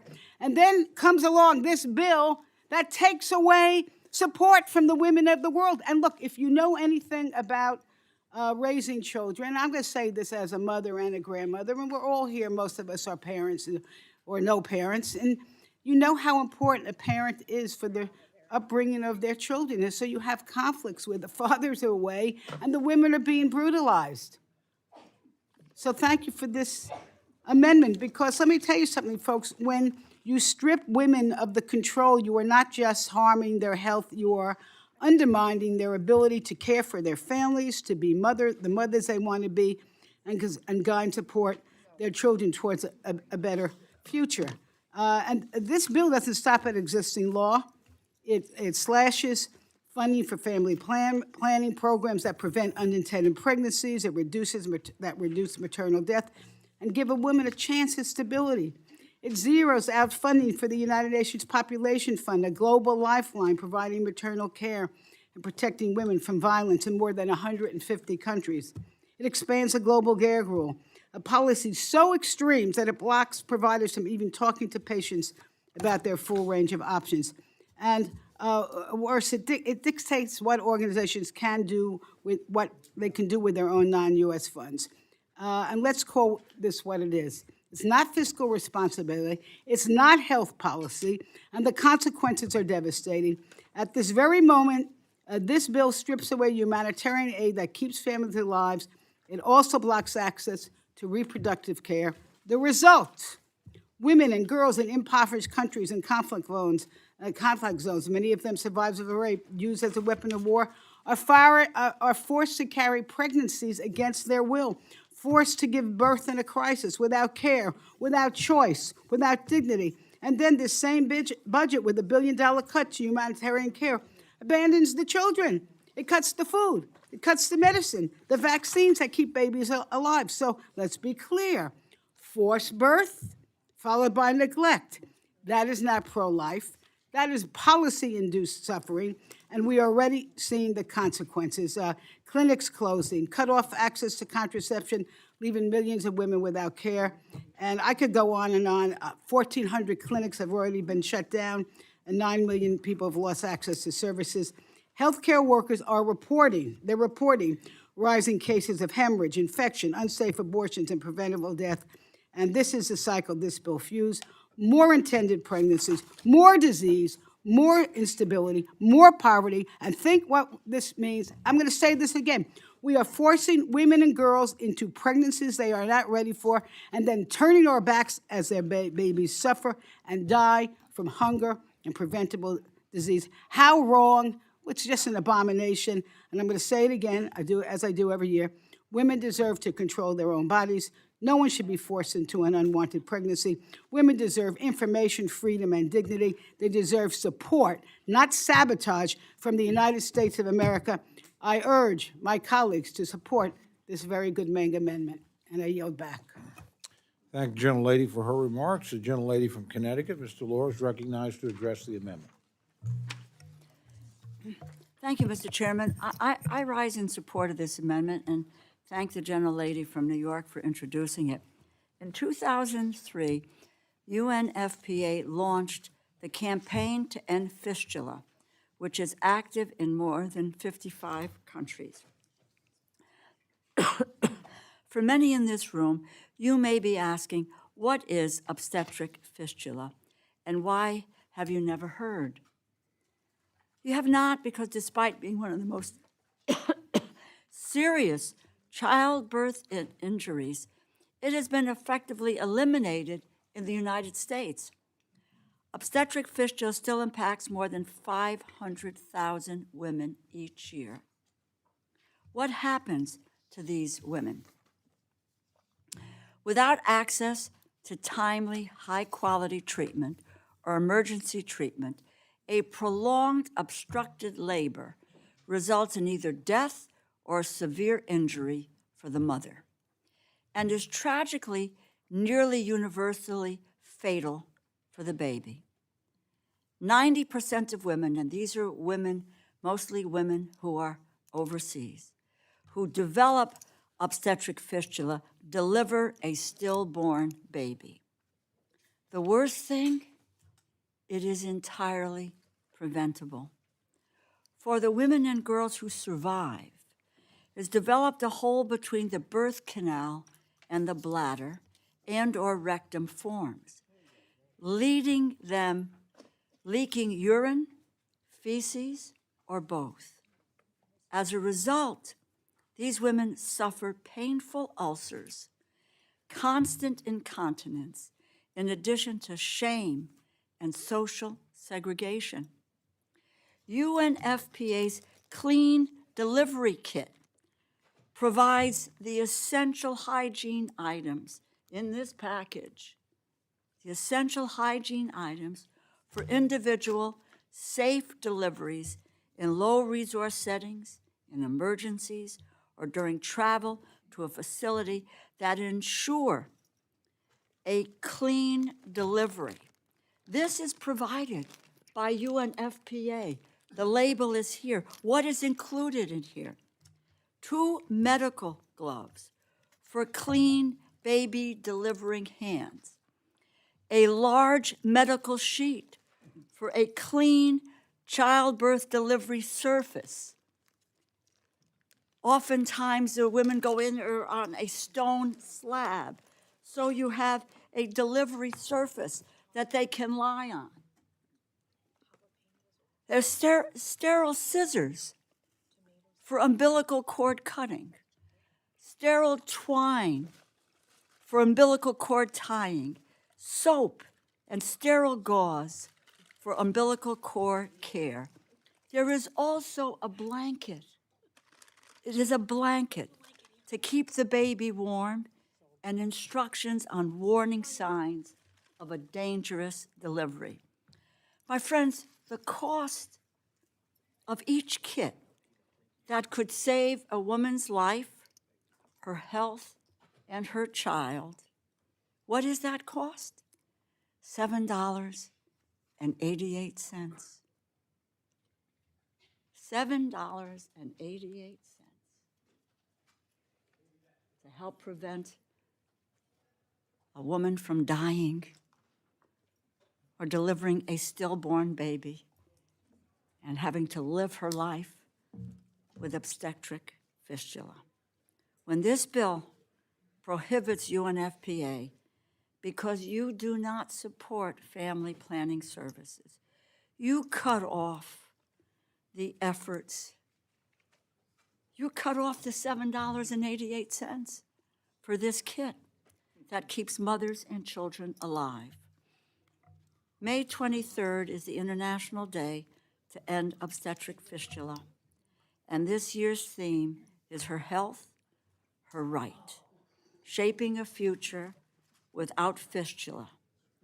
Tragically, this bill fails to help build a future without fistula, and again, this is according to Johns Hopkins, almost 500,000 women between the ages of 15 and 64 are living with obstetric fistula, and the majority in the 1900s, the United States, to eradicate fistula.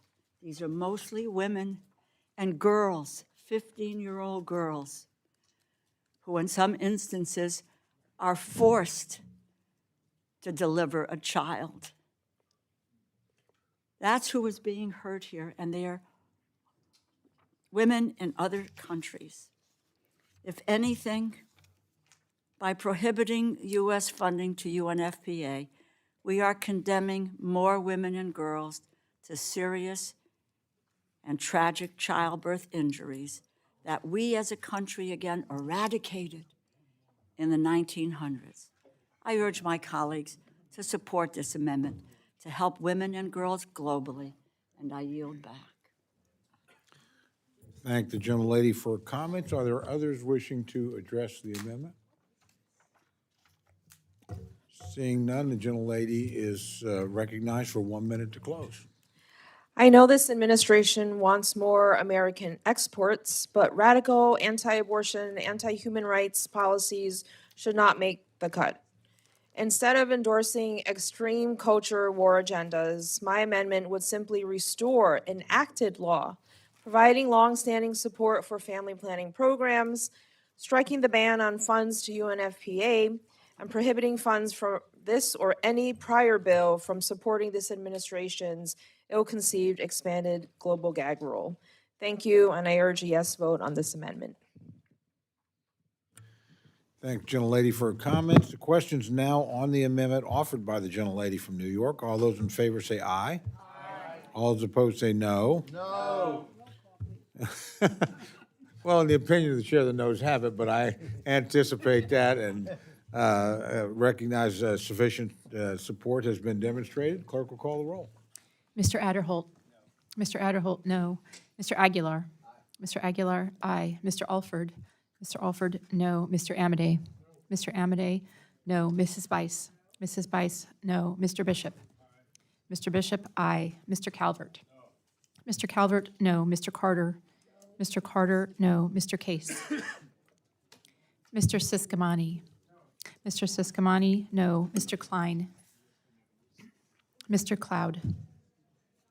Mr. Clyburn. Mr. Clyburn, aye. Mr. Clyde. Mr. Clyde, no. Mr. Cole. No. Mr. Cole, no. Mr. Cuellar. Ms. Dean. Ms. Dean, aye. Ms. DeLauro. Aye. Ms. DeLauro, aye. Mr. Diaz-Balart. No. Mr. Diaz-Balart, no. Mr. Edwards. Mr. Edwards, no. Mr. Elzey. Mr. Elzey, no. Ms. Escobar. Ms. Escobar, aye. Mr. Espaillat. Mr. Fleischman. No.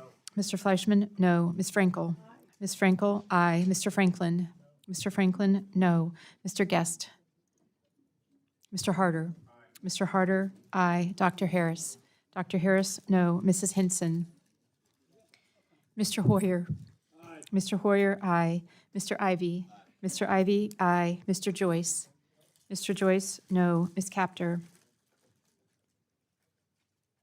Mr. Lalota. No. Mr. Lalota, no. Ms. Lee. Ms. Lee, aye. Ms. Letlow. Mr. Levin. Aye. Mr. Levin, aye. Ms. Malloy. Ms. Malloy, no. Ms. McCullum. Ms. McCullum, aye. Ms. Ming. Ms. Ming, aye. Mr. Molinar. Mr. Molinar, no. Mr. Moore. Mr. Moore, no. Mr. Morelli. Aye. Mr. Morelli, aye. Mr. Mervan. Mr. Newhouse. Mr. Newhouse, no. Ms. Perez. Ms. Pingree. Mr. Pocan.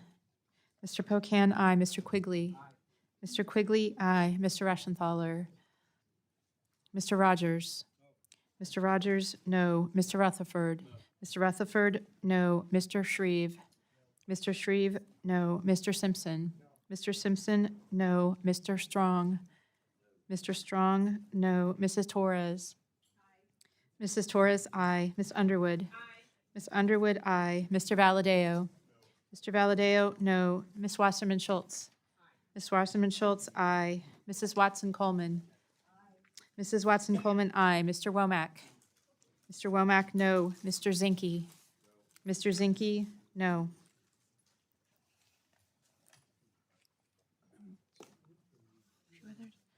Are there any members wishing to vote? Or change their vote? Gentleman from Virginia? Mr. Klein votes no. Gentleman from Mississippi? Mr. Guest, no. Gentlelady from Ohio? Ms. Capter, aye. Gentleman from Hawaii? Mr. Case, aye. Gentleman from New York? Mr. Espaillat, aye.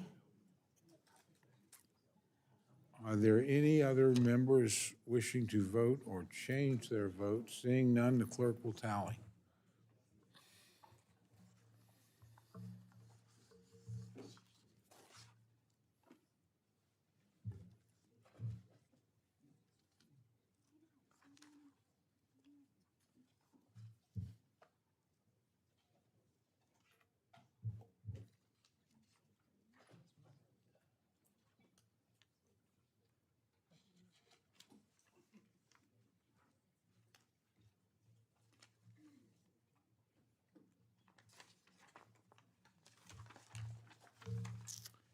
On this vote, the ayes are 24, the noes are 31. The amendment is not adopted.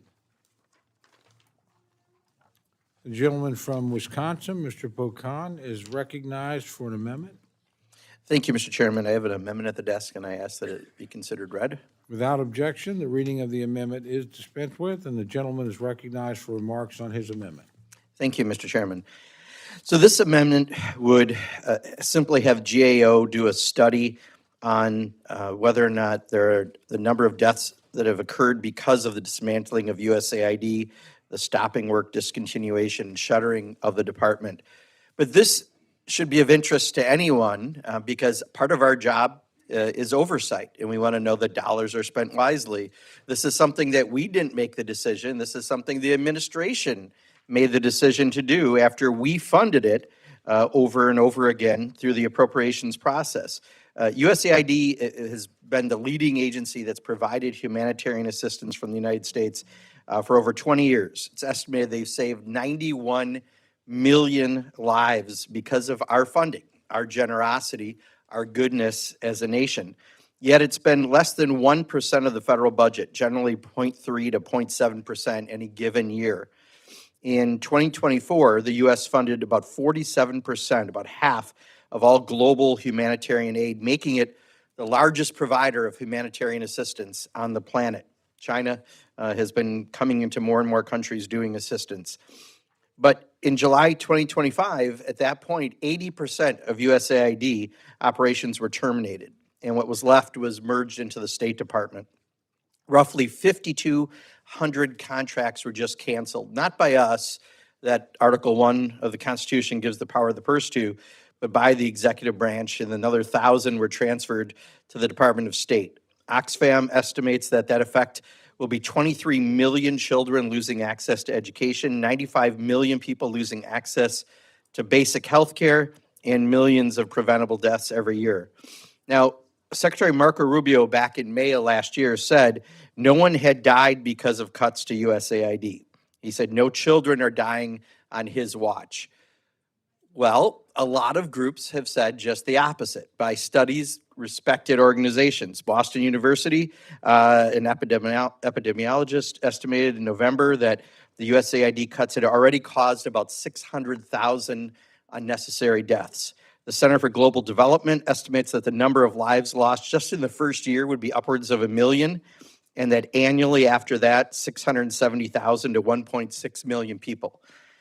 The UCLA study in July of 25 estimated that their dismantling will lead to up to 14 million deaths by 2030, including 4.5 million deaths among children under 5 because of those cuts. In Lancet study back in February of this year said that it would estimate 9.4 million additional deaths by 2030. So all these groups that do this work have said the actions of dismantling USAID, not only does that help us around the world on every other front, it's diplomacy, soft power, a lot of other fronts, they're saying that this is having a huge impact. Well, why are they saying it? Well, look at what's happening. The World Food Program cuts in Yemen, they're estimating 2.4 million people have stopped getting their food assistance, nutritional care for 100,000 children. The World Food Program's operation in Kenya abruptly cut off that their rations now are less than 600 calories per day to the folks that are there, the 308,000 refugees with almost nothing to eat. The food program cuts in Malawi, a sharp increase in criminality, sexual violence, and instances of human trafficking within a large refugee camp because of what's happening. And HIV medications have been delayed, anti-malaria medications in over 40 countries. In fact, just yesterday's New York Times shows in Zambia that AIDS, their headline, AIDS creeps back in parts of Zambia a year after U.S. cuts to HIV assistance. So we should all care. And if you think that we don't need to spend that money, you also should want this study, because if it proves that there aren't deaths, then quite honestly, Russ Vought made a wise decision. I don't think that sentence will ever be uttered in reality, that he made a wise decision, but he shouldn't be. It's up to Congress to make those decisions, but we should know either way. So this would simply get a GAO study to know the actual impact of what happened when we did USAID cuts. And if it is millions of people around the world who are dying, it may be something that we, Congress, should exert our authority in. And I hope you'll support this amendment. And I yield back, Mr. Chairman.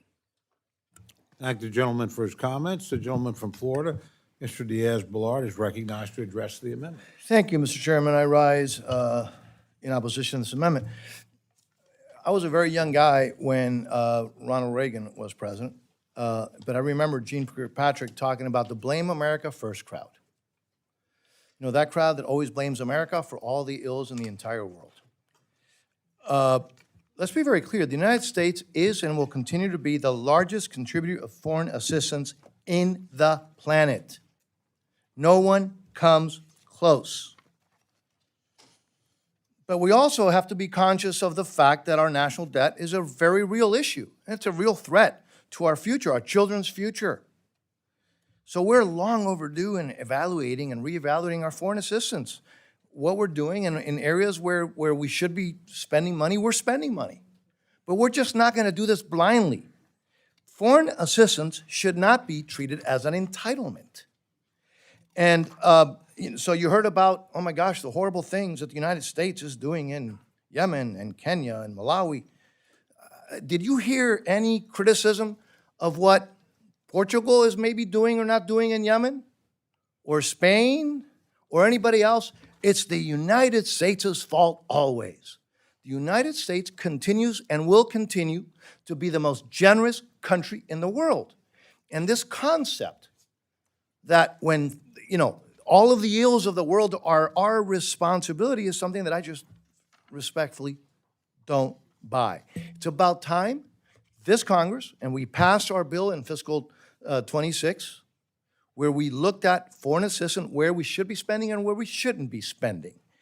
And again, we're going back to the Blame America First crowd. I keep hearing of all these evil things that the United States is doing, but I've yet to hear criticism of what China's doing, what Western Europe is doing, what Eastern Europe is doing, what the rest of the world is doing.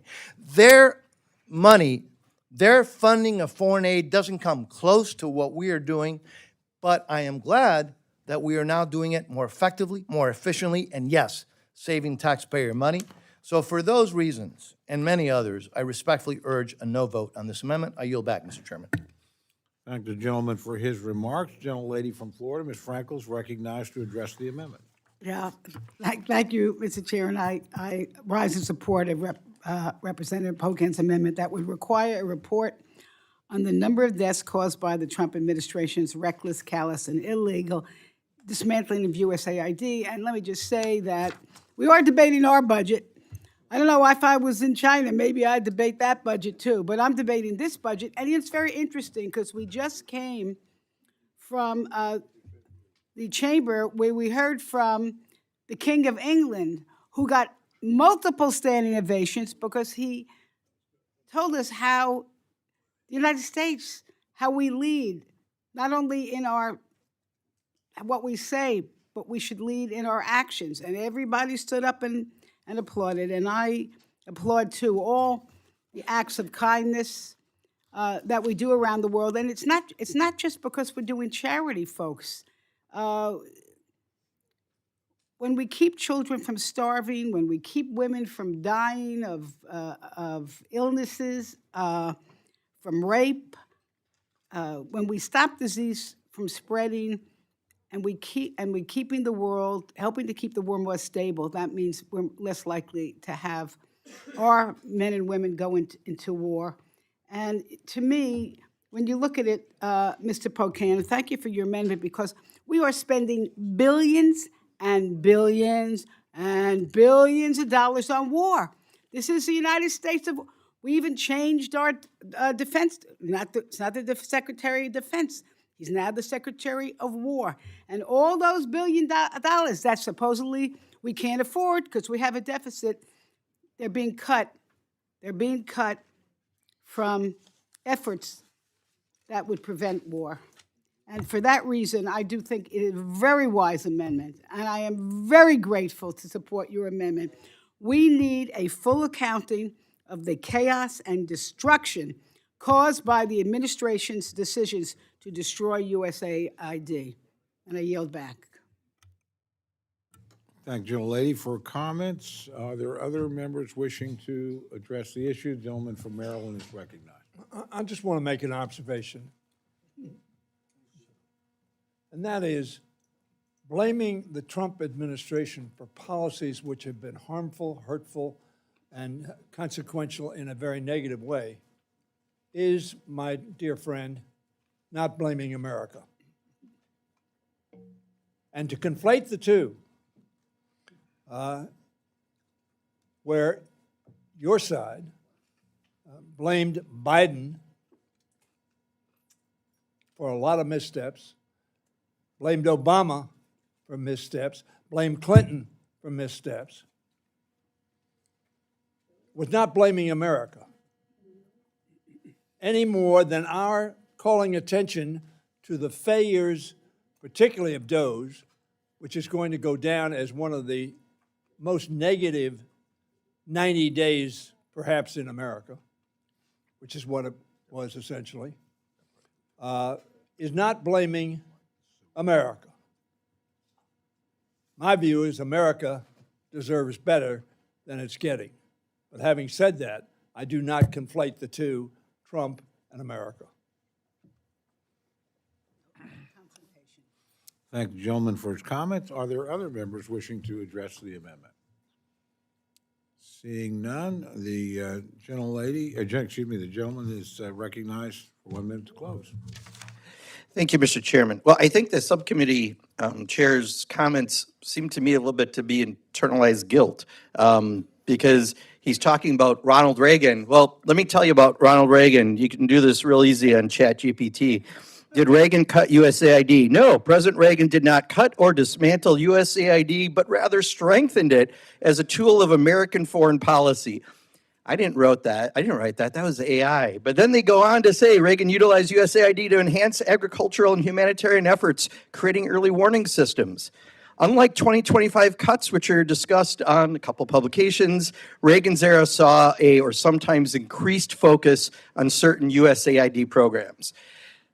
So look, this is about whether or not we want to, as the greatest country on the planet, a democracy, make sure other countries see what democracies do And that is by providing that assistance to those countries. It is much cheaper than the billion or 2 billion a day we're spending right now in Iran. But if you think USAID wasn't needed, let's do this study, and then you've got actual provable information that you can show us. So it's easy. It should be a win-win for all of us. I hope we'll support this amendment, and I yield back. I thank the gentleman for his comments. The question's now on the amendment offered by the gentleman from Wisconsin. All those in favor say aye. Aye. All those opposed say no. No. Opinion of the chair, the noes have it. Roll call has been requested. Sufficient support has been demonstrated. The clerk will call the roll. Mr. Adderholt. Mr. Adderholt, no. Mr. Aguilar. Mr. Aguilar, aye. Mr. Alford. Mr. Alford, no. Mr. Amade. Mr. Amade, no. Mrs. Bice. Mrs. Bice, no. Mr. Bishop. Mr. Calvert. Mr. Calvert, no. Mr. Carter. Mr. Case. Mr. Case, aye. Mr. Siscomani. Mr. Klein. Mr. Klein, no. Mr. Cloud. Mr. Clyburn. Mr. Clyburn, aye. Mr. Clyde. Mr. Clyde, no. Mr. Cole. No. Mr. Cole, no. Mr. Cuellar. Mr. Cuellar, aye. Ms. Dean. Ms. Dean, aye. Ms. DeLauro. Aye. Ms. DeLauro, aye. Mr. Diaz-Balart. Mr. Diaz-Balart, no. Mr. Edwards. Mr. Edwards, no. Mr. Elzey. Mr. Elzey, no. Ms. Escobar. Ms. Escobar, aye. Mr. Espaillat. Mr. Espaillat, aye. Mr. Fleischman. Mr. Fleischman, no. Ms. Frankel. Aye. Ms. Frankel, aye. Mr. Franklin. Mr. Franklin, no. Mr. Guest. Mr. Guest, no. Mr. Harder. Mr. Harder, aye. Dr. Harris. Dr. Harris, no. Mrs. Henson. Mr. Hoyer. Aye. Mr. Hoyer, aye. Mr. Ivy. Mr. Ivy, aye. Mr. Joyce. Mr. Joyce, no. Ms. Capter. Ms. Capter, aye. Mr. Lalota. Mr. Lalota, no. Ms. Lee. Ms. Lee, aye. Ms. Letlow. Mr. Levin. Mr. Levin, aye. Ms. Malloy. Ms. Malloy, no. Ms. McCullum. Ms. McCullum, aye. Ms. Ming. Ms. Ming, aye. Mr. Molinar. Mr. Molinar, no. Mr. Moore. Mr. Moore, no. Mr. Morelli. Mr. Morelli, aye. Mr. Mervan. Mr. Newhouse. Mr. Newhouse, no. Ms. Perez. Ms. Pingree. Ms. Pingree, aye. Mr. Pocan. Mr. Pocan, aye. Mr. Quigley. Mr. Quigley, aye. Mr. Reschenthaler. Mr. Rogers. Mr. Rogers, no. Mr. Rutherford. Mr. Shreve. Mr. Shreve, no. Mr. Simpson. Mr. Simpson, no. Mr. Strong. Mr. Strong, no. Mrs. Torres. Mrs. Torres, aye. Ms. Underwood. Ms. Underwood, aye. Mr. Valadeo. Mr. Valadeo, no. Ms. Wasserman Schultz. Ms. Wasserman Schultz, aye. Mrs. Watson Coleman. Mrs. Watson Coleman, aye. Mr. Womack. Mr. Womack, no. Mr. Zinke. Mr. Zinke, no. Are there any members wishing to record their vote or change their vote? The gentleman from Texas? Mr. Carter, no. Gentleman from Florida? Mr. Rutherford, no. Gentleman from Arizona? Mr. Siscomani, no. Gentleman from Georgia? Mr. Bishop, aye. Are there others wishing to record or change their vote? Seeing none, the clerk will tally.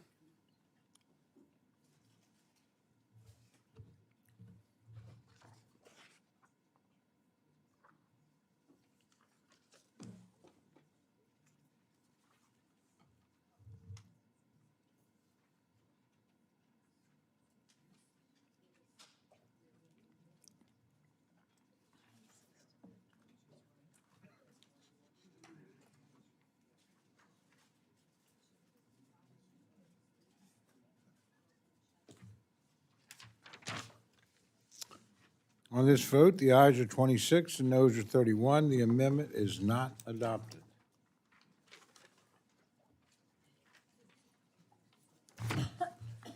Gentlelady from California, Ms. Torres, is recognized for the purpose of amendment. Chairman, I rise to offer an amendment and ask that the reading be dispensed with. Without objection, the reading of the amendment is dispensed with, and the gentlelady is recognized for remarks on her amendment.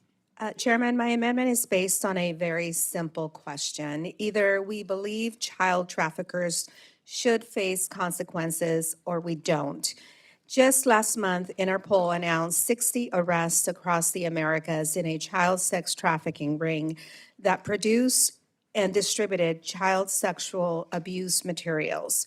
This isn't just about the predators, it is also about the cowards who shield them and the ones who bury the evidence, twist the system, and protect the powerful, while little children spend a lifetime living with the trauma. This is about what powerful people think they can get away with behind closed doors, and the prosecutors, politicians, and enablers who help them. My amendment simply stops taxpayer dollars in this bill from removing U.S. sanctions that our government has placed on individuals who have credible allegations of child trafficking made against them. If our government has determined that there are credible allegations of an individual committing child trafficking, then we should not be welcoming them to the U.S. with open arms. My amendment includes a waiver if the Secretary certifies that this is the urgent and crucial interest of the U.S. national security. We must draw a line and say that child trafficking is too horrific of a crime for the type of paid-to-play behavior we have seen, that no child trafficker should be able to pay for their sanctions to be lifted and their consequences be erased, to walk free because they knew the right rich and powerful people. I urge support of my amendment, and I yield back. Thank the gentlelady for her remarks, and Chair recognizes Mr. Diaz-Balart to respond to the amendment. I just want to thank the gentlelady for this amendment. We're willing and able and ready to accept the amendment if, great, Mr. Chairman, accept the amendment. Any others wishing to address the amendment? Gentlelady from Florida is recognized. Thank you, Mr. Chairman. I'm really glad to hear that this amendment's going to be accepted, and I really commend Congresswoman Torres for her leadership in offering it. I don't think we can call enough attention, even though I know it's being accepted, to the scourge of child trafficking. So please bear with me my remarks, because we should make sure that nobody that credibly is accused of trafficking children is granted relief from sanctions. We are living in an alternate reality where we have a president and his party that can profess to be tough on crime and to get dedicated to going after the, quote, deep state, while unabashedly selling off pardons to well-connected insiders.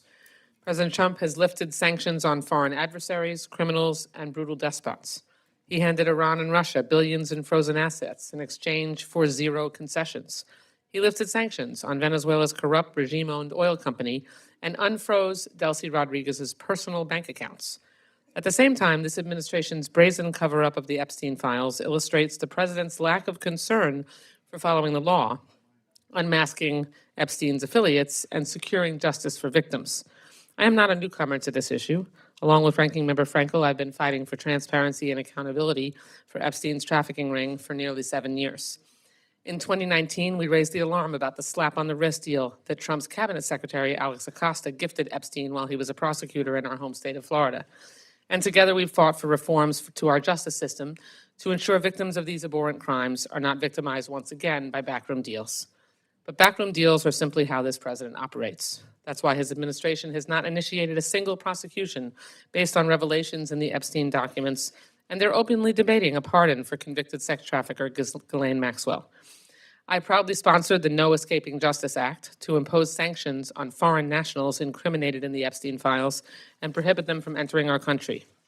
And this amendment serves that same purpose. Nobody who exploits children should be admissible to our nation. Nobody responsible for enabling the purchase or sale of children should be able to buy and sell anything with U.S. denominated assets. And certainly, No child trafficker, regardless of how many donations they make, lobbyists they hire, or Mar-a-Lago events they attend, should be able to buy their way off the sanctions list. I urge my colleagues to support this amendment, and I thank the gentlelady for offering it, and I yield back. Thank the gentlelady for her comments. Are there any others wishing to address the amendment? Seeing none, the gentlelady is recognized to close for 1 minute. Thank you, Chairman. Just want to thank my colleagues on all sides of all the aisles. And with this amendment, we are sending a big message to children around the world. We see you, we won't forget you, and you matter. And with that, I yield back. Thank the gentlelady. The question is now on the amendment offered by the gentlelady from California. All those in favor say aye. Aye. All those opposed say no. No. The general, and the opinion of the chair, the ayes have it.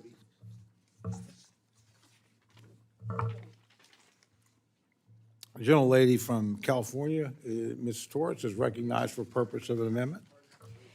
Mr. Chairman, I rise to offer an amendment, and I ask that the reading be dispensed with. Without objection, the reading of the amendment is dispensed with, and the gentlelady is recognized for remarks on her amendment. My amendment simply places consequences on our special envoys who do not fill out the financial disclosures that all special envoys need to fill out. Why does this matter? It matters because the American people deserve to know what financial interests may be motivating the face of America abroad. It matters if you are sent to negotiate a peace deal with Iran in Pakistan, but all of your business interests depend on the price of oil. It matters if a foreign government invests in your business and then you advocate for trade deals that enrich that nation.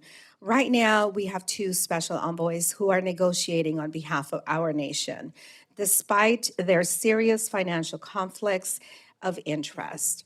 One has previously advocated in advance of AI chip deal with the UAE while receiving $2 billion in financial investments in one of his businesses that he operates with Trump family members. Another, the president's son-in-law, operates an investment firm that has taken in billions of dollars from the sovereign wealth funds of Saudi Arabia, Qatar, and the UAE. His business literally depends on them. Do we really expect these deals to be made in the best interests of hardworking Americans? All of this is happening after more than 100 Senate-confirmed ambassadors, the real faces of America, have been recalled by the Trump administration. And instead of strengthening our foreign service, the experts who know how to engage in negotiations, this administration is appointing special envoys and shadow diplomats who are not Senate confirmed and who have not filled out the financial disclosures. Americans should know whether their representatives at home and abroad have conflicts that potentially undermine the best interest of our nation.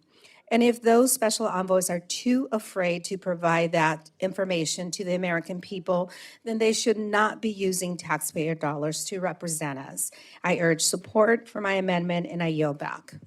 Thank the gentlelady for her remarks. The gentleman from Florida, Mr. Diaz-Balart, is recognized to address the amendment. Thank you very much, Mr. Chairman. I respectfully rise in opposition of the amendment from my distinguished colleague. Section 7064 of the bill already contains a limitation on special envoys. That provision requires that none of the funds under the heading diplomatic programs may be made available for support of a special envoy, a special representative, or other position performing a similar function unless expressly authorized by statute or has affirmatively received the advice and consent of the Senate.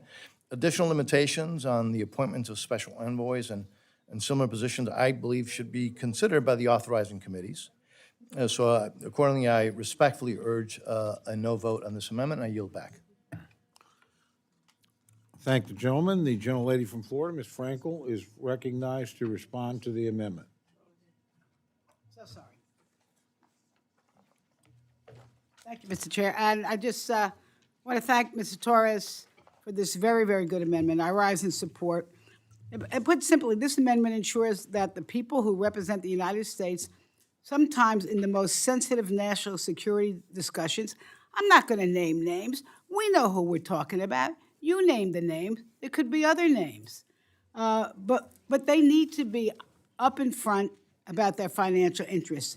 We should not be kept in the dark about potential conflicts of interest, and transparency is the best way to prevent special dealing, corruption, and fraud, especially when issues of war and peace are at stake. And thank you for this very good amendment. I urge everybody to support it.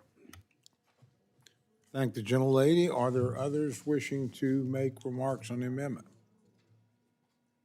Seeing none, the gentlelady is recognized for 1 minute to close. Chairman, I believe that every American special envoy representing us abroad should disclose their financial interests, zero exceptions. The stakes are too high when unconfirmed shadow diplomats negotiate peace deals and trade agreements. Hidden conflicts of interest endanger us. Backroom billionaires shouldn't be deciding on what deals America gets without telling America exactly who is pulling their strings. If you won't tell the American people who's paying you, you don't get to spend their tax dollars on these deals. This is about accountability. My amendment doesn't end anyone's career. It just requires that the faces of American diplomacy prove their loyalty. It is to this country, not their pocketbook. And I urge support for my amendment, and I yield back.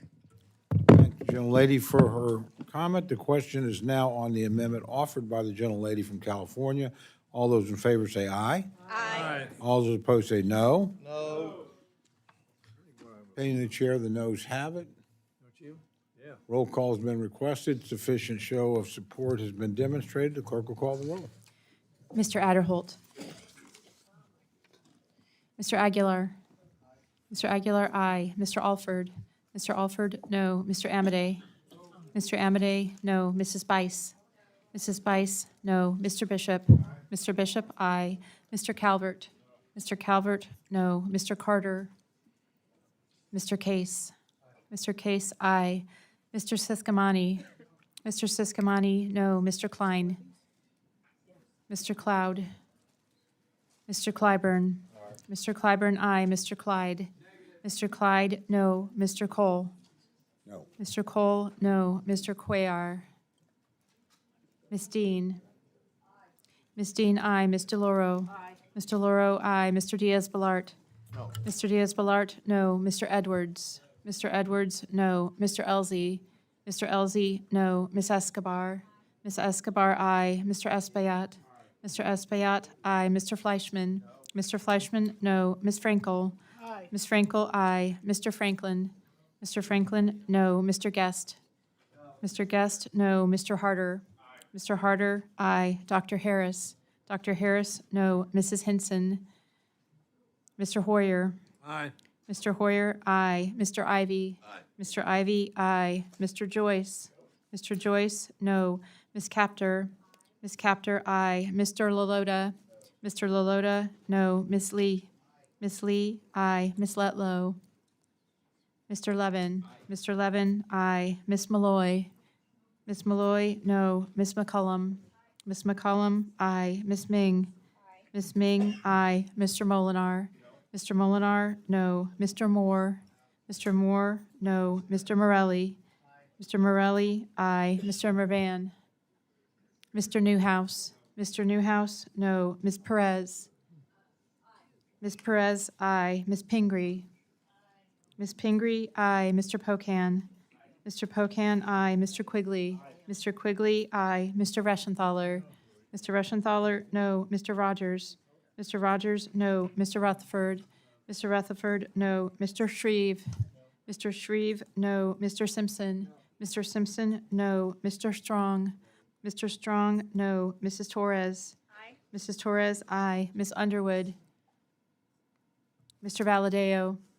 Mr. Valadeo, no. Ms. Wasserman Schultz. Ms. Wasserman Schultz, aye. Mrs. Watson Coleman. Aye. Mrs. Watson Coleman, aye. Mr. Womack. Mr. Womack, no. Mr. Zinke. Mr. Zinke, no. Are there any members wishing to record their vote or change their vote? The gentleman from Virginia? Mr. Klein, no. Gentleman from Texas? Mr. Cloud, no. Are there, oh, Mr. Carter? Mr. Carter, no.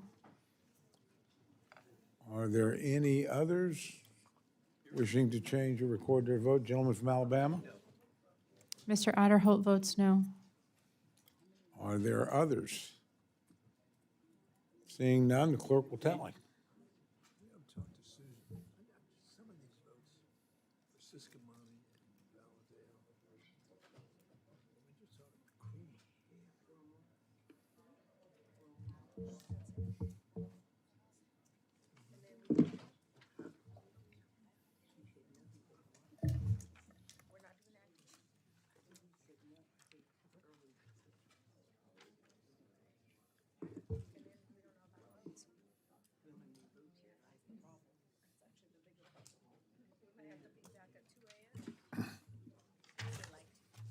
On this vote, the ayes are 25, the noes are 33. The amendment is not adopted.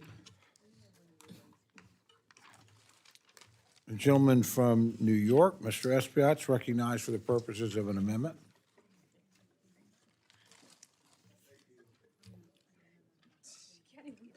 Mr. Chairman, I've introduced an amendment and asked to dispense the reading of the amendment. Without objection, the reading of the amendment is dispensed with, and the gentleman is recognized for remarks on his amendment. Thank you, Mr. Chairman. Mr. Chairman, this amendment requires the Secretary of State to submit a report to Congress on the measures that are being implemented to mitigate any risk whatsoever or impact to the Department of State, its diplomatic efforts, and its personnel following reports around proposed currency swaps with foreign nations that are in financial distress. Now, I did intend to withdraw this amendment, but I am compelled to detail the troubling behavior and stakes at play. Like many American families, national governments in every corner of the world are financially strained by the president's unlawful, unnecessary war. These governments need money, liquidity, to try to steady their ships. So they've gone to the president and his family to ask for help. That help comes in the form of our tax dollars. You see, Mr. Chairman, in my district, in Harlem and in Washington Heights and in the Bronx, in every corner of the city of New York, people are also hurting. I think the American people also need some liquidity, not another bill. They do not want to cut the check for a Gulf billionaire bailout or another bombing campaign. Americans are connecting the dots. They do not want to support aimless wars, this chaos, or their money being spent on Gulf billionaire bailouts. So this amendment, Mr. Chair, attempts to get to the bottom of this currency swap that is happening far too often with countries that are wealthy and want to bail out from the American people. The American people need help, not the billionaires in another part of the world. So I want to thank you for the opportunity, Mr. Chairman. I will be withdrawing my amendment, and I yield back. Thank the gentleman for his remarks.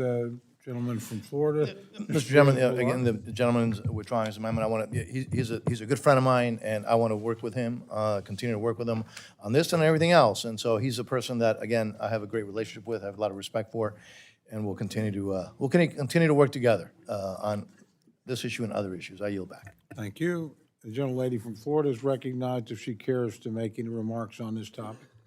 Thank you, no. I think I said enough. But thank you for this very good amendment. Okay, if there's no further debate, the gentleman is recognized for 1 minute to close if he chooses to.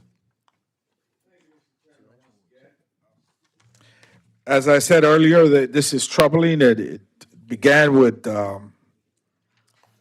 Argentina, and now is spreading to countries in the Middle East that are hurting with the impact of the war. But these are countries that also have wealthy communities, and they deserve, our neighborhoods deserve to get the same kind of help that a currency swap would grant to billionaires across the globe during a difficult time across the planet. But let's focus on America. Let's help our communities, and let's end these senseless wars. Thank you, Mr. Chairman. I yield back. Thank the gentleman for his remarks, and the gentleman is recognized for the purposes of another amendment. Chairman. I rise to offer a revised amendment. This revised amendment reaffirms our nation's longstanding bipartisan support for the people and government of Guyana.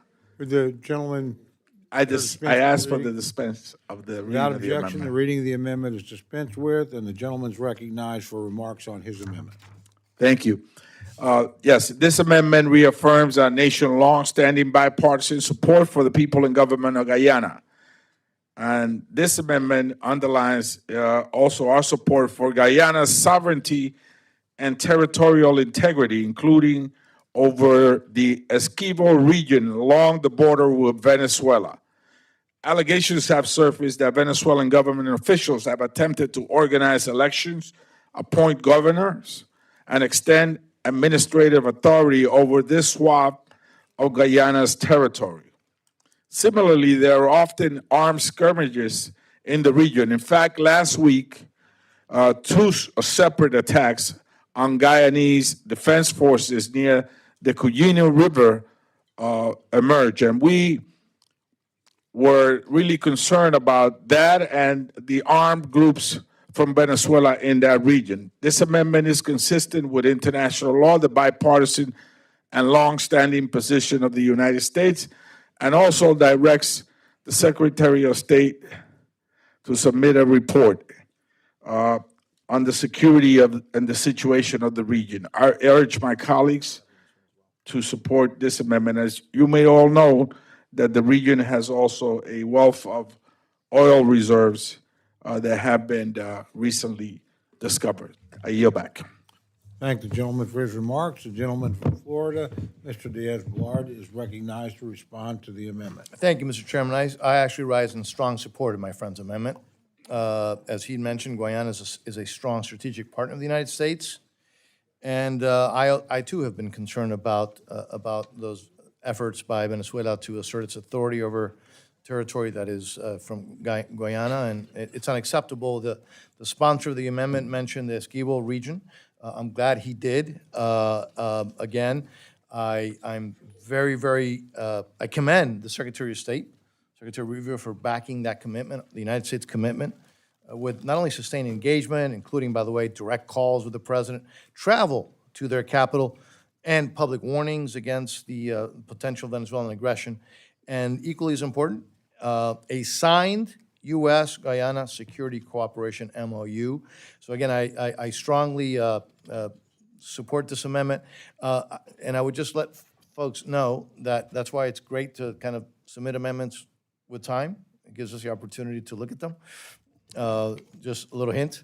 But anyways, with that, Mr. Chairman, I strongly support this amendment. I yield back. Thank the gentleman. The gentlelady from Florida is recognized to address the amendment. Oh, thank you, Mr. Chair. I love when we all get along. And I also rise in support of the amendment. To maintain regional stability, it's important that we don't ignore conflicts and disagreements over borders. The United States should support a peaceful and just resolution to Guyana's pursuit of a final and mutually acceptable agreement on its borders, and we should affirm continual support for our bilateral partners in the region. I want to thank Mr. Espaillat and urge everyone to support his amendment. Thank the gentlelady for her comments. Are there others wishing to comment on the amendment? Seeing none, the gentleman is recognized for 1 minute to close. Chairman, and thank you to the gentleman from Florida and the gentlewoman from Florida for their bipartisan support of this amendment. I guess this is a testament that even before midnight, we can get along and get something done. So I'll yield back. Thank the gentleman for his comments. The questions now on the amendment offered by the gentleman from New York. All those in favor say aye. Aye. All those opposed say no. The ayes have it. The amendment is adopted.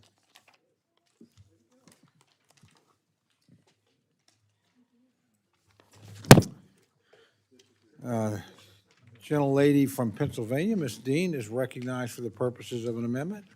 Thank you, Mr. Chairman. I do have an amendment at the desk, and I ask unanimous consent to dispense with the reading of it. Without objection, the reading of the amendment is dispensed with, and the gentlelady is recognized for remarks on her amendment. Thank you, Chairman.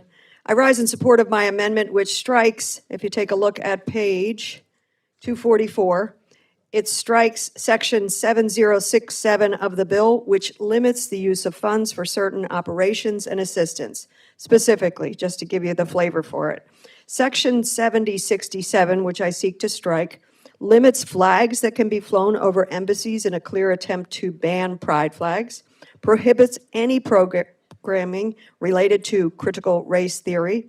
It would implement Executive Order 14154, ending racial and wasteful government DEI programs and preferencing. That's the title of the executive order. Those are not my words. It would implement Executive Order 14187, banning gender-affirming care. It prevents any masks or vaccine mandates, and it would implement the rules published in the Federal Register on January 27, 2026, entitled, quote, Combating Gender Ideology in Foreign Assistance, end quote, and, quote, Combating Discriminatory Equity Ideology in Foreign Assistance, end quote. The last point is a new addition in this section and extremely harmful. These rules expand the global gag rule to comply with this administration's extremist agenda against diversity and inclusion and LGBTQ plus issues. Weren't we all so impressed today with the king who spoke about the beauty of diversity in his own country and in ours? So my amendment proposes replacing the language of the Section 7067 to make it clear that no funds should be used to implement this expanded gag rule. How maybe we could add to this list that there shall be no more massive presidential face banners on government buildings. As you know, previous iterations of the global gag rule only focused on abortion-related restrictions, which were already extremely harmful to women's health and women's rights around the world. I'm deeply concerned about this far-reaching consequences of this expanded and narrowed, even more narrowed version. I urge my colleagues to support, and I yield back. Thank the gentlelady for her remarks. The gentleman from Florida, Mr. Diaz-Balart, is recognized to address the amendment. Mr. Chairman, thank you so much. I rise in opposition to this amendment. Again, this amendment, as you heard, would strike what I believe are common sense language that prevents funds from being used for what I believe are counterproductive and at least controversial purposes, but counterproductive as well. If that wasn't enough, this amendment also proposes to insert language that would prevent the administration from implementing, administering, and enforcing rules that prevent radical ideologies from being inserted into United States foreign assistance, which is what we're dealing with. As we all know, the Biden administration repeatedly funded programs abroad that contain what I would consider to be extreme agendas. Not only did these programs undermine the United States national security interests, but Americans overwhelmingly opposed these controversial programs, and so I would then urge a no vote on this amendment. And Mr. Chairman, with that, I yield back. I thank the gentleman. The gentlelady from Florida, Ms. Frankel, is recognized to address the amendment. Thank you, Mr. Chair. I guess the love was short-lived. But meaningful. I rise in support of this fabulous amendment, and I thank you for it. This is the amendment to strike the section that expands the global gag rule and imposes other ideological riders. The Trump administration has already weaponized foreign assistance to prevent U.S. global health partners from providing basic reproductive health care services. This bill takes it a step further, slapping sweeping restrictions across nearly all military aid and forcing partners to comply with the administration's views on diversity and so-called gender ideology. It tells partners that if they want to maintain their funding, they must stay silent and halt programs that address basic issues of inequality and dignity. And we're already seeing what that means in practice. Life-saving HIV prevention programs supported by PEPFAR are being scaled back because the administration doesn't care about reaching the LGBTQ community, undermining now efforts to stop the spread of disease. Shelters serving survivors of gender-based violence are being penalized for reaching vulnerable populations most at risk, like women, obviously, or LGBTQ people. And education and workforce programs that once focused on lifting up women and girls are being stripped of that focus, making them less effective and leaving those most in need behind. And this is not accountability. This is ideology overriding results. And worse, these restrictions just don't apply to our funding. They attempt to control what partners do with their own money. That's overreach. That's un-American. For decades, our foreign assistance has been grounded in evidence, expertise, and a commitment to human rights. This replaces that with a one-size-fits-all mandate that ignores reality on the ground. We cannot promote stability if we refuse to recognize who is most at risk, and we cannot claim we stand for human rights while punishing those who protect them. This policy, the Trump policy, turns This policy turns life-saving aid into ideological loyalty tests. It's short-sighted, it's harmful, it's wrong.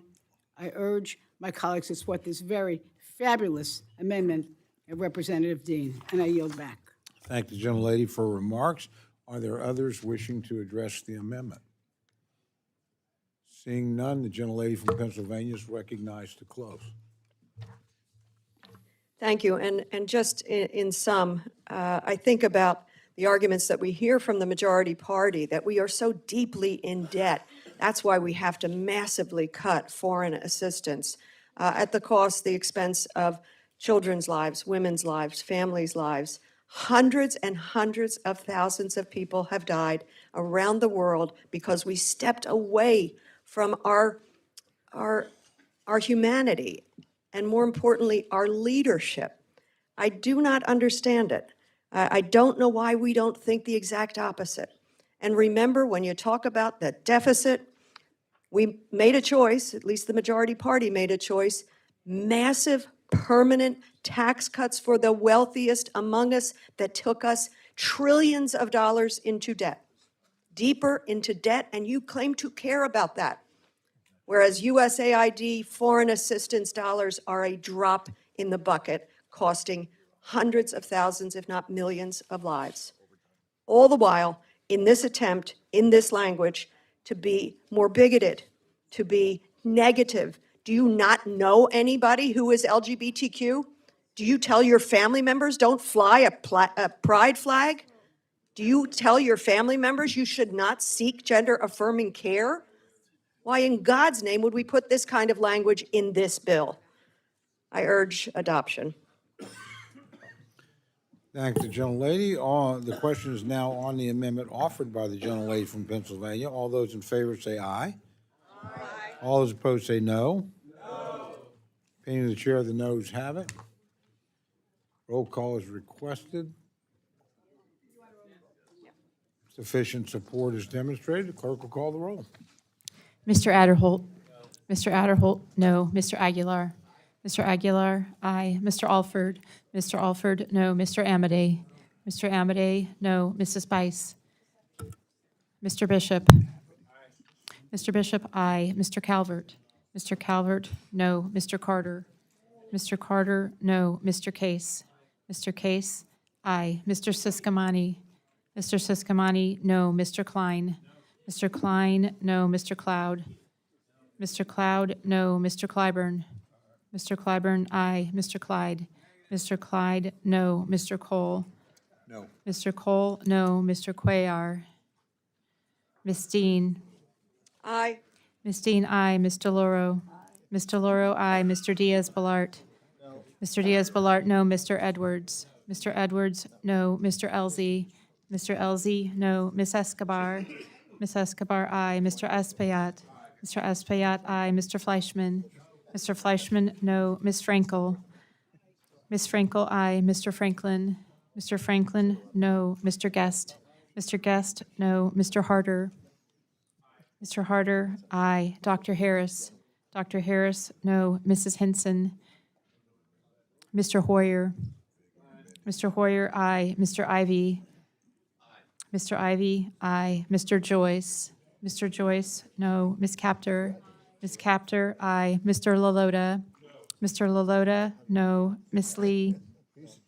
Ms. Lee, aye. Ms. Letlow? Ms. Letlow, no. Mr. Levin? Mr. Levin, aye. Ms. Malloy? Ms. Malloy, no. Ms. McCullum? Ms. McCullum, aye. Ms. Ming? Ms. Ming, aye. Mr. Molinar? Mr. Molinar, no. Mr. Moore? Mr. Moore, no. Mr. Morelli? Mr. Morelli, aye. Mr. Mervan? Mr. Newhouse? Mr. Newhouse, no. Ms. Perez?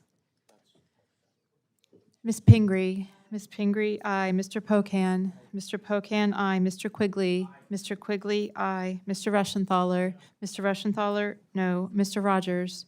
Mr. Rogers, no. Mr. Rutherford? Mr. Rutherford, no. Mr. Shreve? Mr. Shreve, no. Mr. Simpson? Mr. Simpson, no. Mr. Strong? Mr. Strong, no. Mrs. Torres? Aye. Mrs. Torres, aye. Ms. Underwood? Ms. Underwood, aye. Mr. Valadeo? Mr. Valadeo, no. Ms. Wasserman Schultz? Ms. Wasserman Schultz, aye. Mrs. Watson Coleman? Mrs. Watson Coleman, aye. Mr. Womack? Mr. Womack, no. Mr. Zinke? Mr. Zinke, no. Are there any members wishing to cast their vote or change their vote?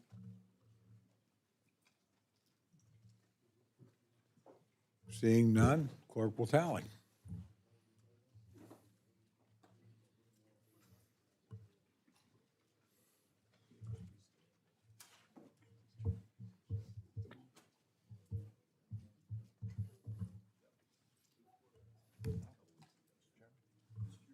Oh, gentlelady from Oklahoma? Mrs. Bice votes no.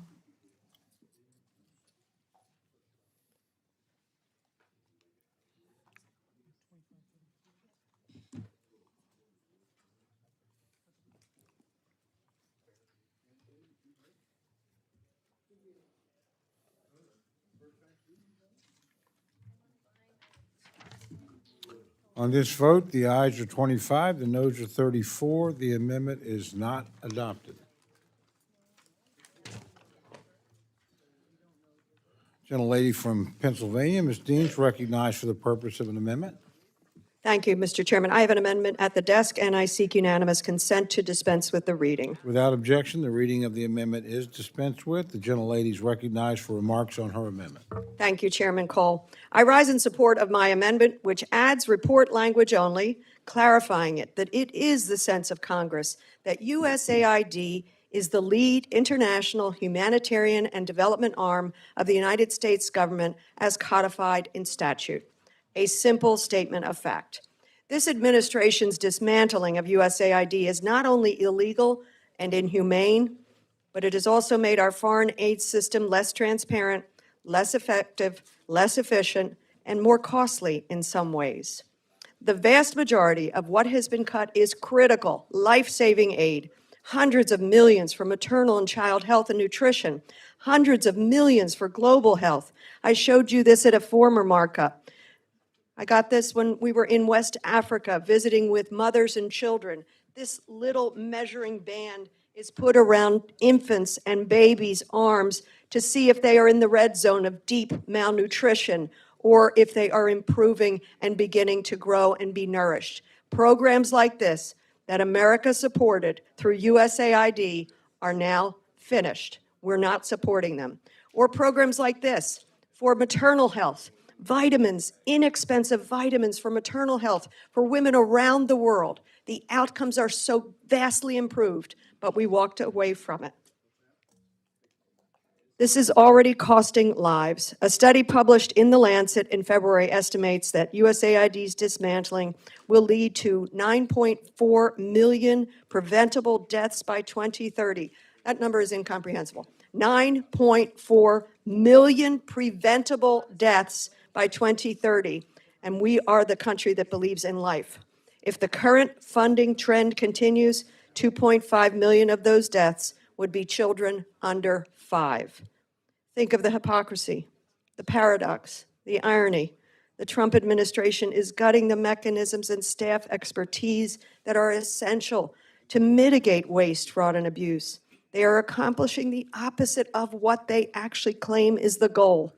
I urge my colleagues to stand up to the administration, assert the rightful leadership of this country, of this Congress, and support my amendment. I yield back.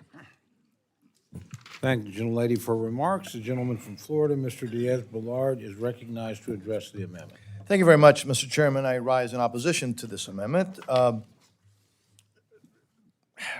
do I say this? This amendment is just not reflecting reality. I want to be respectful. I'm not sure how it serves the American people and our partners to continue to dwell in the past. Foreign assistance has been moved into the Department of State, something that, by the way, a lot of folks have been trying and begging to do for many, many years.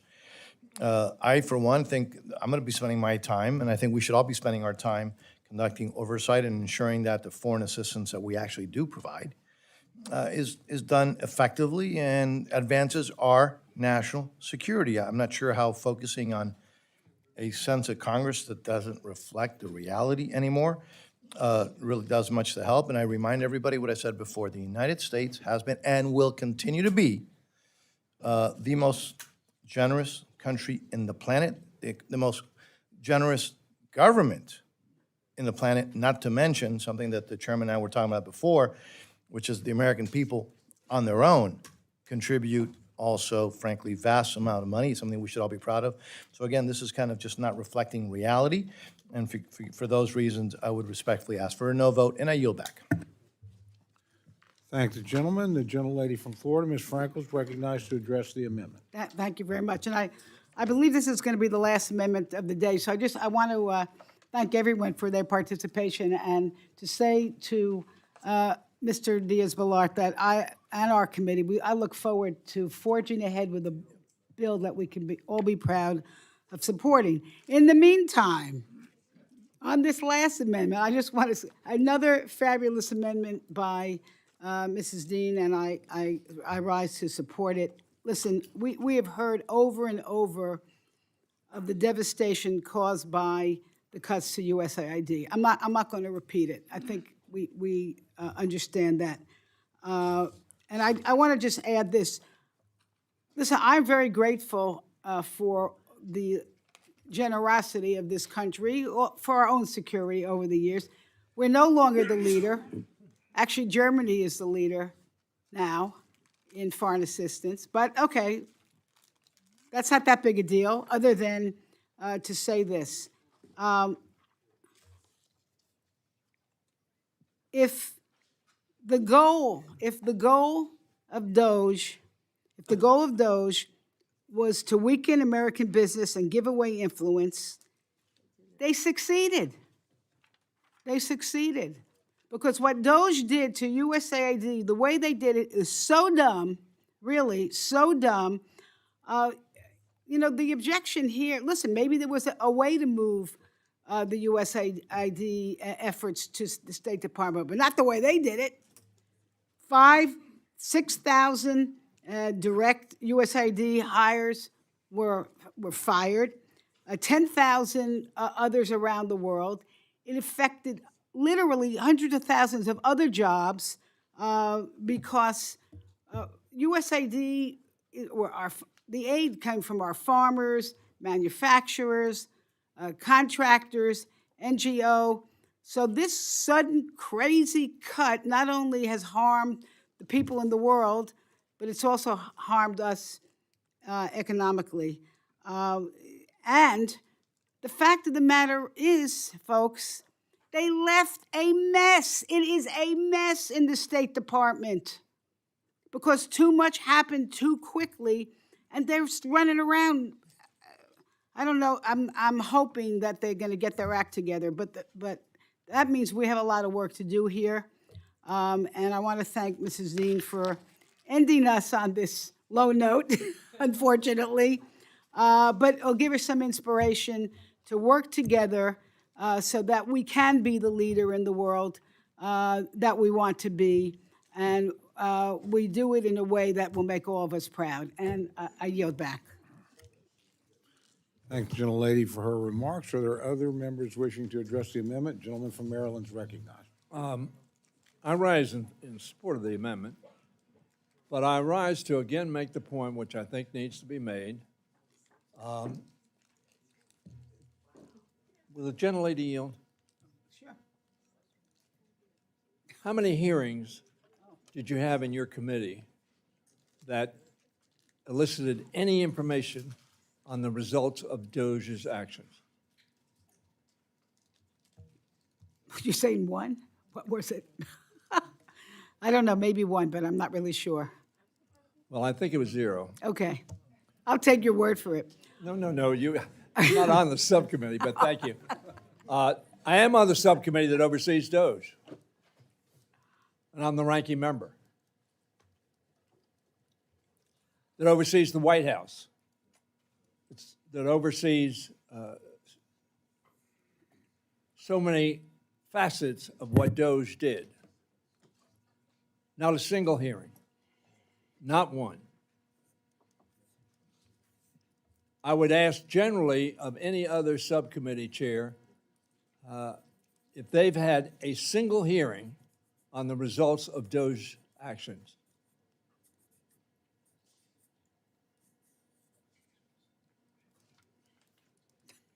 Raise your hand.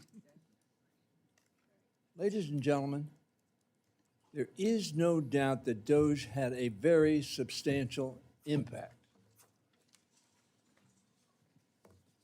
And for this committee not to try to find out what impact it had, what steps need to be taken in response, pro or con, is the point I make too often, and you're tired of hearing it. We are the authors of our own impotence. Because if you don't have them come before you and say, this is what we did or this is what we want to do, they're not going to care. And they're going to continue to do whatever the hell they want because they're not going to think we're going to hold them responsible. There will be no accountability.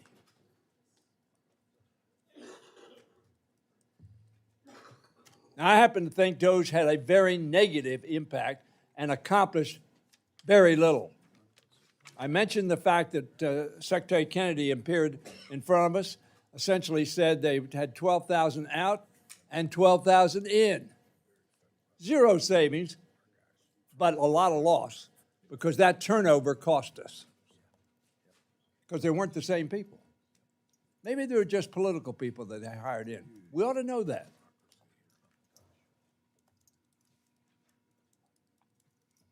I don't know that anybody on the committee cares about that.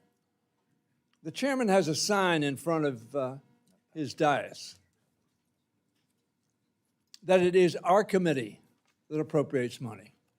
And if it is our committee that appropriates the money and expect the executive to carry it out, then it is our responsibility to oversee the propriety of the actions that were taken by the executive department. Maybe I'm alone in thinking that.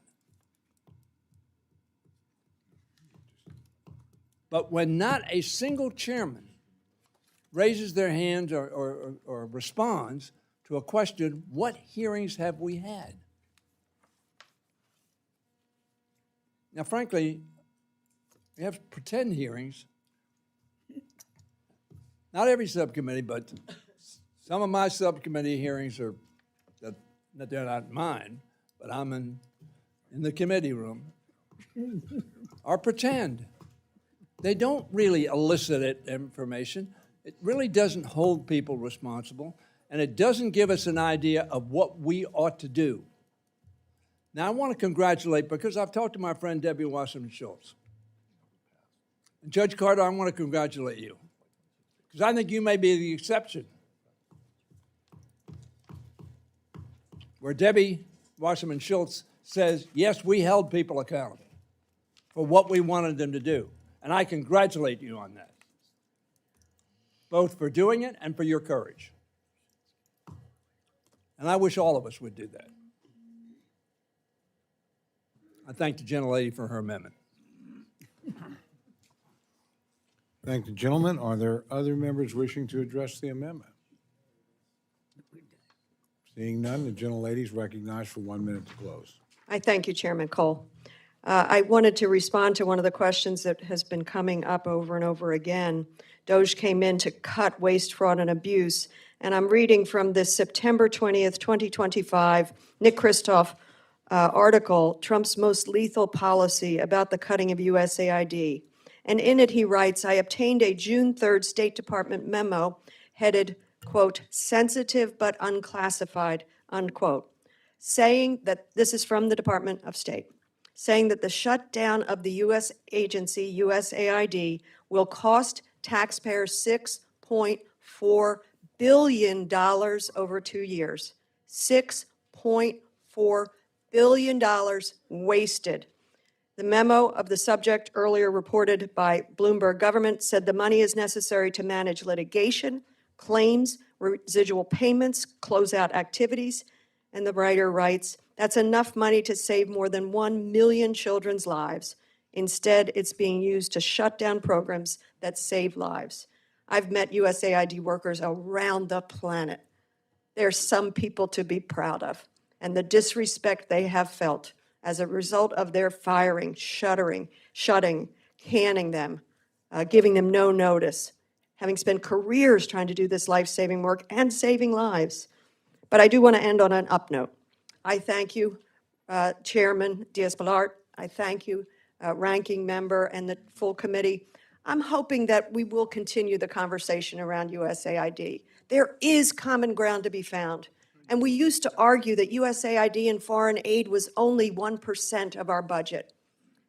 So no comparison to the deep deficits that have been passed as a result of the big, beautiful bill. What my argument is it should be 2% of our budget. It should be 3% of our budget. It is money wisely spent, saving lives and reducing conflict, famine, migration, and the rest. I hope and pray that I can work with you, Chairman, on this in the future. Thank you. I yield. Thank the gentlelady. The question is now on the amendment offered by the gentlelady from Pennsylvania. All those in favor say aye. Aye. All those opposed say no. Opinion of the chair, the noes have it. And the amendment is not accepted. I'm about to ask Mr. Rogers for a motion. Before we do, Mission Barbecue is available across the street. I don't know if that's a reward because we got done a lot earlier than I expected, or punishment if you don't like barbecue. But who doesn't like barbecue? It's got to be a reward. So, seeing no further amendments, I now recognize Chairman Rogers for a motion. Mr. Chair, I move to favorably report to the House the fiscal year 2027 National Security, Department of State, and related programs appropriations bill. The question is now on the motion to favorably report the fiscal year 2027 National Security, Department of State, and related programs appropriations bill to the House. All those in favor say aye. Aye. All those opposed say no. No. In the opinion of the chair, the ayes have it. Roll call has been requested. Sufficient support has been demonstrated. Clerk will call the roll. Mr. Adderholt. Aye. Mr. Adderholt, aye. Mr. Aguilar. No. Mr. Aguilar, no. Mr. Alford. Mr. Alford, no. Mr. Alford votes aye. Mr. Amedee. Mr. Amade, aye. Mrs. Bice? Mrs. Bice, aye. Mr. Bishop?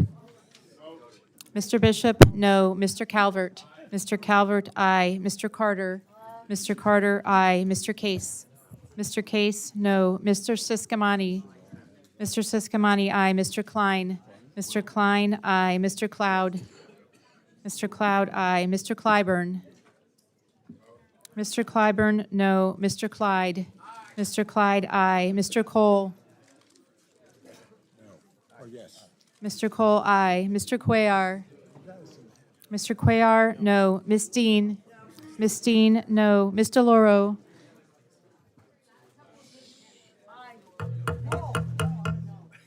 Ms. DeLauro votes no. Mr. Diaz-Balart? Aye. Mr. Diaz-Balart, aye. Mr. Edwards? Mr. Edwards, aye. Mr. Elzey? Mr. Elzey, aye. Ms. Escobar? Ms. Escobar, no. Mr. Espaillat?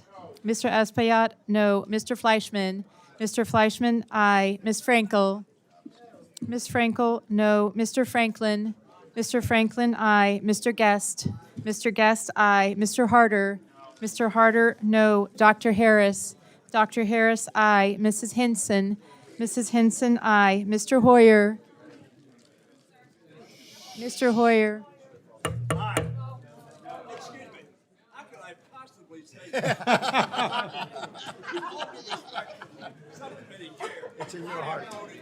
Mr. Hoyer, no. Mr. Ivy? Mr. Ivy, no. Mr. Joyce? Mr. Joyce, aye. Ms. Captor? Ms. Captor, no. Mr. Lalota? Mr. Lalota, aye. Ms. Lee? Miss Lee, no. Miss Letlow? Miss Letlow, aye. Mr. Levin? Mr. Levin, no. Miss Malloy? Miss Malloy, aye. Miss McCullum? Miss McCullum, no. Miss Ming? Miss Ming, no. Mr. Molinar? Mr. Molinar, aye. Mr. Moore? Mr. Moore, aye. Mr. Morelli? Mr. Morelli, no. Mr. Mervan? Mr. Newhouse? Mr. Newhouse, aye. Ms. Perez? Ms. Perez, no. Ms. Pingree? Ms. Pingree, no. Mr. Pocan? Mr. Pocan, no. Mr. Quigley? Mr. Quigley, no. Mr. Rushenthaler? Mr. Rushenthaler, aye. Mr. Rogers? Mr. Rogers, aye. Mr. Rutherford? Mr. Rutherford, aye. Mr. Shreve? Mr. Shreve, aye. Mr. Simpson? Mr. Simpson, aye. Mr. Strong? Mr. Strong, aye. Mrs. Torres? Mrs. Torres, no. Miss Underwood? Miss Underwood, no. Mr. Valadeo? Mr. Valadeo, aye. Miss Wasserman Schultz? Miss Wasserman Schultz, no. Mrs. Watson Coleman? No. Mrs. Watson Coleman, no. Mr. Womack? Mr. Womack, aye. Mr. Zinke? Mr. Zinke, aye. Are there any members wishing to record their vote or change their vote? A little confusing with all of you moving around, so if you're following that category, please raise your hand. Anybody wishing to record or change their vote, raise your hand. Seeing none, the clerk will tally. While the clerks are tallying, as many of you know, in honor of the king, we did not smoke in H216. We turned off the smoking lamp. But the king has left the building, and in honor of the king, the smoking lamp is turned back on.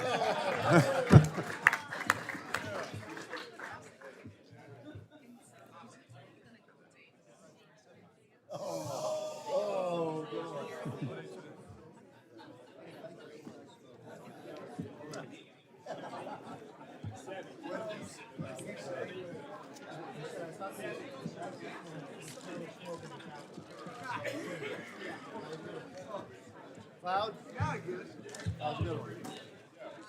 How's it going? On this vote, the ayes are 35, the noes are 27, and the motion is agreed to. I ask unanimous consent that staff be permitted to make technical and conforming changes to the bill, and the report just approved. 3 days. 3 days.